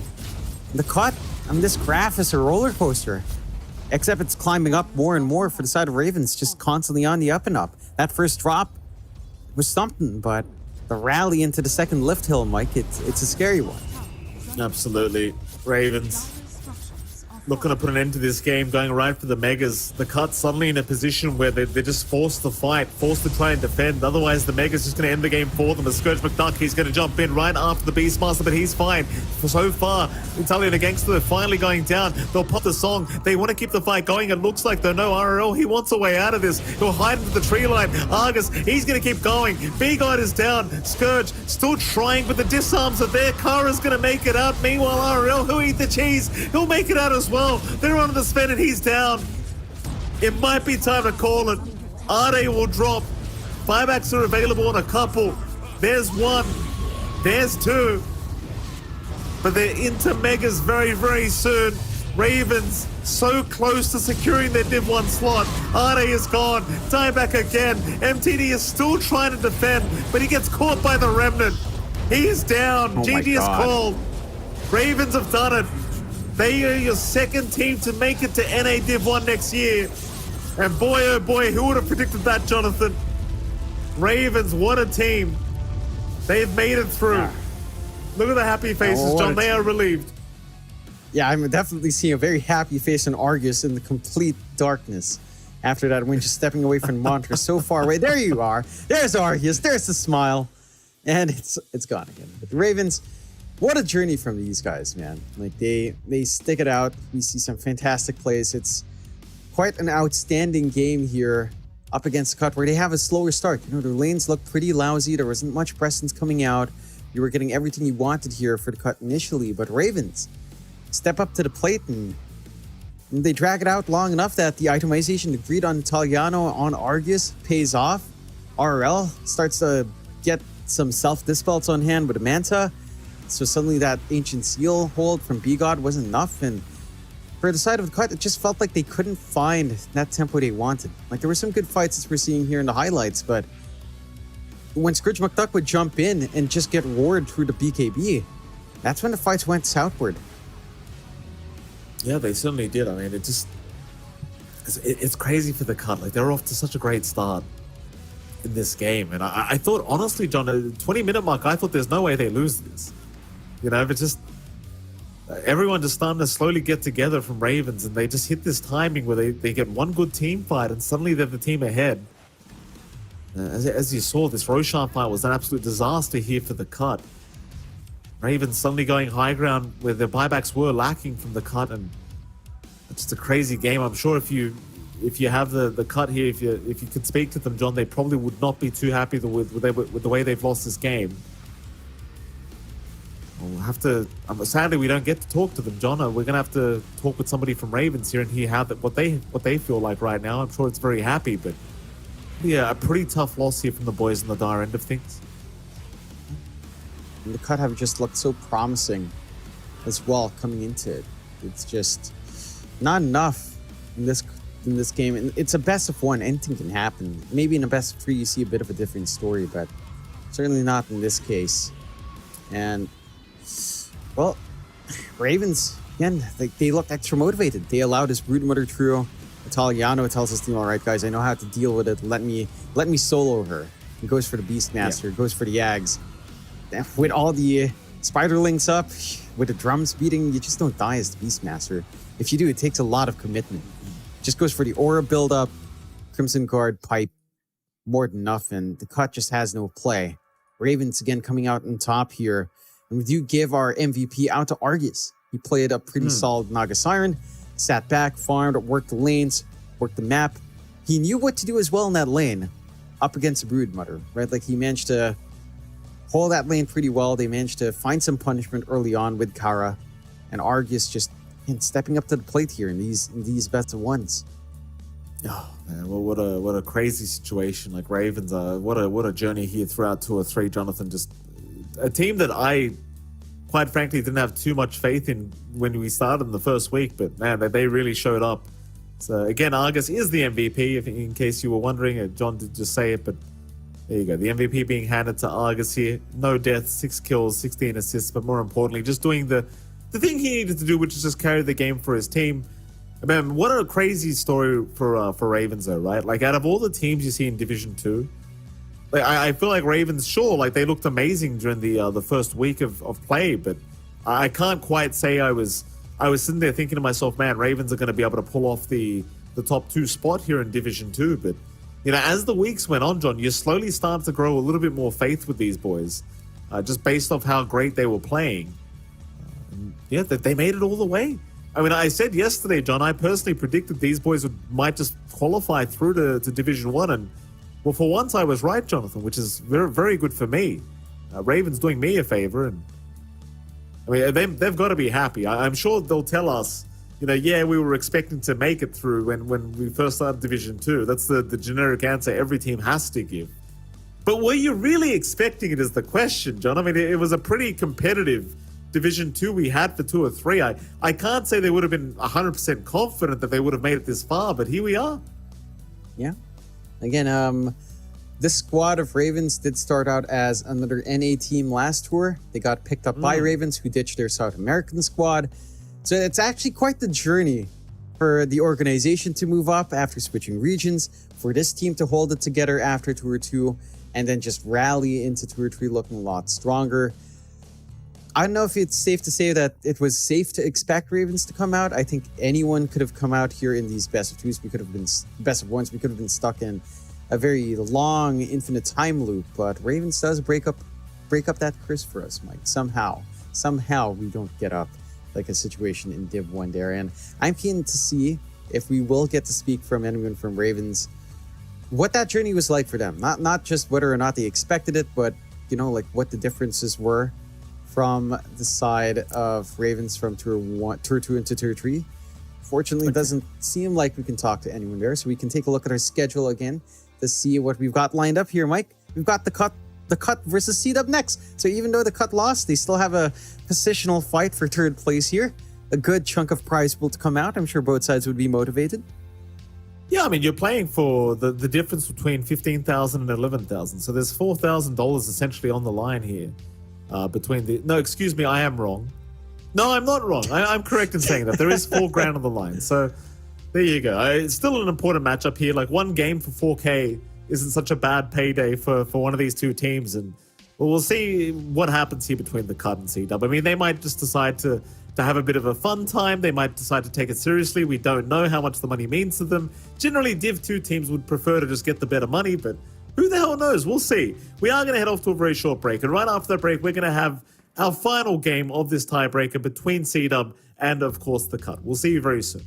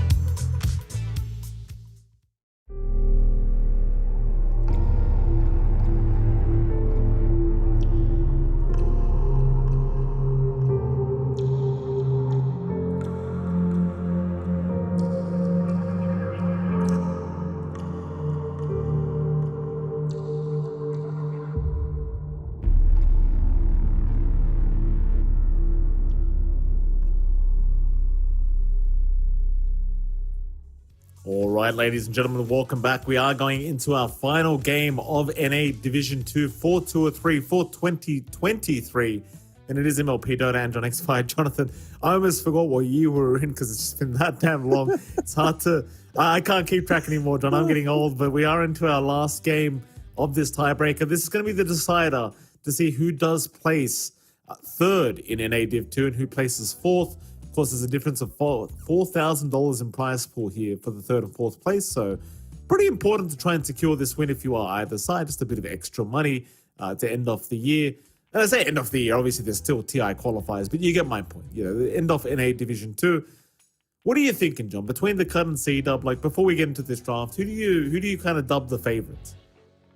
I would dub the cut favorites here. I think their match against Ravens was a little bit more competitive in comparison to C-dub. The C-dub, again, falling a little bit flat in this last week. You can take a look at our team comparison here between both teams as well. Mind you, the last time that the cut played against C-dub, I do believe that did go C-dub's way. That's one of the losses the cut had, was a 2-0 win for C-dub. So I'm keen to see what the cut has picked up since then. Again, in their game against Ravens, the cut looked a lot better than C-dub did up against Ravens. Stats-wise, not too far off. A little bit better for the cut coming out, but not by a huge margin. So it should be a fairly even affair, at least on paper. But we said that about the last two best of ones, and neither one were close. I mean, Game 2 was arguably close, but Game 1 certainly not. And GPM, XPM, and building damage not too far to mark either. So again, theoretically, a very even match, Mike. Who knows when it comes down to practice? Indeed, who does know? We're going to have to wait and see. I mean, the stats are close enough between these two teams, and it is a fight for third and fourth place in a tiebreaker. So these two teams should be very, very close in terms of the matchup, and it'll be a matter of which one cares more, I think, as well, because obviously either side is going to be kind of upset that they've lost their position here and being able to attend to Division 1 next year, but you know, nevertheless, still money on the line, still the pride of being third on the line. You can say you were one step away from qualifying to Division 1. So we'll see who's going to be in the middle and who's going to be in third, as we can have a look at the player comparison as well. And I believe we are having a look at the position ones here. Scourge McDuck against Double King. Scourge having the better stats overall by quite a margin, Jonathan, which is not too surprising, I don't think. I think Scourge McDuck has been fantastic throughout the whole of 2 or 3. Double King not looking bad himself either, to be absolutely fair, but it seemed like Scourge, at least in terms of stats, does have the overall advantage. Yeah, it feels a little bit better. He's had some quirky heroes coming out, stuff like the Bristleback.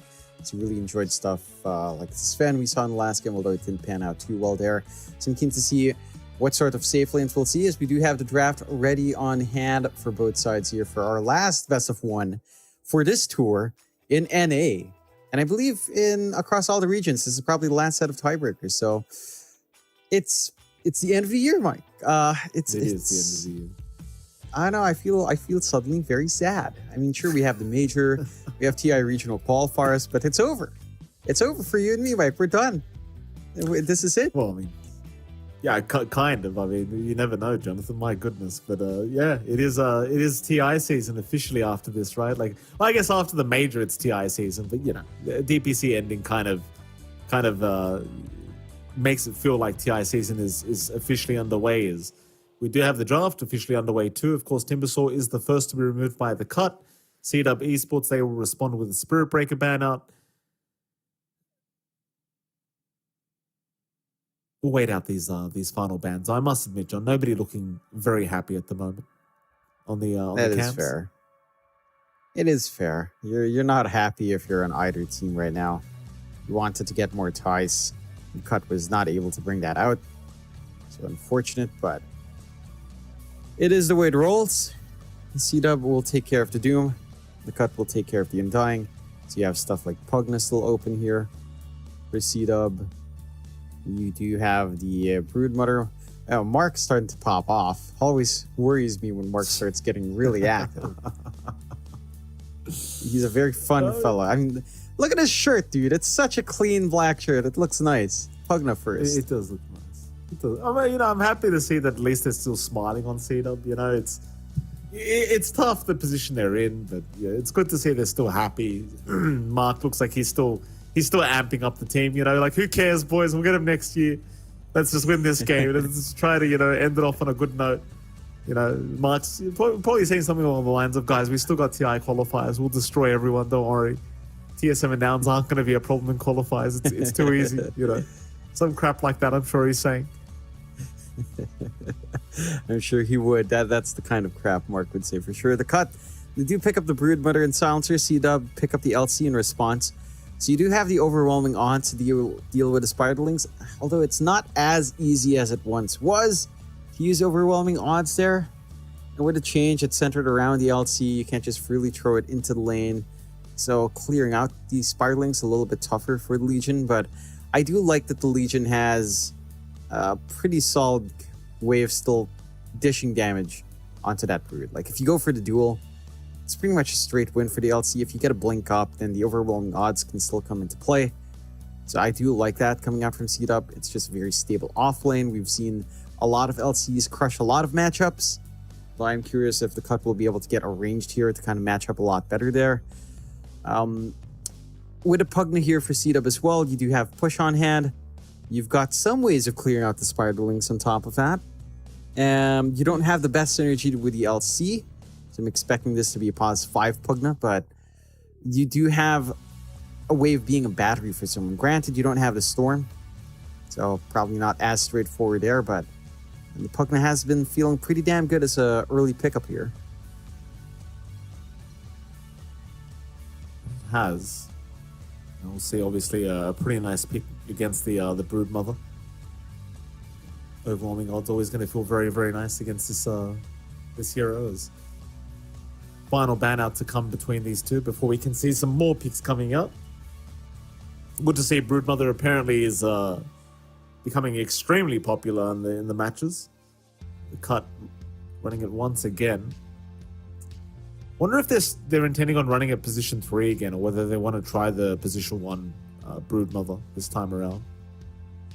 Pos 3 still looks fine. Like the Harpoon build-up still looks completely busted on this hero in the position 3. But I wouldn't mind seeing a Pos 1 come out here for the Brood. I don't mind it too much, and I mean, I do prefer Pos 1. It's just the lane matchup doesn't feel that good. That's my one main concern here. The Brood just doesn't lane into the LC well. Like, even outside of overwhelming odds with the Spiderlings, once you have press the attack, Silken Bola is not going to feel great. You try to trade with Insatiable Hunger, the LC will trade right back with her Moment of Courage. So you don't mind at all on the LC. I think you'd like to avoid the LC lane as much as possible here from the cut. Try to get something else that leans into the LC pretty nicely. They are banning out a lot of cores. Ban out the Bloodseeker and the Terrorblade. So they are limiting their own options here on the cut, but I suppose Bristleback's still available if Scourge McDuck did want to go back down there. Speaking of Scourge McDuck, he has the Shining on him, Mike. That's quite the bright light right behind him. That it certainly is. As the cut are going to go down the Lion route again, we see this hero popping up. Interesting. Medusa is not available, in case you were wondering, John. Though, now I'm going to go ahead and say this, Jonathan. I know you're not going to like this, but I am yet to see that combination with Medusa work. It's the life drain, the mana drain. Look, he didn't even mana drain the Medusa. He didn't even bloody mana drain the Medusa. It's not. No, but he didn't even mana drain the Medusa. How can you say it's not good? He didn't even mana drain at all. He was mana draining Elsa. That's why C-Dub freaking lost. You know, they lost that game because they were life draining instead of mana draining someone else.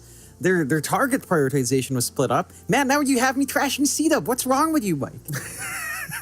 What's wrong with you? It's not good. No, the team's not good. Now you're making it worse.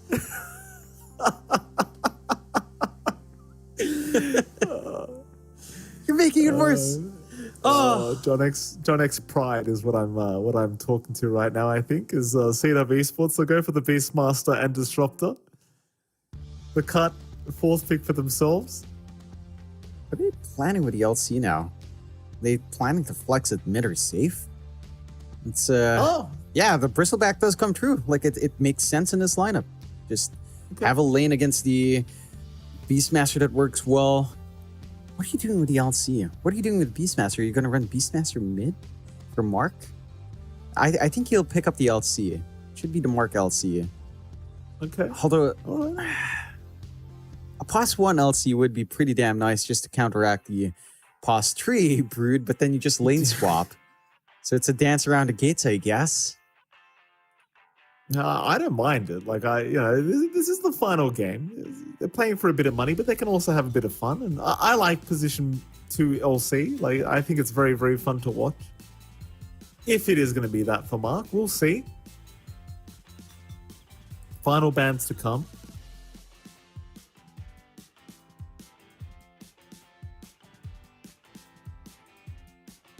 So you're looking for a position 1 ban for the cut and position 1 ban for C-Dub.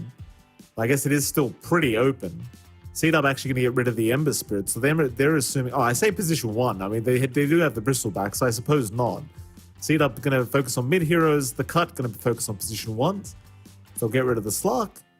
See, Slark doesn't mind the Bristleback too much because he just loves hitting away. Doesn't do too badly against the Brood either. Like, what is the point of this lie in this game? That's my question. Yeah, I'm going to pick on this hero a little bit, Jonathan. What is the point? Why do they pick Burst? Burst, instant control, hex and duel. It's pretty nice. It's really just burst, I suppose, is what they're going for here. Yeah, just take care of those squishy supports. You know, Bigot loves running down squishier supports. Line can kind of do that to an extent. It's not really the prioritization of that here. You still need the core to hang around with you, so it's not quite like his clinks. But you can still get that same, sort of the same playstyle out. I'm always rather curious about teams when they play against the cut. They prioritize the MTD Wind Ranger ban over the Zeus or Lina. I feel like if you had to play against anything else, like you'd let them play Wind Ranger. You wouldn't let them play that additional magical burst. You do lose Duster's camera. Very unfortunate there. As he shows the grid array off. Duster, don't turn off your camera. Or maybe he disconnected. I think he might have disconnected. Fair enough. Final pickup. Position 1 surely to come out here for C-Dub. They're going to go down the troll route. Look, I don't like troll either, but it is good against the Brood. Razor comes out there from the cut instantaneously, and the Double King laughs immediately, knowing what he's in for. So it's a pretty nice counter towards the troll. There's no doubt about that. And MTD's going to take it in the mid Razor. So there you go, John. Your matchups are so wonky for C-Dub. Razor up against LT, that's already unplayable for Mark. Granted, it's not a very long lane for MTD to run down with the static link, so it shouldn't be as rough for the LC, but certainly couldn't be feeling a lot better there for MTD. He's got a way of running down Double King down the line. You've got the Bristleback into the Beastmaster lane, which is pretty solid for Bristle, which means you're going to be forced to go Axis for Isla, which is fine, but you're playing Axis Beastmaster into a Silencer, so Arcane Curse is there. You've got the Broodmother Lion lane, which can just kind of try and crush the troll pretty nicely. Level 3 is the big spike there for Ade. I don't know, I'm looking to see the draft, and I'm not a big fan of what they've brought out here. This reminds me of that time when they played against, what is it? They played against Ravens in like 3 days ago, where they went first phase Enigma. I don't think it's as weird of a draft as that, but certainly not ideal. Like, you have to flex your LC mid, which is a strong hero, but your LC mid against Razor, you don't expect to win that. So mid's a wash. Off lane is stable for Isla. Safe lane for Double King is really the big toss-up.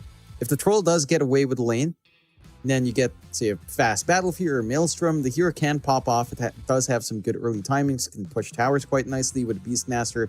But if it drops off early, then the recovery for troll is pretty rough. You're going to be kited around by a line. You've got this Broodmother to worry about. You've got the Razor. Like, it's not smooth going for C-Dub as this game scales on.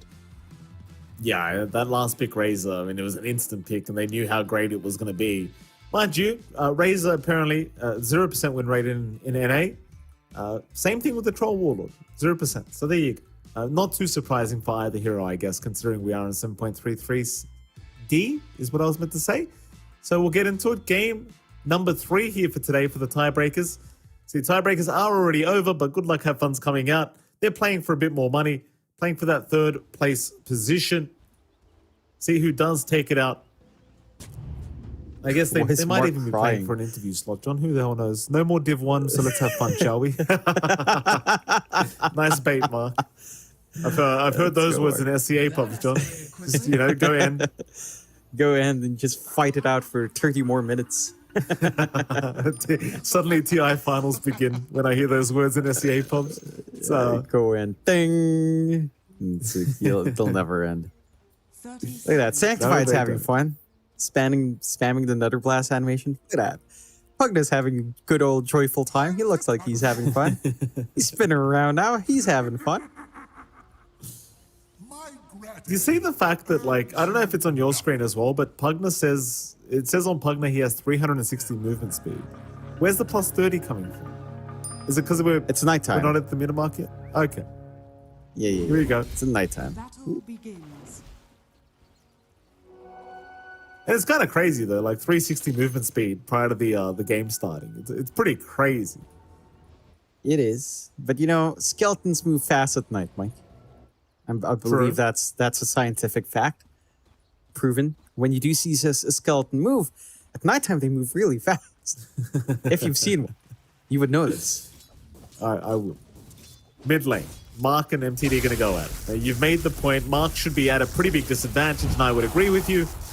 Most heroes that are melee are obviously going to be at a disadvantage against the Razor. Mark should be no different. Already losing 32 damage at that level 1 static link. Not going to be very fun for poor old LC. Yeah, I guess the uptime of that static link is pretty atrocious in the first few levels. So Mark should be able to hold the lane and just maybe play with the overwhelming odds. Razor not the highest range hero. So when he does go up to CS, you can threaten with some magical damage trades here from Mark. Wouldn't be too bad for the LC. So I expect a little bit of play from Mark, but overall, definitely Razor favored in that lane. Still taking a look up top. Double King, or King as Imperium says, on the Troll, and along with Duster on the Disruptor, along with up against Ade and B-God on that Broodmother and Lion. So, should be a fairly stable lane until level 3 comes out. Surprisingly, Ade starts with Silken Bola.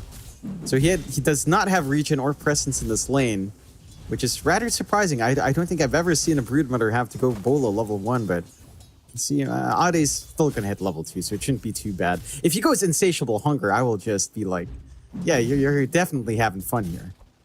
Yeah. Ade, I mean, this is not very fun, John. He'll get glimpsed back. Try to fight the best he can, but there's no chance of survival. This is why I didn't mind the Troll pick. The Troll against Brood is actually pretty damn good during the laning stage. Of course, Duster on the Disruptor going to make life even easier for Double King, and well, sadly for Ade, he's already off to a pretty bad start. Yeah.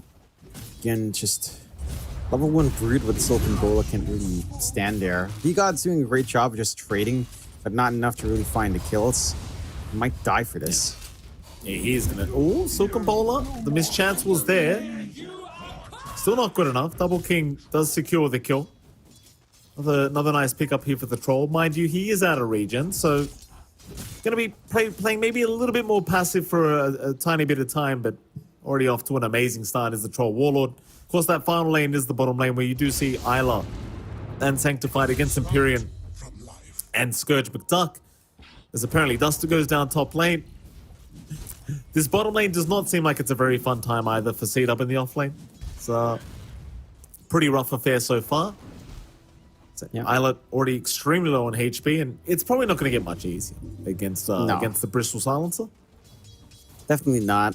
I mean, Empyrean did die earlier on, but you're pretty happy. You're pretty fine with that. Scourge McDuck is farming freely. Arcane Curse is very annoying in this lane, as Isla wants to spam, but Arcane will prevent him from doing so. And once the Bristle does have his Ring of Helltop, you're not going to have too many issues. There is still a lot of magical damage you have to respect, but it's not going to be enough to burst through Scourge. Getting really low on the side of C-Dub. I want to comment on that kill from B-God. Like, he TP'd in onto Duster. It's a Disruptor, so it's a glimpse back. So it's the furthest away you could get from your kill. He finds it. One last auto attack, glimpse back. Cool, guys. Don't even need to be around for the kill, Mike. Right? That is very true. Things are still going splendidly here at the top lane for C-Dub. Again, it is a bit of a mirror matchup for the off lanes of both teams because neither side is having a great old time. I say that, I mean, the CS on this Beastmaster is still amazing from Isla. Scanning. Actually top of the CS board, so I guess I'm talking complete nonsense here, John. Duster, he's going to rotate on the Disruptor. Empyrean is going to scout this out, but he's taking a bit of damage now, and the glimpse is there from our Disruptor, so Empyrean going to try and go for a run, but Isla's going to pick up a kill. Even better time now. Sanctified in the meantime, still being chased by Scourge. Should drop, but he gets the decrep. They'll just wait that out. No problems here for Scourge. They'll get that kill. Problem is now the rotation is in from Mark. Mark able to get the kill into Scourge McDuck now with the overwhelming odds. The MTD comes in from the mid lane. So he wants Isla. Nice glimpse away to cancel the static link. Duster in the meantime, gonna drop to B-God. B-God on the run.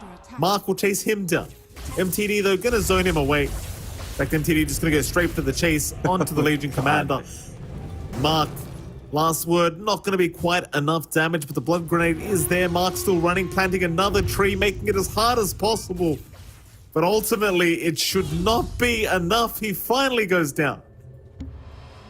That's a wild goose chase if I've ever seen one, Mike. It does pay off. For the most part for C-Dub, I don't think you mind too much. You managed to get that kill in the Scourge McDuck. And you got some activity out. You're all right with that. You're giving yourself a pretty free time for Double King. His lane's just left untouched, so your troll will hit into that early battlefield timing pretty nicely. On the side of the cut, just lagging a little bit behind in these lanes. They need a lot of room out for Scourge McDuck on that bristle. And again, initially having a good time in lane, but all the emphasis coming out here from C-Dub is making it hard for him. They're playing mid still. Being chased down, Decrepify gonna save him from a lot of damage here from MTD, but it's still so much stolen damage. Problem is there's no mana for the Plasma Field. There's no slow to come in on Mark. He will be okay. MTD taking so much damage from the tier 2 tower. Forced to back away as B-God is still trying. B-God, he has an Earth Spike. That's about all he's got though, so he does have to back out. There's no chance to secure the kill onto Mark, who just casually heals himself up with the press of the attack. Yeah, perfectly fine. A lot of time being committed here from the side of the cut. And the side of C-Dub, again, they're working out these lanes pretty nicely. They're getting good aggression. They're slowing down Scourge McDuck. They're getting free space for Double King. Top lane, the Broodmother going to be chased, but is going to be able to escape out of there as well. They think about going for the 7-minute Wisdom Rune timing. Duster still trying, is going to be able to pick it up even with the Hex out. B-God still trying to fight with him. He's going to force him back towards the fountain. Meanwhile, top side, an even bigger fight breaking out because Scourge McDuck is just trapped in the tree line now. Empyrean in trouble, is going to be targeted here by Isla. So Empyrean will sacrifice himself to ensure that he makes the space for Scourge to TP up. Meanwhile, top lane, they're still going. B-God should go down here to Double King, though a great stun out is going to make it a little bit more challenging, but Double King eventually will have the whirling axes. It does get the kill, but now he's quite deep. He's going to be careful because Empyrean is rotated. Ade, though, can't really lock him down. Just didn't have the Silken Bowler at the time to slow him down either. So Double King, he is fine. Yeah, you know what this is starting to remind me of, Mike? It's reminding me of an NA pub game. Yeah, I'd say that's pretty accurate. Though I haven't played many NA pubs, John, to be absolutely fair. C-Dub. Trying to move up high ground, but realizing the Nether Ward has been placed would rather not. The mid lane, there's so many heroes around. Duster missing out on the kinetic field onto the Razor. Mark would have loved to move in for a duel attempt, but can't quite get there. And the cut, they managed to get out. C-Dub will do the same. Still a very even game between the two teams. Yeah. This is definitely just an NA pub. I swear to goodness, this is the kind of games I used to have with Empyrean. Now, when we used to pub together, those were fun times. 5-7, C-Dub looking reinvigorated here in their second game in our best of one tiebreakers.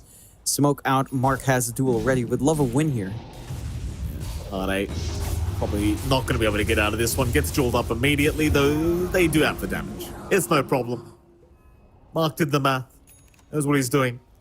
Rotations are incoming from MTD. I don't know if MTD can really do too much on his own. It's still a lot of damage, but you do have Duster right there with the glimpse back, so B-God was not enraged to really try and lock him down, and Mark would have just always been fine with the glimpse there from Duster. Oh, nice pickup. They get that free duel victory here for Mark, and you can never underestimate the LC, obviously. Enough duel victories and suddenly you're a position 1 yourself. But based off the way that their other 2 cores are going, like Mark's actually the lowest net worth core on C-Dub right now.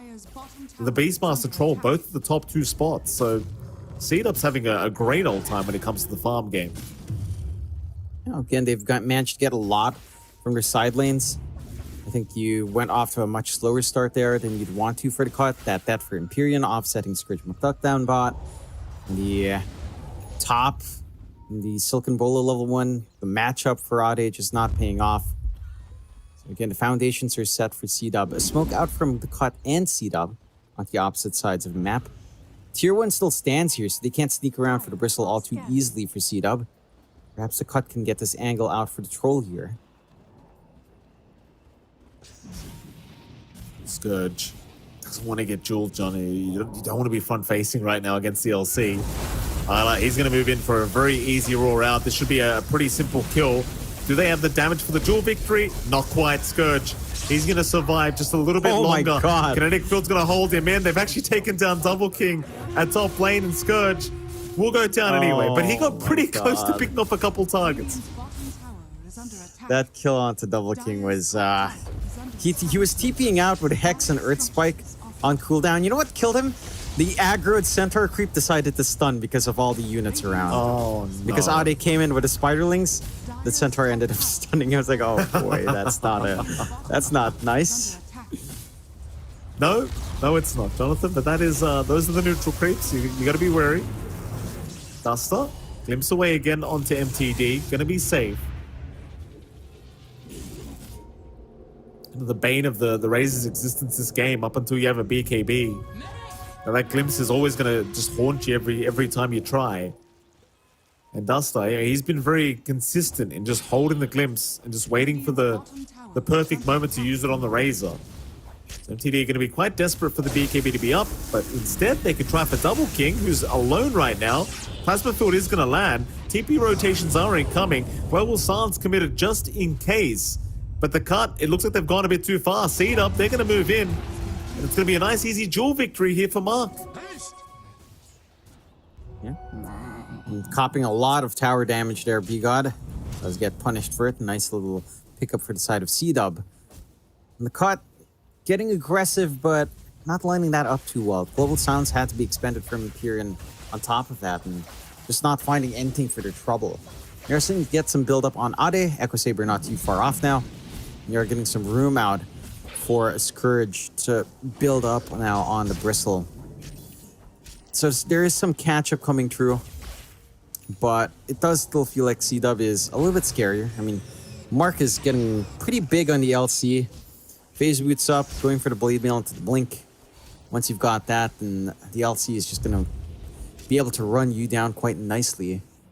The cut's still looking for a play out, and B-God's under some pressure to get a finger kill here.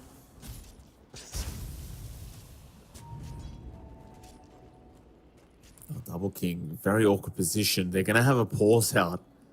Well, this is awkward. B-God smoked right by the right side. They're about to run right into each other.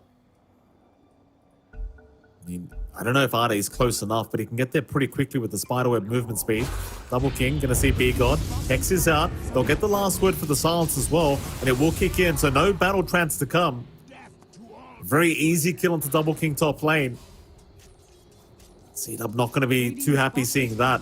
I think the Troll, at this rate, may need to move from that top area, because against the Brood, Ade's doing a good job of just controlling that side of the map. And I suppose there's not really much he can do about it now that he's outside of the laning stage. Yeah, it's a little bit rougher. And you've got the Battle Fury ready in the Troll, so you can just farm elsewhere anyway with no problems. The side of the cut, focusing on the mid tower to take. Should give him a nice advantage in map control here, but it's a little bit hard to overcommit. You've got the Dominator up and running on Isla. So he's got his own creep army now with the Skellies ready to go for a little bit of shove back in. And the full Overlord not too far off here. Mike, 1,000 gold away our Beastmaster is. Pretty close.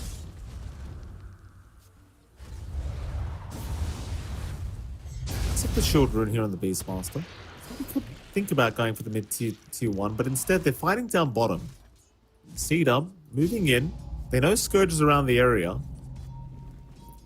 So we saw last time with their 4-hero rotation though, Scourge is not the easiest target, but Mark's got the Blade Mail. He has got the Blade Mail up still. It is not going to be anywhere near enough apparently. Scourge will still run his way out. Static Storm dropped on his head. Scourge just turns his back, just tanking through all the damage.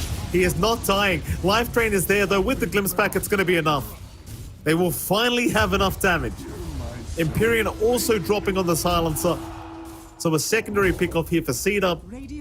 They can even look towards the tier 2 bottom tower, knowing 2 heroes are down. We've got push. That is one thing the troll does shine with those fervor stacks up. Doesn't take too long to melt some objectives here.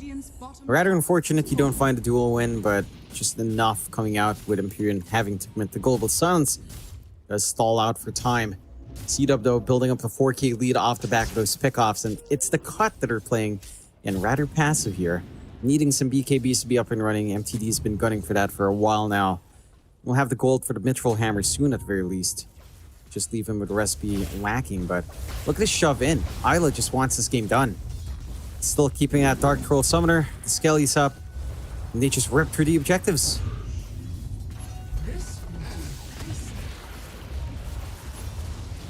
The mid-tier tower just not lasting long against the support Pugna. So frustrating to have to play against here for the cut. And the cut just not hitting the timings they've been looking for here in this game. Scourge McDuck still very far behind. Gonna have the Halberd up relatively soon, but he wants the Ags build before he really gets going. Mark, mid lane, looking for another duel opportunity for himself. He's gonna run into 4 very soon if he's not too cautious. It seems that the Pugna will move up high ground first, however. Sanctified, he'll get the ward down. Now a Static Storm with the duel out on the Razor. Means MTD is gone. And so is the Lion, Bigot. He will drop to boot. Immediate rotations up top lane from the cut, maybe trying to look for the troll. But Double King, he kind of gets the point and he just leaves the area. So now C-Dub, they have a completely free mid-tier 2 tower to take. Nobody there to defend. It doesn't take too long. It's already low enough from the Dark Troll Summoner and the Thunderblast a while ago. Lines drawn up top. They want to take a fight into Roche. And have a good time. Good flank from the rear here. No duel available though this time, John, but they're just going to go for the top tier 1. So look at this. Just screw the fight. We want the top tier 1. So the cut are moving in. Mark pops the Blade Mail. Global Silence has been committed though. The cut now really wanting to force the fight. Might at least get an LC and they do. Mark trying for the TP, not going to pan out as Isla in trouble. Gets fingered down by B-God. The 2 now disappearing from C-Dub as it might be a 3rd. But not quite. Duster barely able to get away with the TP. 2 for 1 in the end. The only hero going down being the Silencer for the cut. Again, this game still proves to be extremely close between these two. It's a lot of back and forth here for both sides. Be able to find the Dominator creep, at the very least the Overlord creep. C-Dub will still have the advantage. Kind of quirky for them to force a tier 1 and an instant smoke from the cut. Does pay off. They're trying to line up top now. Duel is ready. Still no blink on marks. It's a little bit harder to jump up front, but you've seen him just run up anyway and get the duel off, and tends to pay off. No finger, no global silence here from the cut. Not easy for them to take a team fight. They will back off. C-Dub not going to be finding too much, although Scourge McDuck is still in the area. And he won't take the gate off. Scourge will be right. C-Dub could follow him through the twin gates, but not really well advised. Roshan, I mean, you mentioned it is open now for C-Dub to take. They aren't really in position though. like they'd rather take the farming route at the moment. Double King not too sure if he wants to move into the Roshan pit.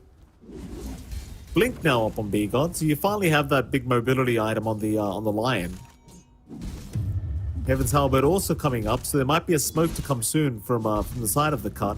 Mind you, they would be fighting into the BKB of Double King now. So perhaps not quite the timing to force a smoke, but it feels like you almost have to here as the Radiant. They are grouped up as 3 top lane, but nothing happening quite yet. You'd at least want Scourge McDuck to be with you if you are going to go for this. Well, make matters even worse. Now Mark's got his blink up, so even a harder timing now for the cut because they've got so much to worry about. Yeah.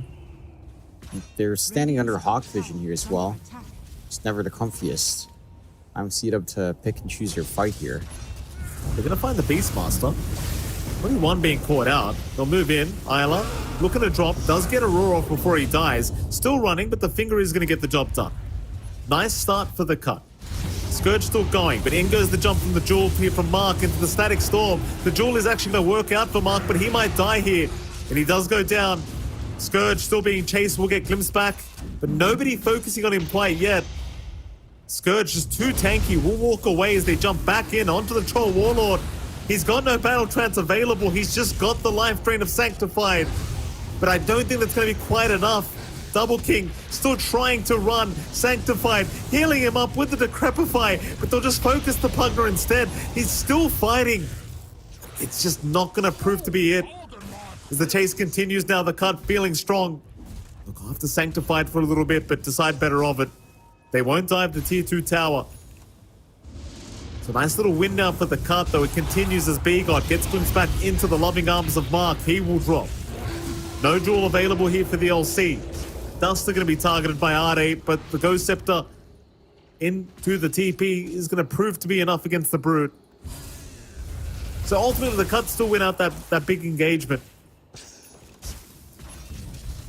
They made a lot of gold out of that too. 2.5k net worth just about. Yeah, really nice moves out. Good blink reveal this time from B-God. I mean, you still managed to get the dual win coming out there for C-Dub, so Mark with 56 damage up with his own blink reveal kind of lining up nicely. Does still feel pretty impactful on that LC to find that win. But you've got the opportunity to go Roshan now on the side of the cut, and they will get to it. It's with all of their cores down here.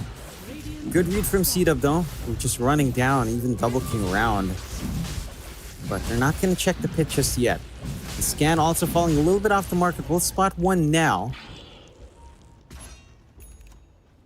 They're coming. C-Dub. Everything is basically back up here for C-Dub. Jump in, Mark barely missing out on the B-God Jewel. They bow down now, so the cut, they want to try and rush in. Isla, he's going to get the roar off onto MTD. The Razor already losing over half his HP pool. Will retreat for a little bit. C-Dub looking to move back in. So just kiting in and out here against Scourge. Not really the target they want to get started on. Instead, they'll go onto the Broodmother. Jewel is there. The Earth Spike does kind of lock him down a little bit. Mark still able to survive and win this one out. Does get R8 down. Onto Scourge. Well, Scourge trapped between a rock and a hard place, trying to run through the tree line, but the ensnares are going to lock him down long enough. C-Dub will find a secondary kill, and now they can definitely just go straight for Roshan. Really rather unfortunate for the side of the cut. Like that duel could have been a win coming out there, but the life drain from Sanctified, his position in the backline, no jump coming from the cut. Like they're very reliant on blinks, but their heroes aren't naturally mobile. So you don't have that playmaking potential here for MTD this time around. Rushed away of C-Dub. Secondary life ready on Double King. They just go straight for top. They see MTD. They want to kill. And go through the gate with the smoke. They roll.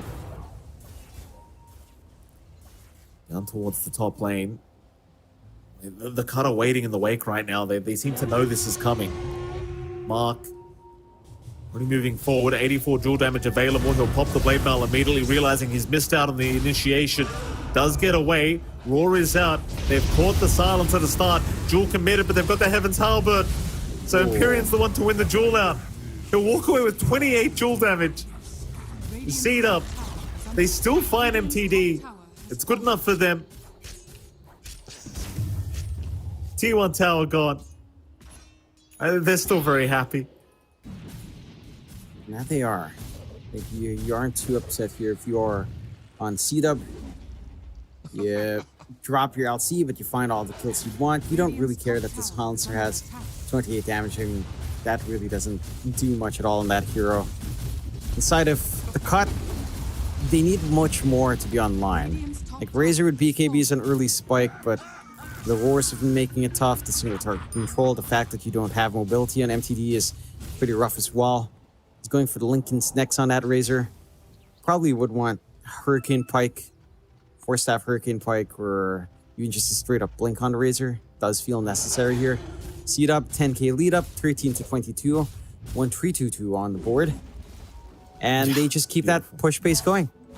No outer towers left here for the side of the cut. Age is still up and running. They could line up for a tier 3 if they wanted to, but we'll play it safe. No rush at all from C-Dub to kind of tie this game out. No.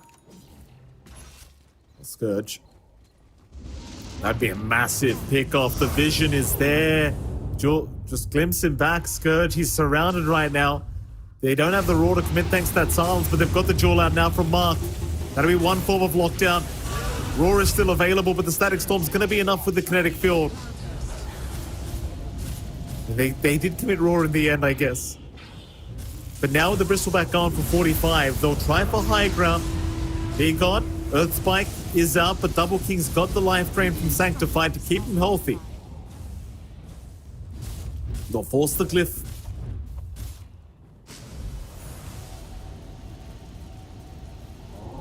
Here we go again. Immediate purge from Mark on the Earth Spike. Oh, you got all these heals with the LC Pugna, like Double King with the Aegis up as well. It's just so hard to imagine him dying.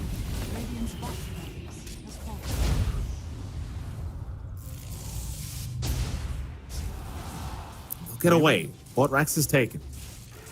Just a hit and run here from C-Dub. Again, with no backline jump, Sanctified has the freest game to just life drain as much as he wants.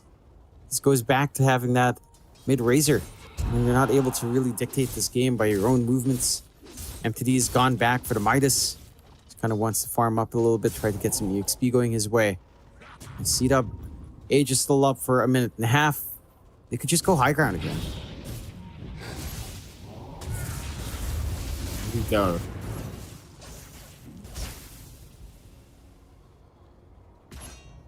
They won't yet. Just 1 minute 10 left. I mean, they could still think about it, but they might just let this one expire. Except the fact that they've gotten that one Rax advantage now, C-Dub. No need to rush this game. I'm not sure how afraid they are of this Ags Bristleback from Scourge.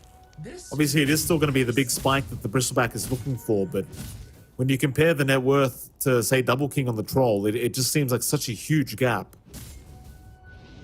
At this point, like, the Ags just might be too late to have the big impact you're looking for. We'll have to wait and see, though. I mean, he's having it in about 300 gold now. Far off. You are going to lose your Tormentor here. C-Dub sneaking that one as well. Free shard for Sanctified. So the multi-life drain is available on the Nether Ward. Inside of the cut, we've got to see these item timings pay off. Basically have the double BKB ready to go on Ade and on MTD. Just a matter of how do you jump these targets? If the Global Silence is whiffed a little bit early from Empyrean, you don't have team fight. And if he doesn't hold on, if he doesn't instantly pop that, then you're dealing with a lot of saves from the side of C-Dub. Try to smoke out here on the cut.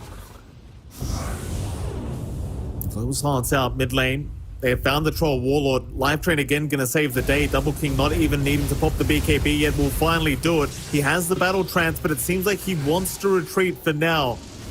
He has that option. Limps back onto Arde. Sanctified, still alive, still trying to survive as the jewel is out in the back. They found Empyrean. That's the silencer gone. Sanctified, I can't believe he's still surviving. Four stops his way out. MTD will fight. No, he doesn't take him out. Sanctified, come on now. He will die.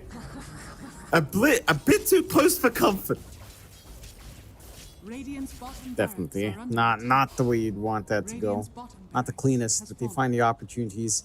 And C-Dub, maybe getting a little bit reckless. The cut, finding that punishment they need. They stay in the game. They're 15k behind, so you probably need a couple more of those kinds of engagements. Maybe 2-3 times over. Find that many kills onto Double King. You can start reeling it in. Lincoln's being farmed up by Ade now. Another halberd coming out here for MTD. Disarms will be massive. Up against the LT, up against the troll, of course. For C-Dub's end, they're going into the blink for Isla, so you will have follow-up control now on the Beastmaster.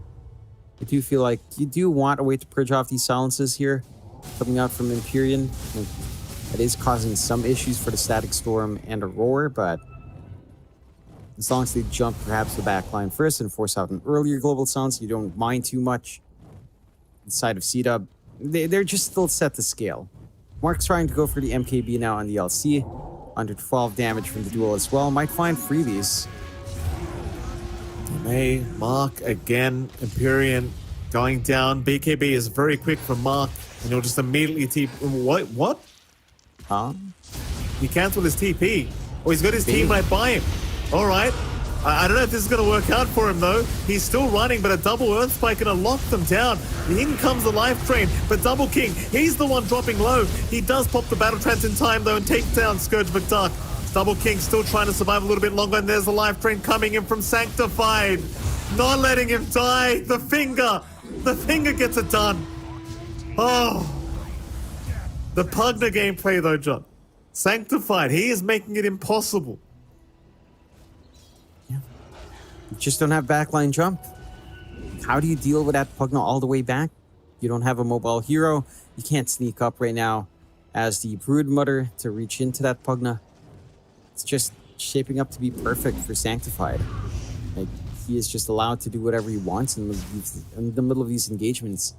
You do drop your troll again, which is pretty big, but at this point, you don't mind. No, Mark is up there with 140 damage. Duel ready to go once more. They find another squishy target to go for. It's just going to get worse and worse here for the side of the cut.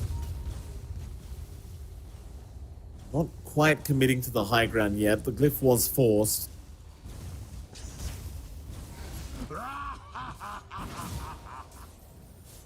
So instead, it's back to the Radiant Triangle for C-Dub. 19k advantage now their way. Obviously, we've seen the Troll is not invincible by any stretch, but like, if you want the Troll to go down without him dealing too much damage to your team, you've got to deal with Sanctified and this Pugna. Like, he's kind of the main issue. Dice are scanning. Might be a matter of C-Dub just waiting for the next Roshan now. There's just no need to rush this game. There's still quite a bit of money on the line here for them to try and pull off this third place victory. This third place placement. Now the cut not giving in yet though. 4-man smoke is out. They'll head towards the Roshan pit with this smoke, but Roshan still has about 50 seconds left. Winner of this fight should have a free Rosh there. Wait. Oh, the Twin Gate usage Mark. He's alright for now. They're just trying to get him to the high ground and immediate jump in. Mark is there. Jewel was out. They've got Empyrean down. He'll buy back for the global silence. Duster in the meantime also dropping, but there goes MTD. That's the one you didn't want to lose. The Razor is down. No buyback. Scourge is still trying to keep going, but he's dropping not quite low enough. In fact, Double King now, the one in danger, is gone. Never mind, Scourge is actually pushing them back. Arde, the one with an ultra kill, looking for a rampage, but they don't have the stun. I thought that team fight was the way of the cut, but I suppose the buyback from Empyrean with the global silence made all the difference. Yeah, they just interrupted at the right time, giving that opening out for the cut. The cut now is starting to get pretty troublesome to deal with all of these halberds up. Basically, triple halberds ready. So not the most straightforward times to look for the duels in these wider engagements. Not the easiest time for Double King to stand his ground as well. And Roche being taken by the cut. Roshan number 2 with Aegis and Cheese. Gonna be feeling pretty nice here for the cut to try to reel this game back in. Still 13k behind, but those are big kills. Those are the kills you want to be seeing coming out when you are behind for the cut. And well, you're going into the full AC now for Scourge McDuck. You're still waiting for the Linken's MTD. But he has been a little bit more sacrificial on that Razor. Same thing goes for Ade. Looking for the Linken's into the... It looks to be the Nullifier coming out afterwards. And if you can get that, it can be pretty nice to just take off that decrep, because the decrep saves have been pretty damn big from Sanctified. Even though you're universal type and you don't really need add damage, the utility is still big here in this game. That it is. That it is.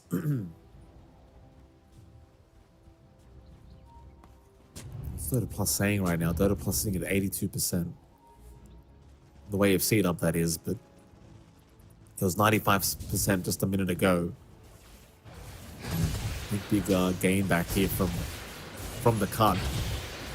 So now moving into that tier 2 bottom tower now.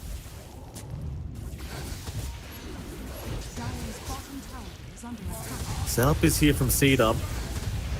They're ready, but the Bristleback is not necessarily the first target they wish to go for. Mark could go for a free duel right now, but Scourge is just so tanky. They can't really guarantee they'd find a kill. Seed Up still looking for perhaps the Pugner in the back. Excuse me, rather the cut would be looking for that.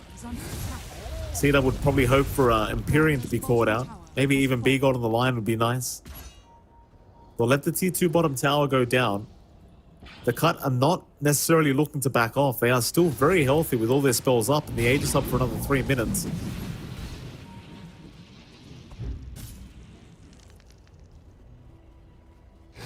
They're gone. Scourge is up onto the high ground.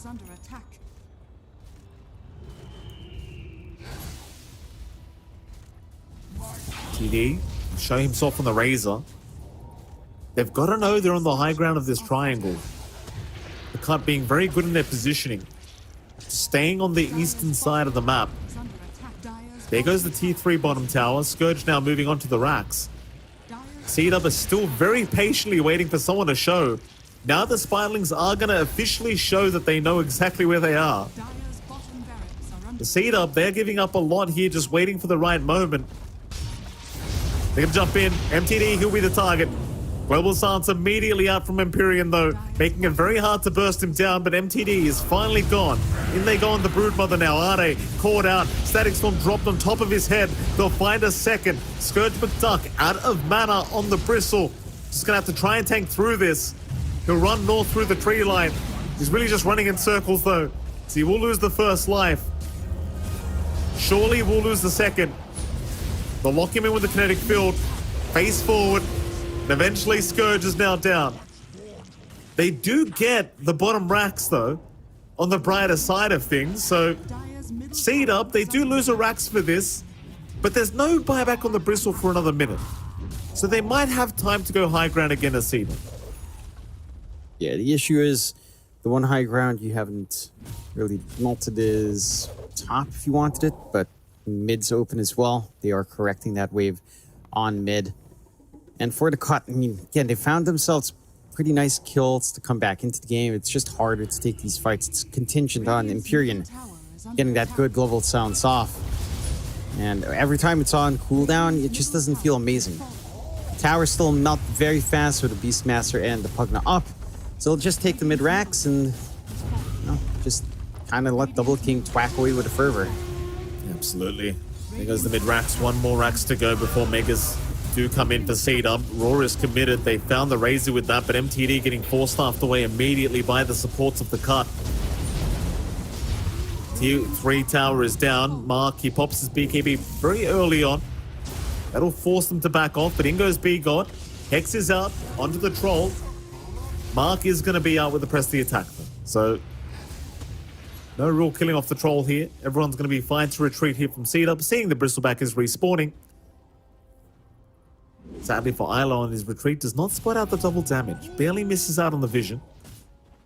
Had they seen the DD rune, they may have actually turned right back around. Seed up again, playing very cautiously. I respect that. I think after their first game up against Ravens going so rough, and they are playing for fun, as we've heard from Mark, but it does feel like they are also trying to bring out their A game to close out this tour. So far, it's been looking pretty good. Double King still maintaining number 1. That break is a massive issue for the Bristol now. Scourge Muktak doesn't feel like he really has too much to play with at this point. And he does have the AC at the very least, with some armor through when he is broken up. We will see the cut try again with another smoke play here. See what it does lead to. That DD rune is still sitting there. Like you kind of feel sad the cut don't run into that seed up. They're going to finally see it. Double King hoping for maybe a bottle here. Mark has got one, so Double King will be able to fill up the bottle with the DD rune. Oh, and they're going to run right into each other. Smoke on smoke. Mark, immediate jump in, has found MTD. The global silence was not quick enough, so MTD is gone. Buyback is there. The Razor can rejoin the team fight. Onto Ade, the Broodmother, dropping very low with the glimpse back. He is down. Onto the Bristleback now. They have got Scourge locked down in the kinetic field, but MTD has finally made his way back into the team fight. But it seems all too late. Seed up, they can kite in and out. They go after Empyrean, he's down. No buyback on the silencer. Scourge has been broken. Scourge is down. Buyback is there. Final time for the Bristle. Glimpse back on a B-God will mean the Lion's gone. He'll buy back. That's all the buybacks used up now for the cut. It's a 5v3 scenario. Very hard to see the defense happening, but they're going to try. Scourge is in.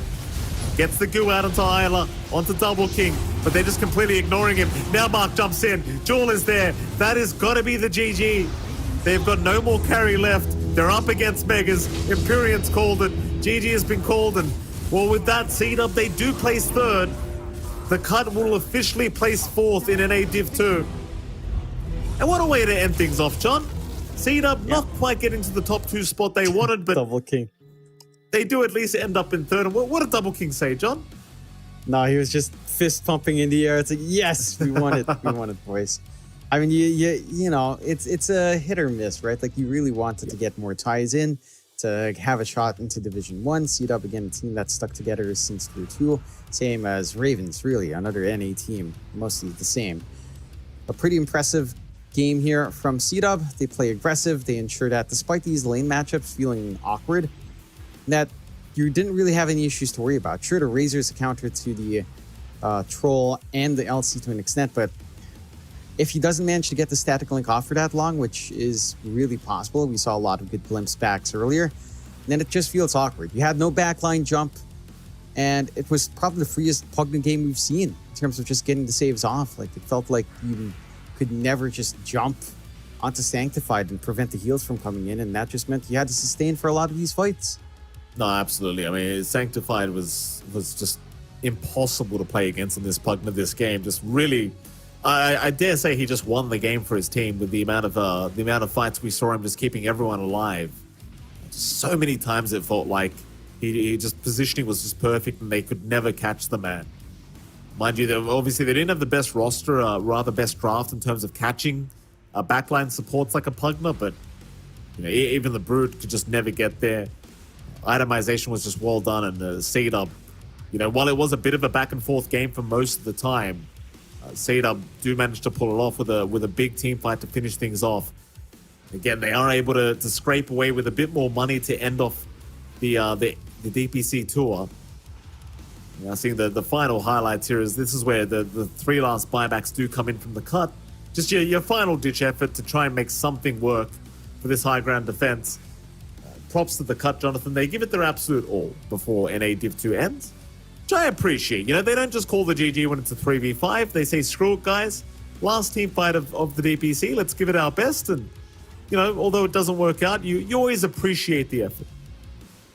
Yeah, you do appreciate it. And again, both the cut and Seed-Up, they've still got some hope in, say, the regional qualifiers. It's going to be, you know, a pretty tough journey, but still some games coming out there at the very least.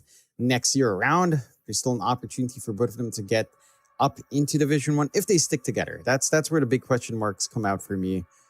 Still, C-Dub and for two tours stuck together, a big improvement here in Tour 3. We do have to give our MVP out onto Sanctified. In this Pugna, Yes, we do. basically giving them that entire game. Just all the positioning, all the life drains out when the jump would come in from the cut, dragged on those fights a lot longer, forced out the global sounds from Empyrean, and Sanctified did really spectacular work on that Pugna, just to ensure that C-Dub would always have something to play with. Oh yeah, absolutely. I mean, this is the easiest MVP of the day, I think, to Sanctify. Just a fantastic performance, and there was no two ways about it. Like, in my mind, it's just this guy's getting the MVP no matter what happens, quite frankly. Like, just the plays he was making on the Pugna, so props to him. A fantastic way to end off his season as well. And again, I mean, they don't get the top 2 placement, but they get a bit more money. They're still 3rd place. They can tell everyone we were 1 placing away from being NA Div 1 next year.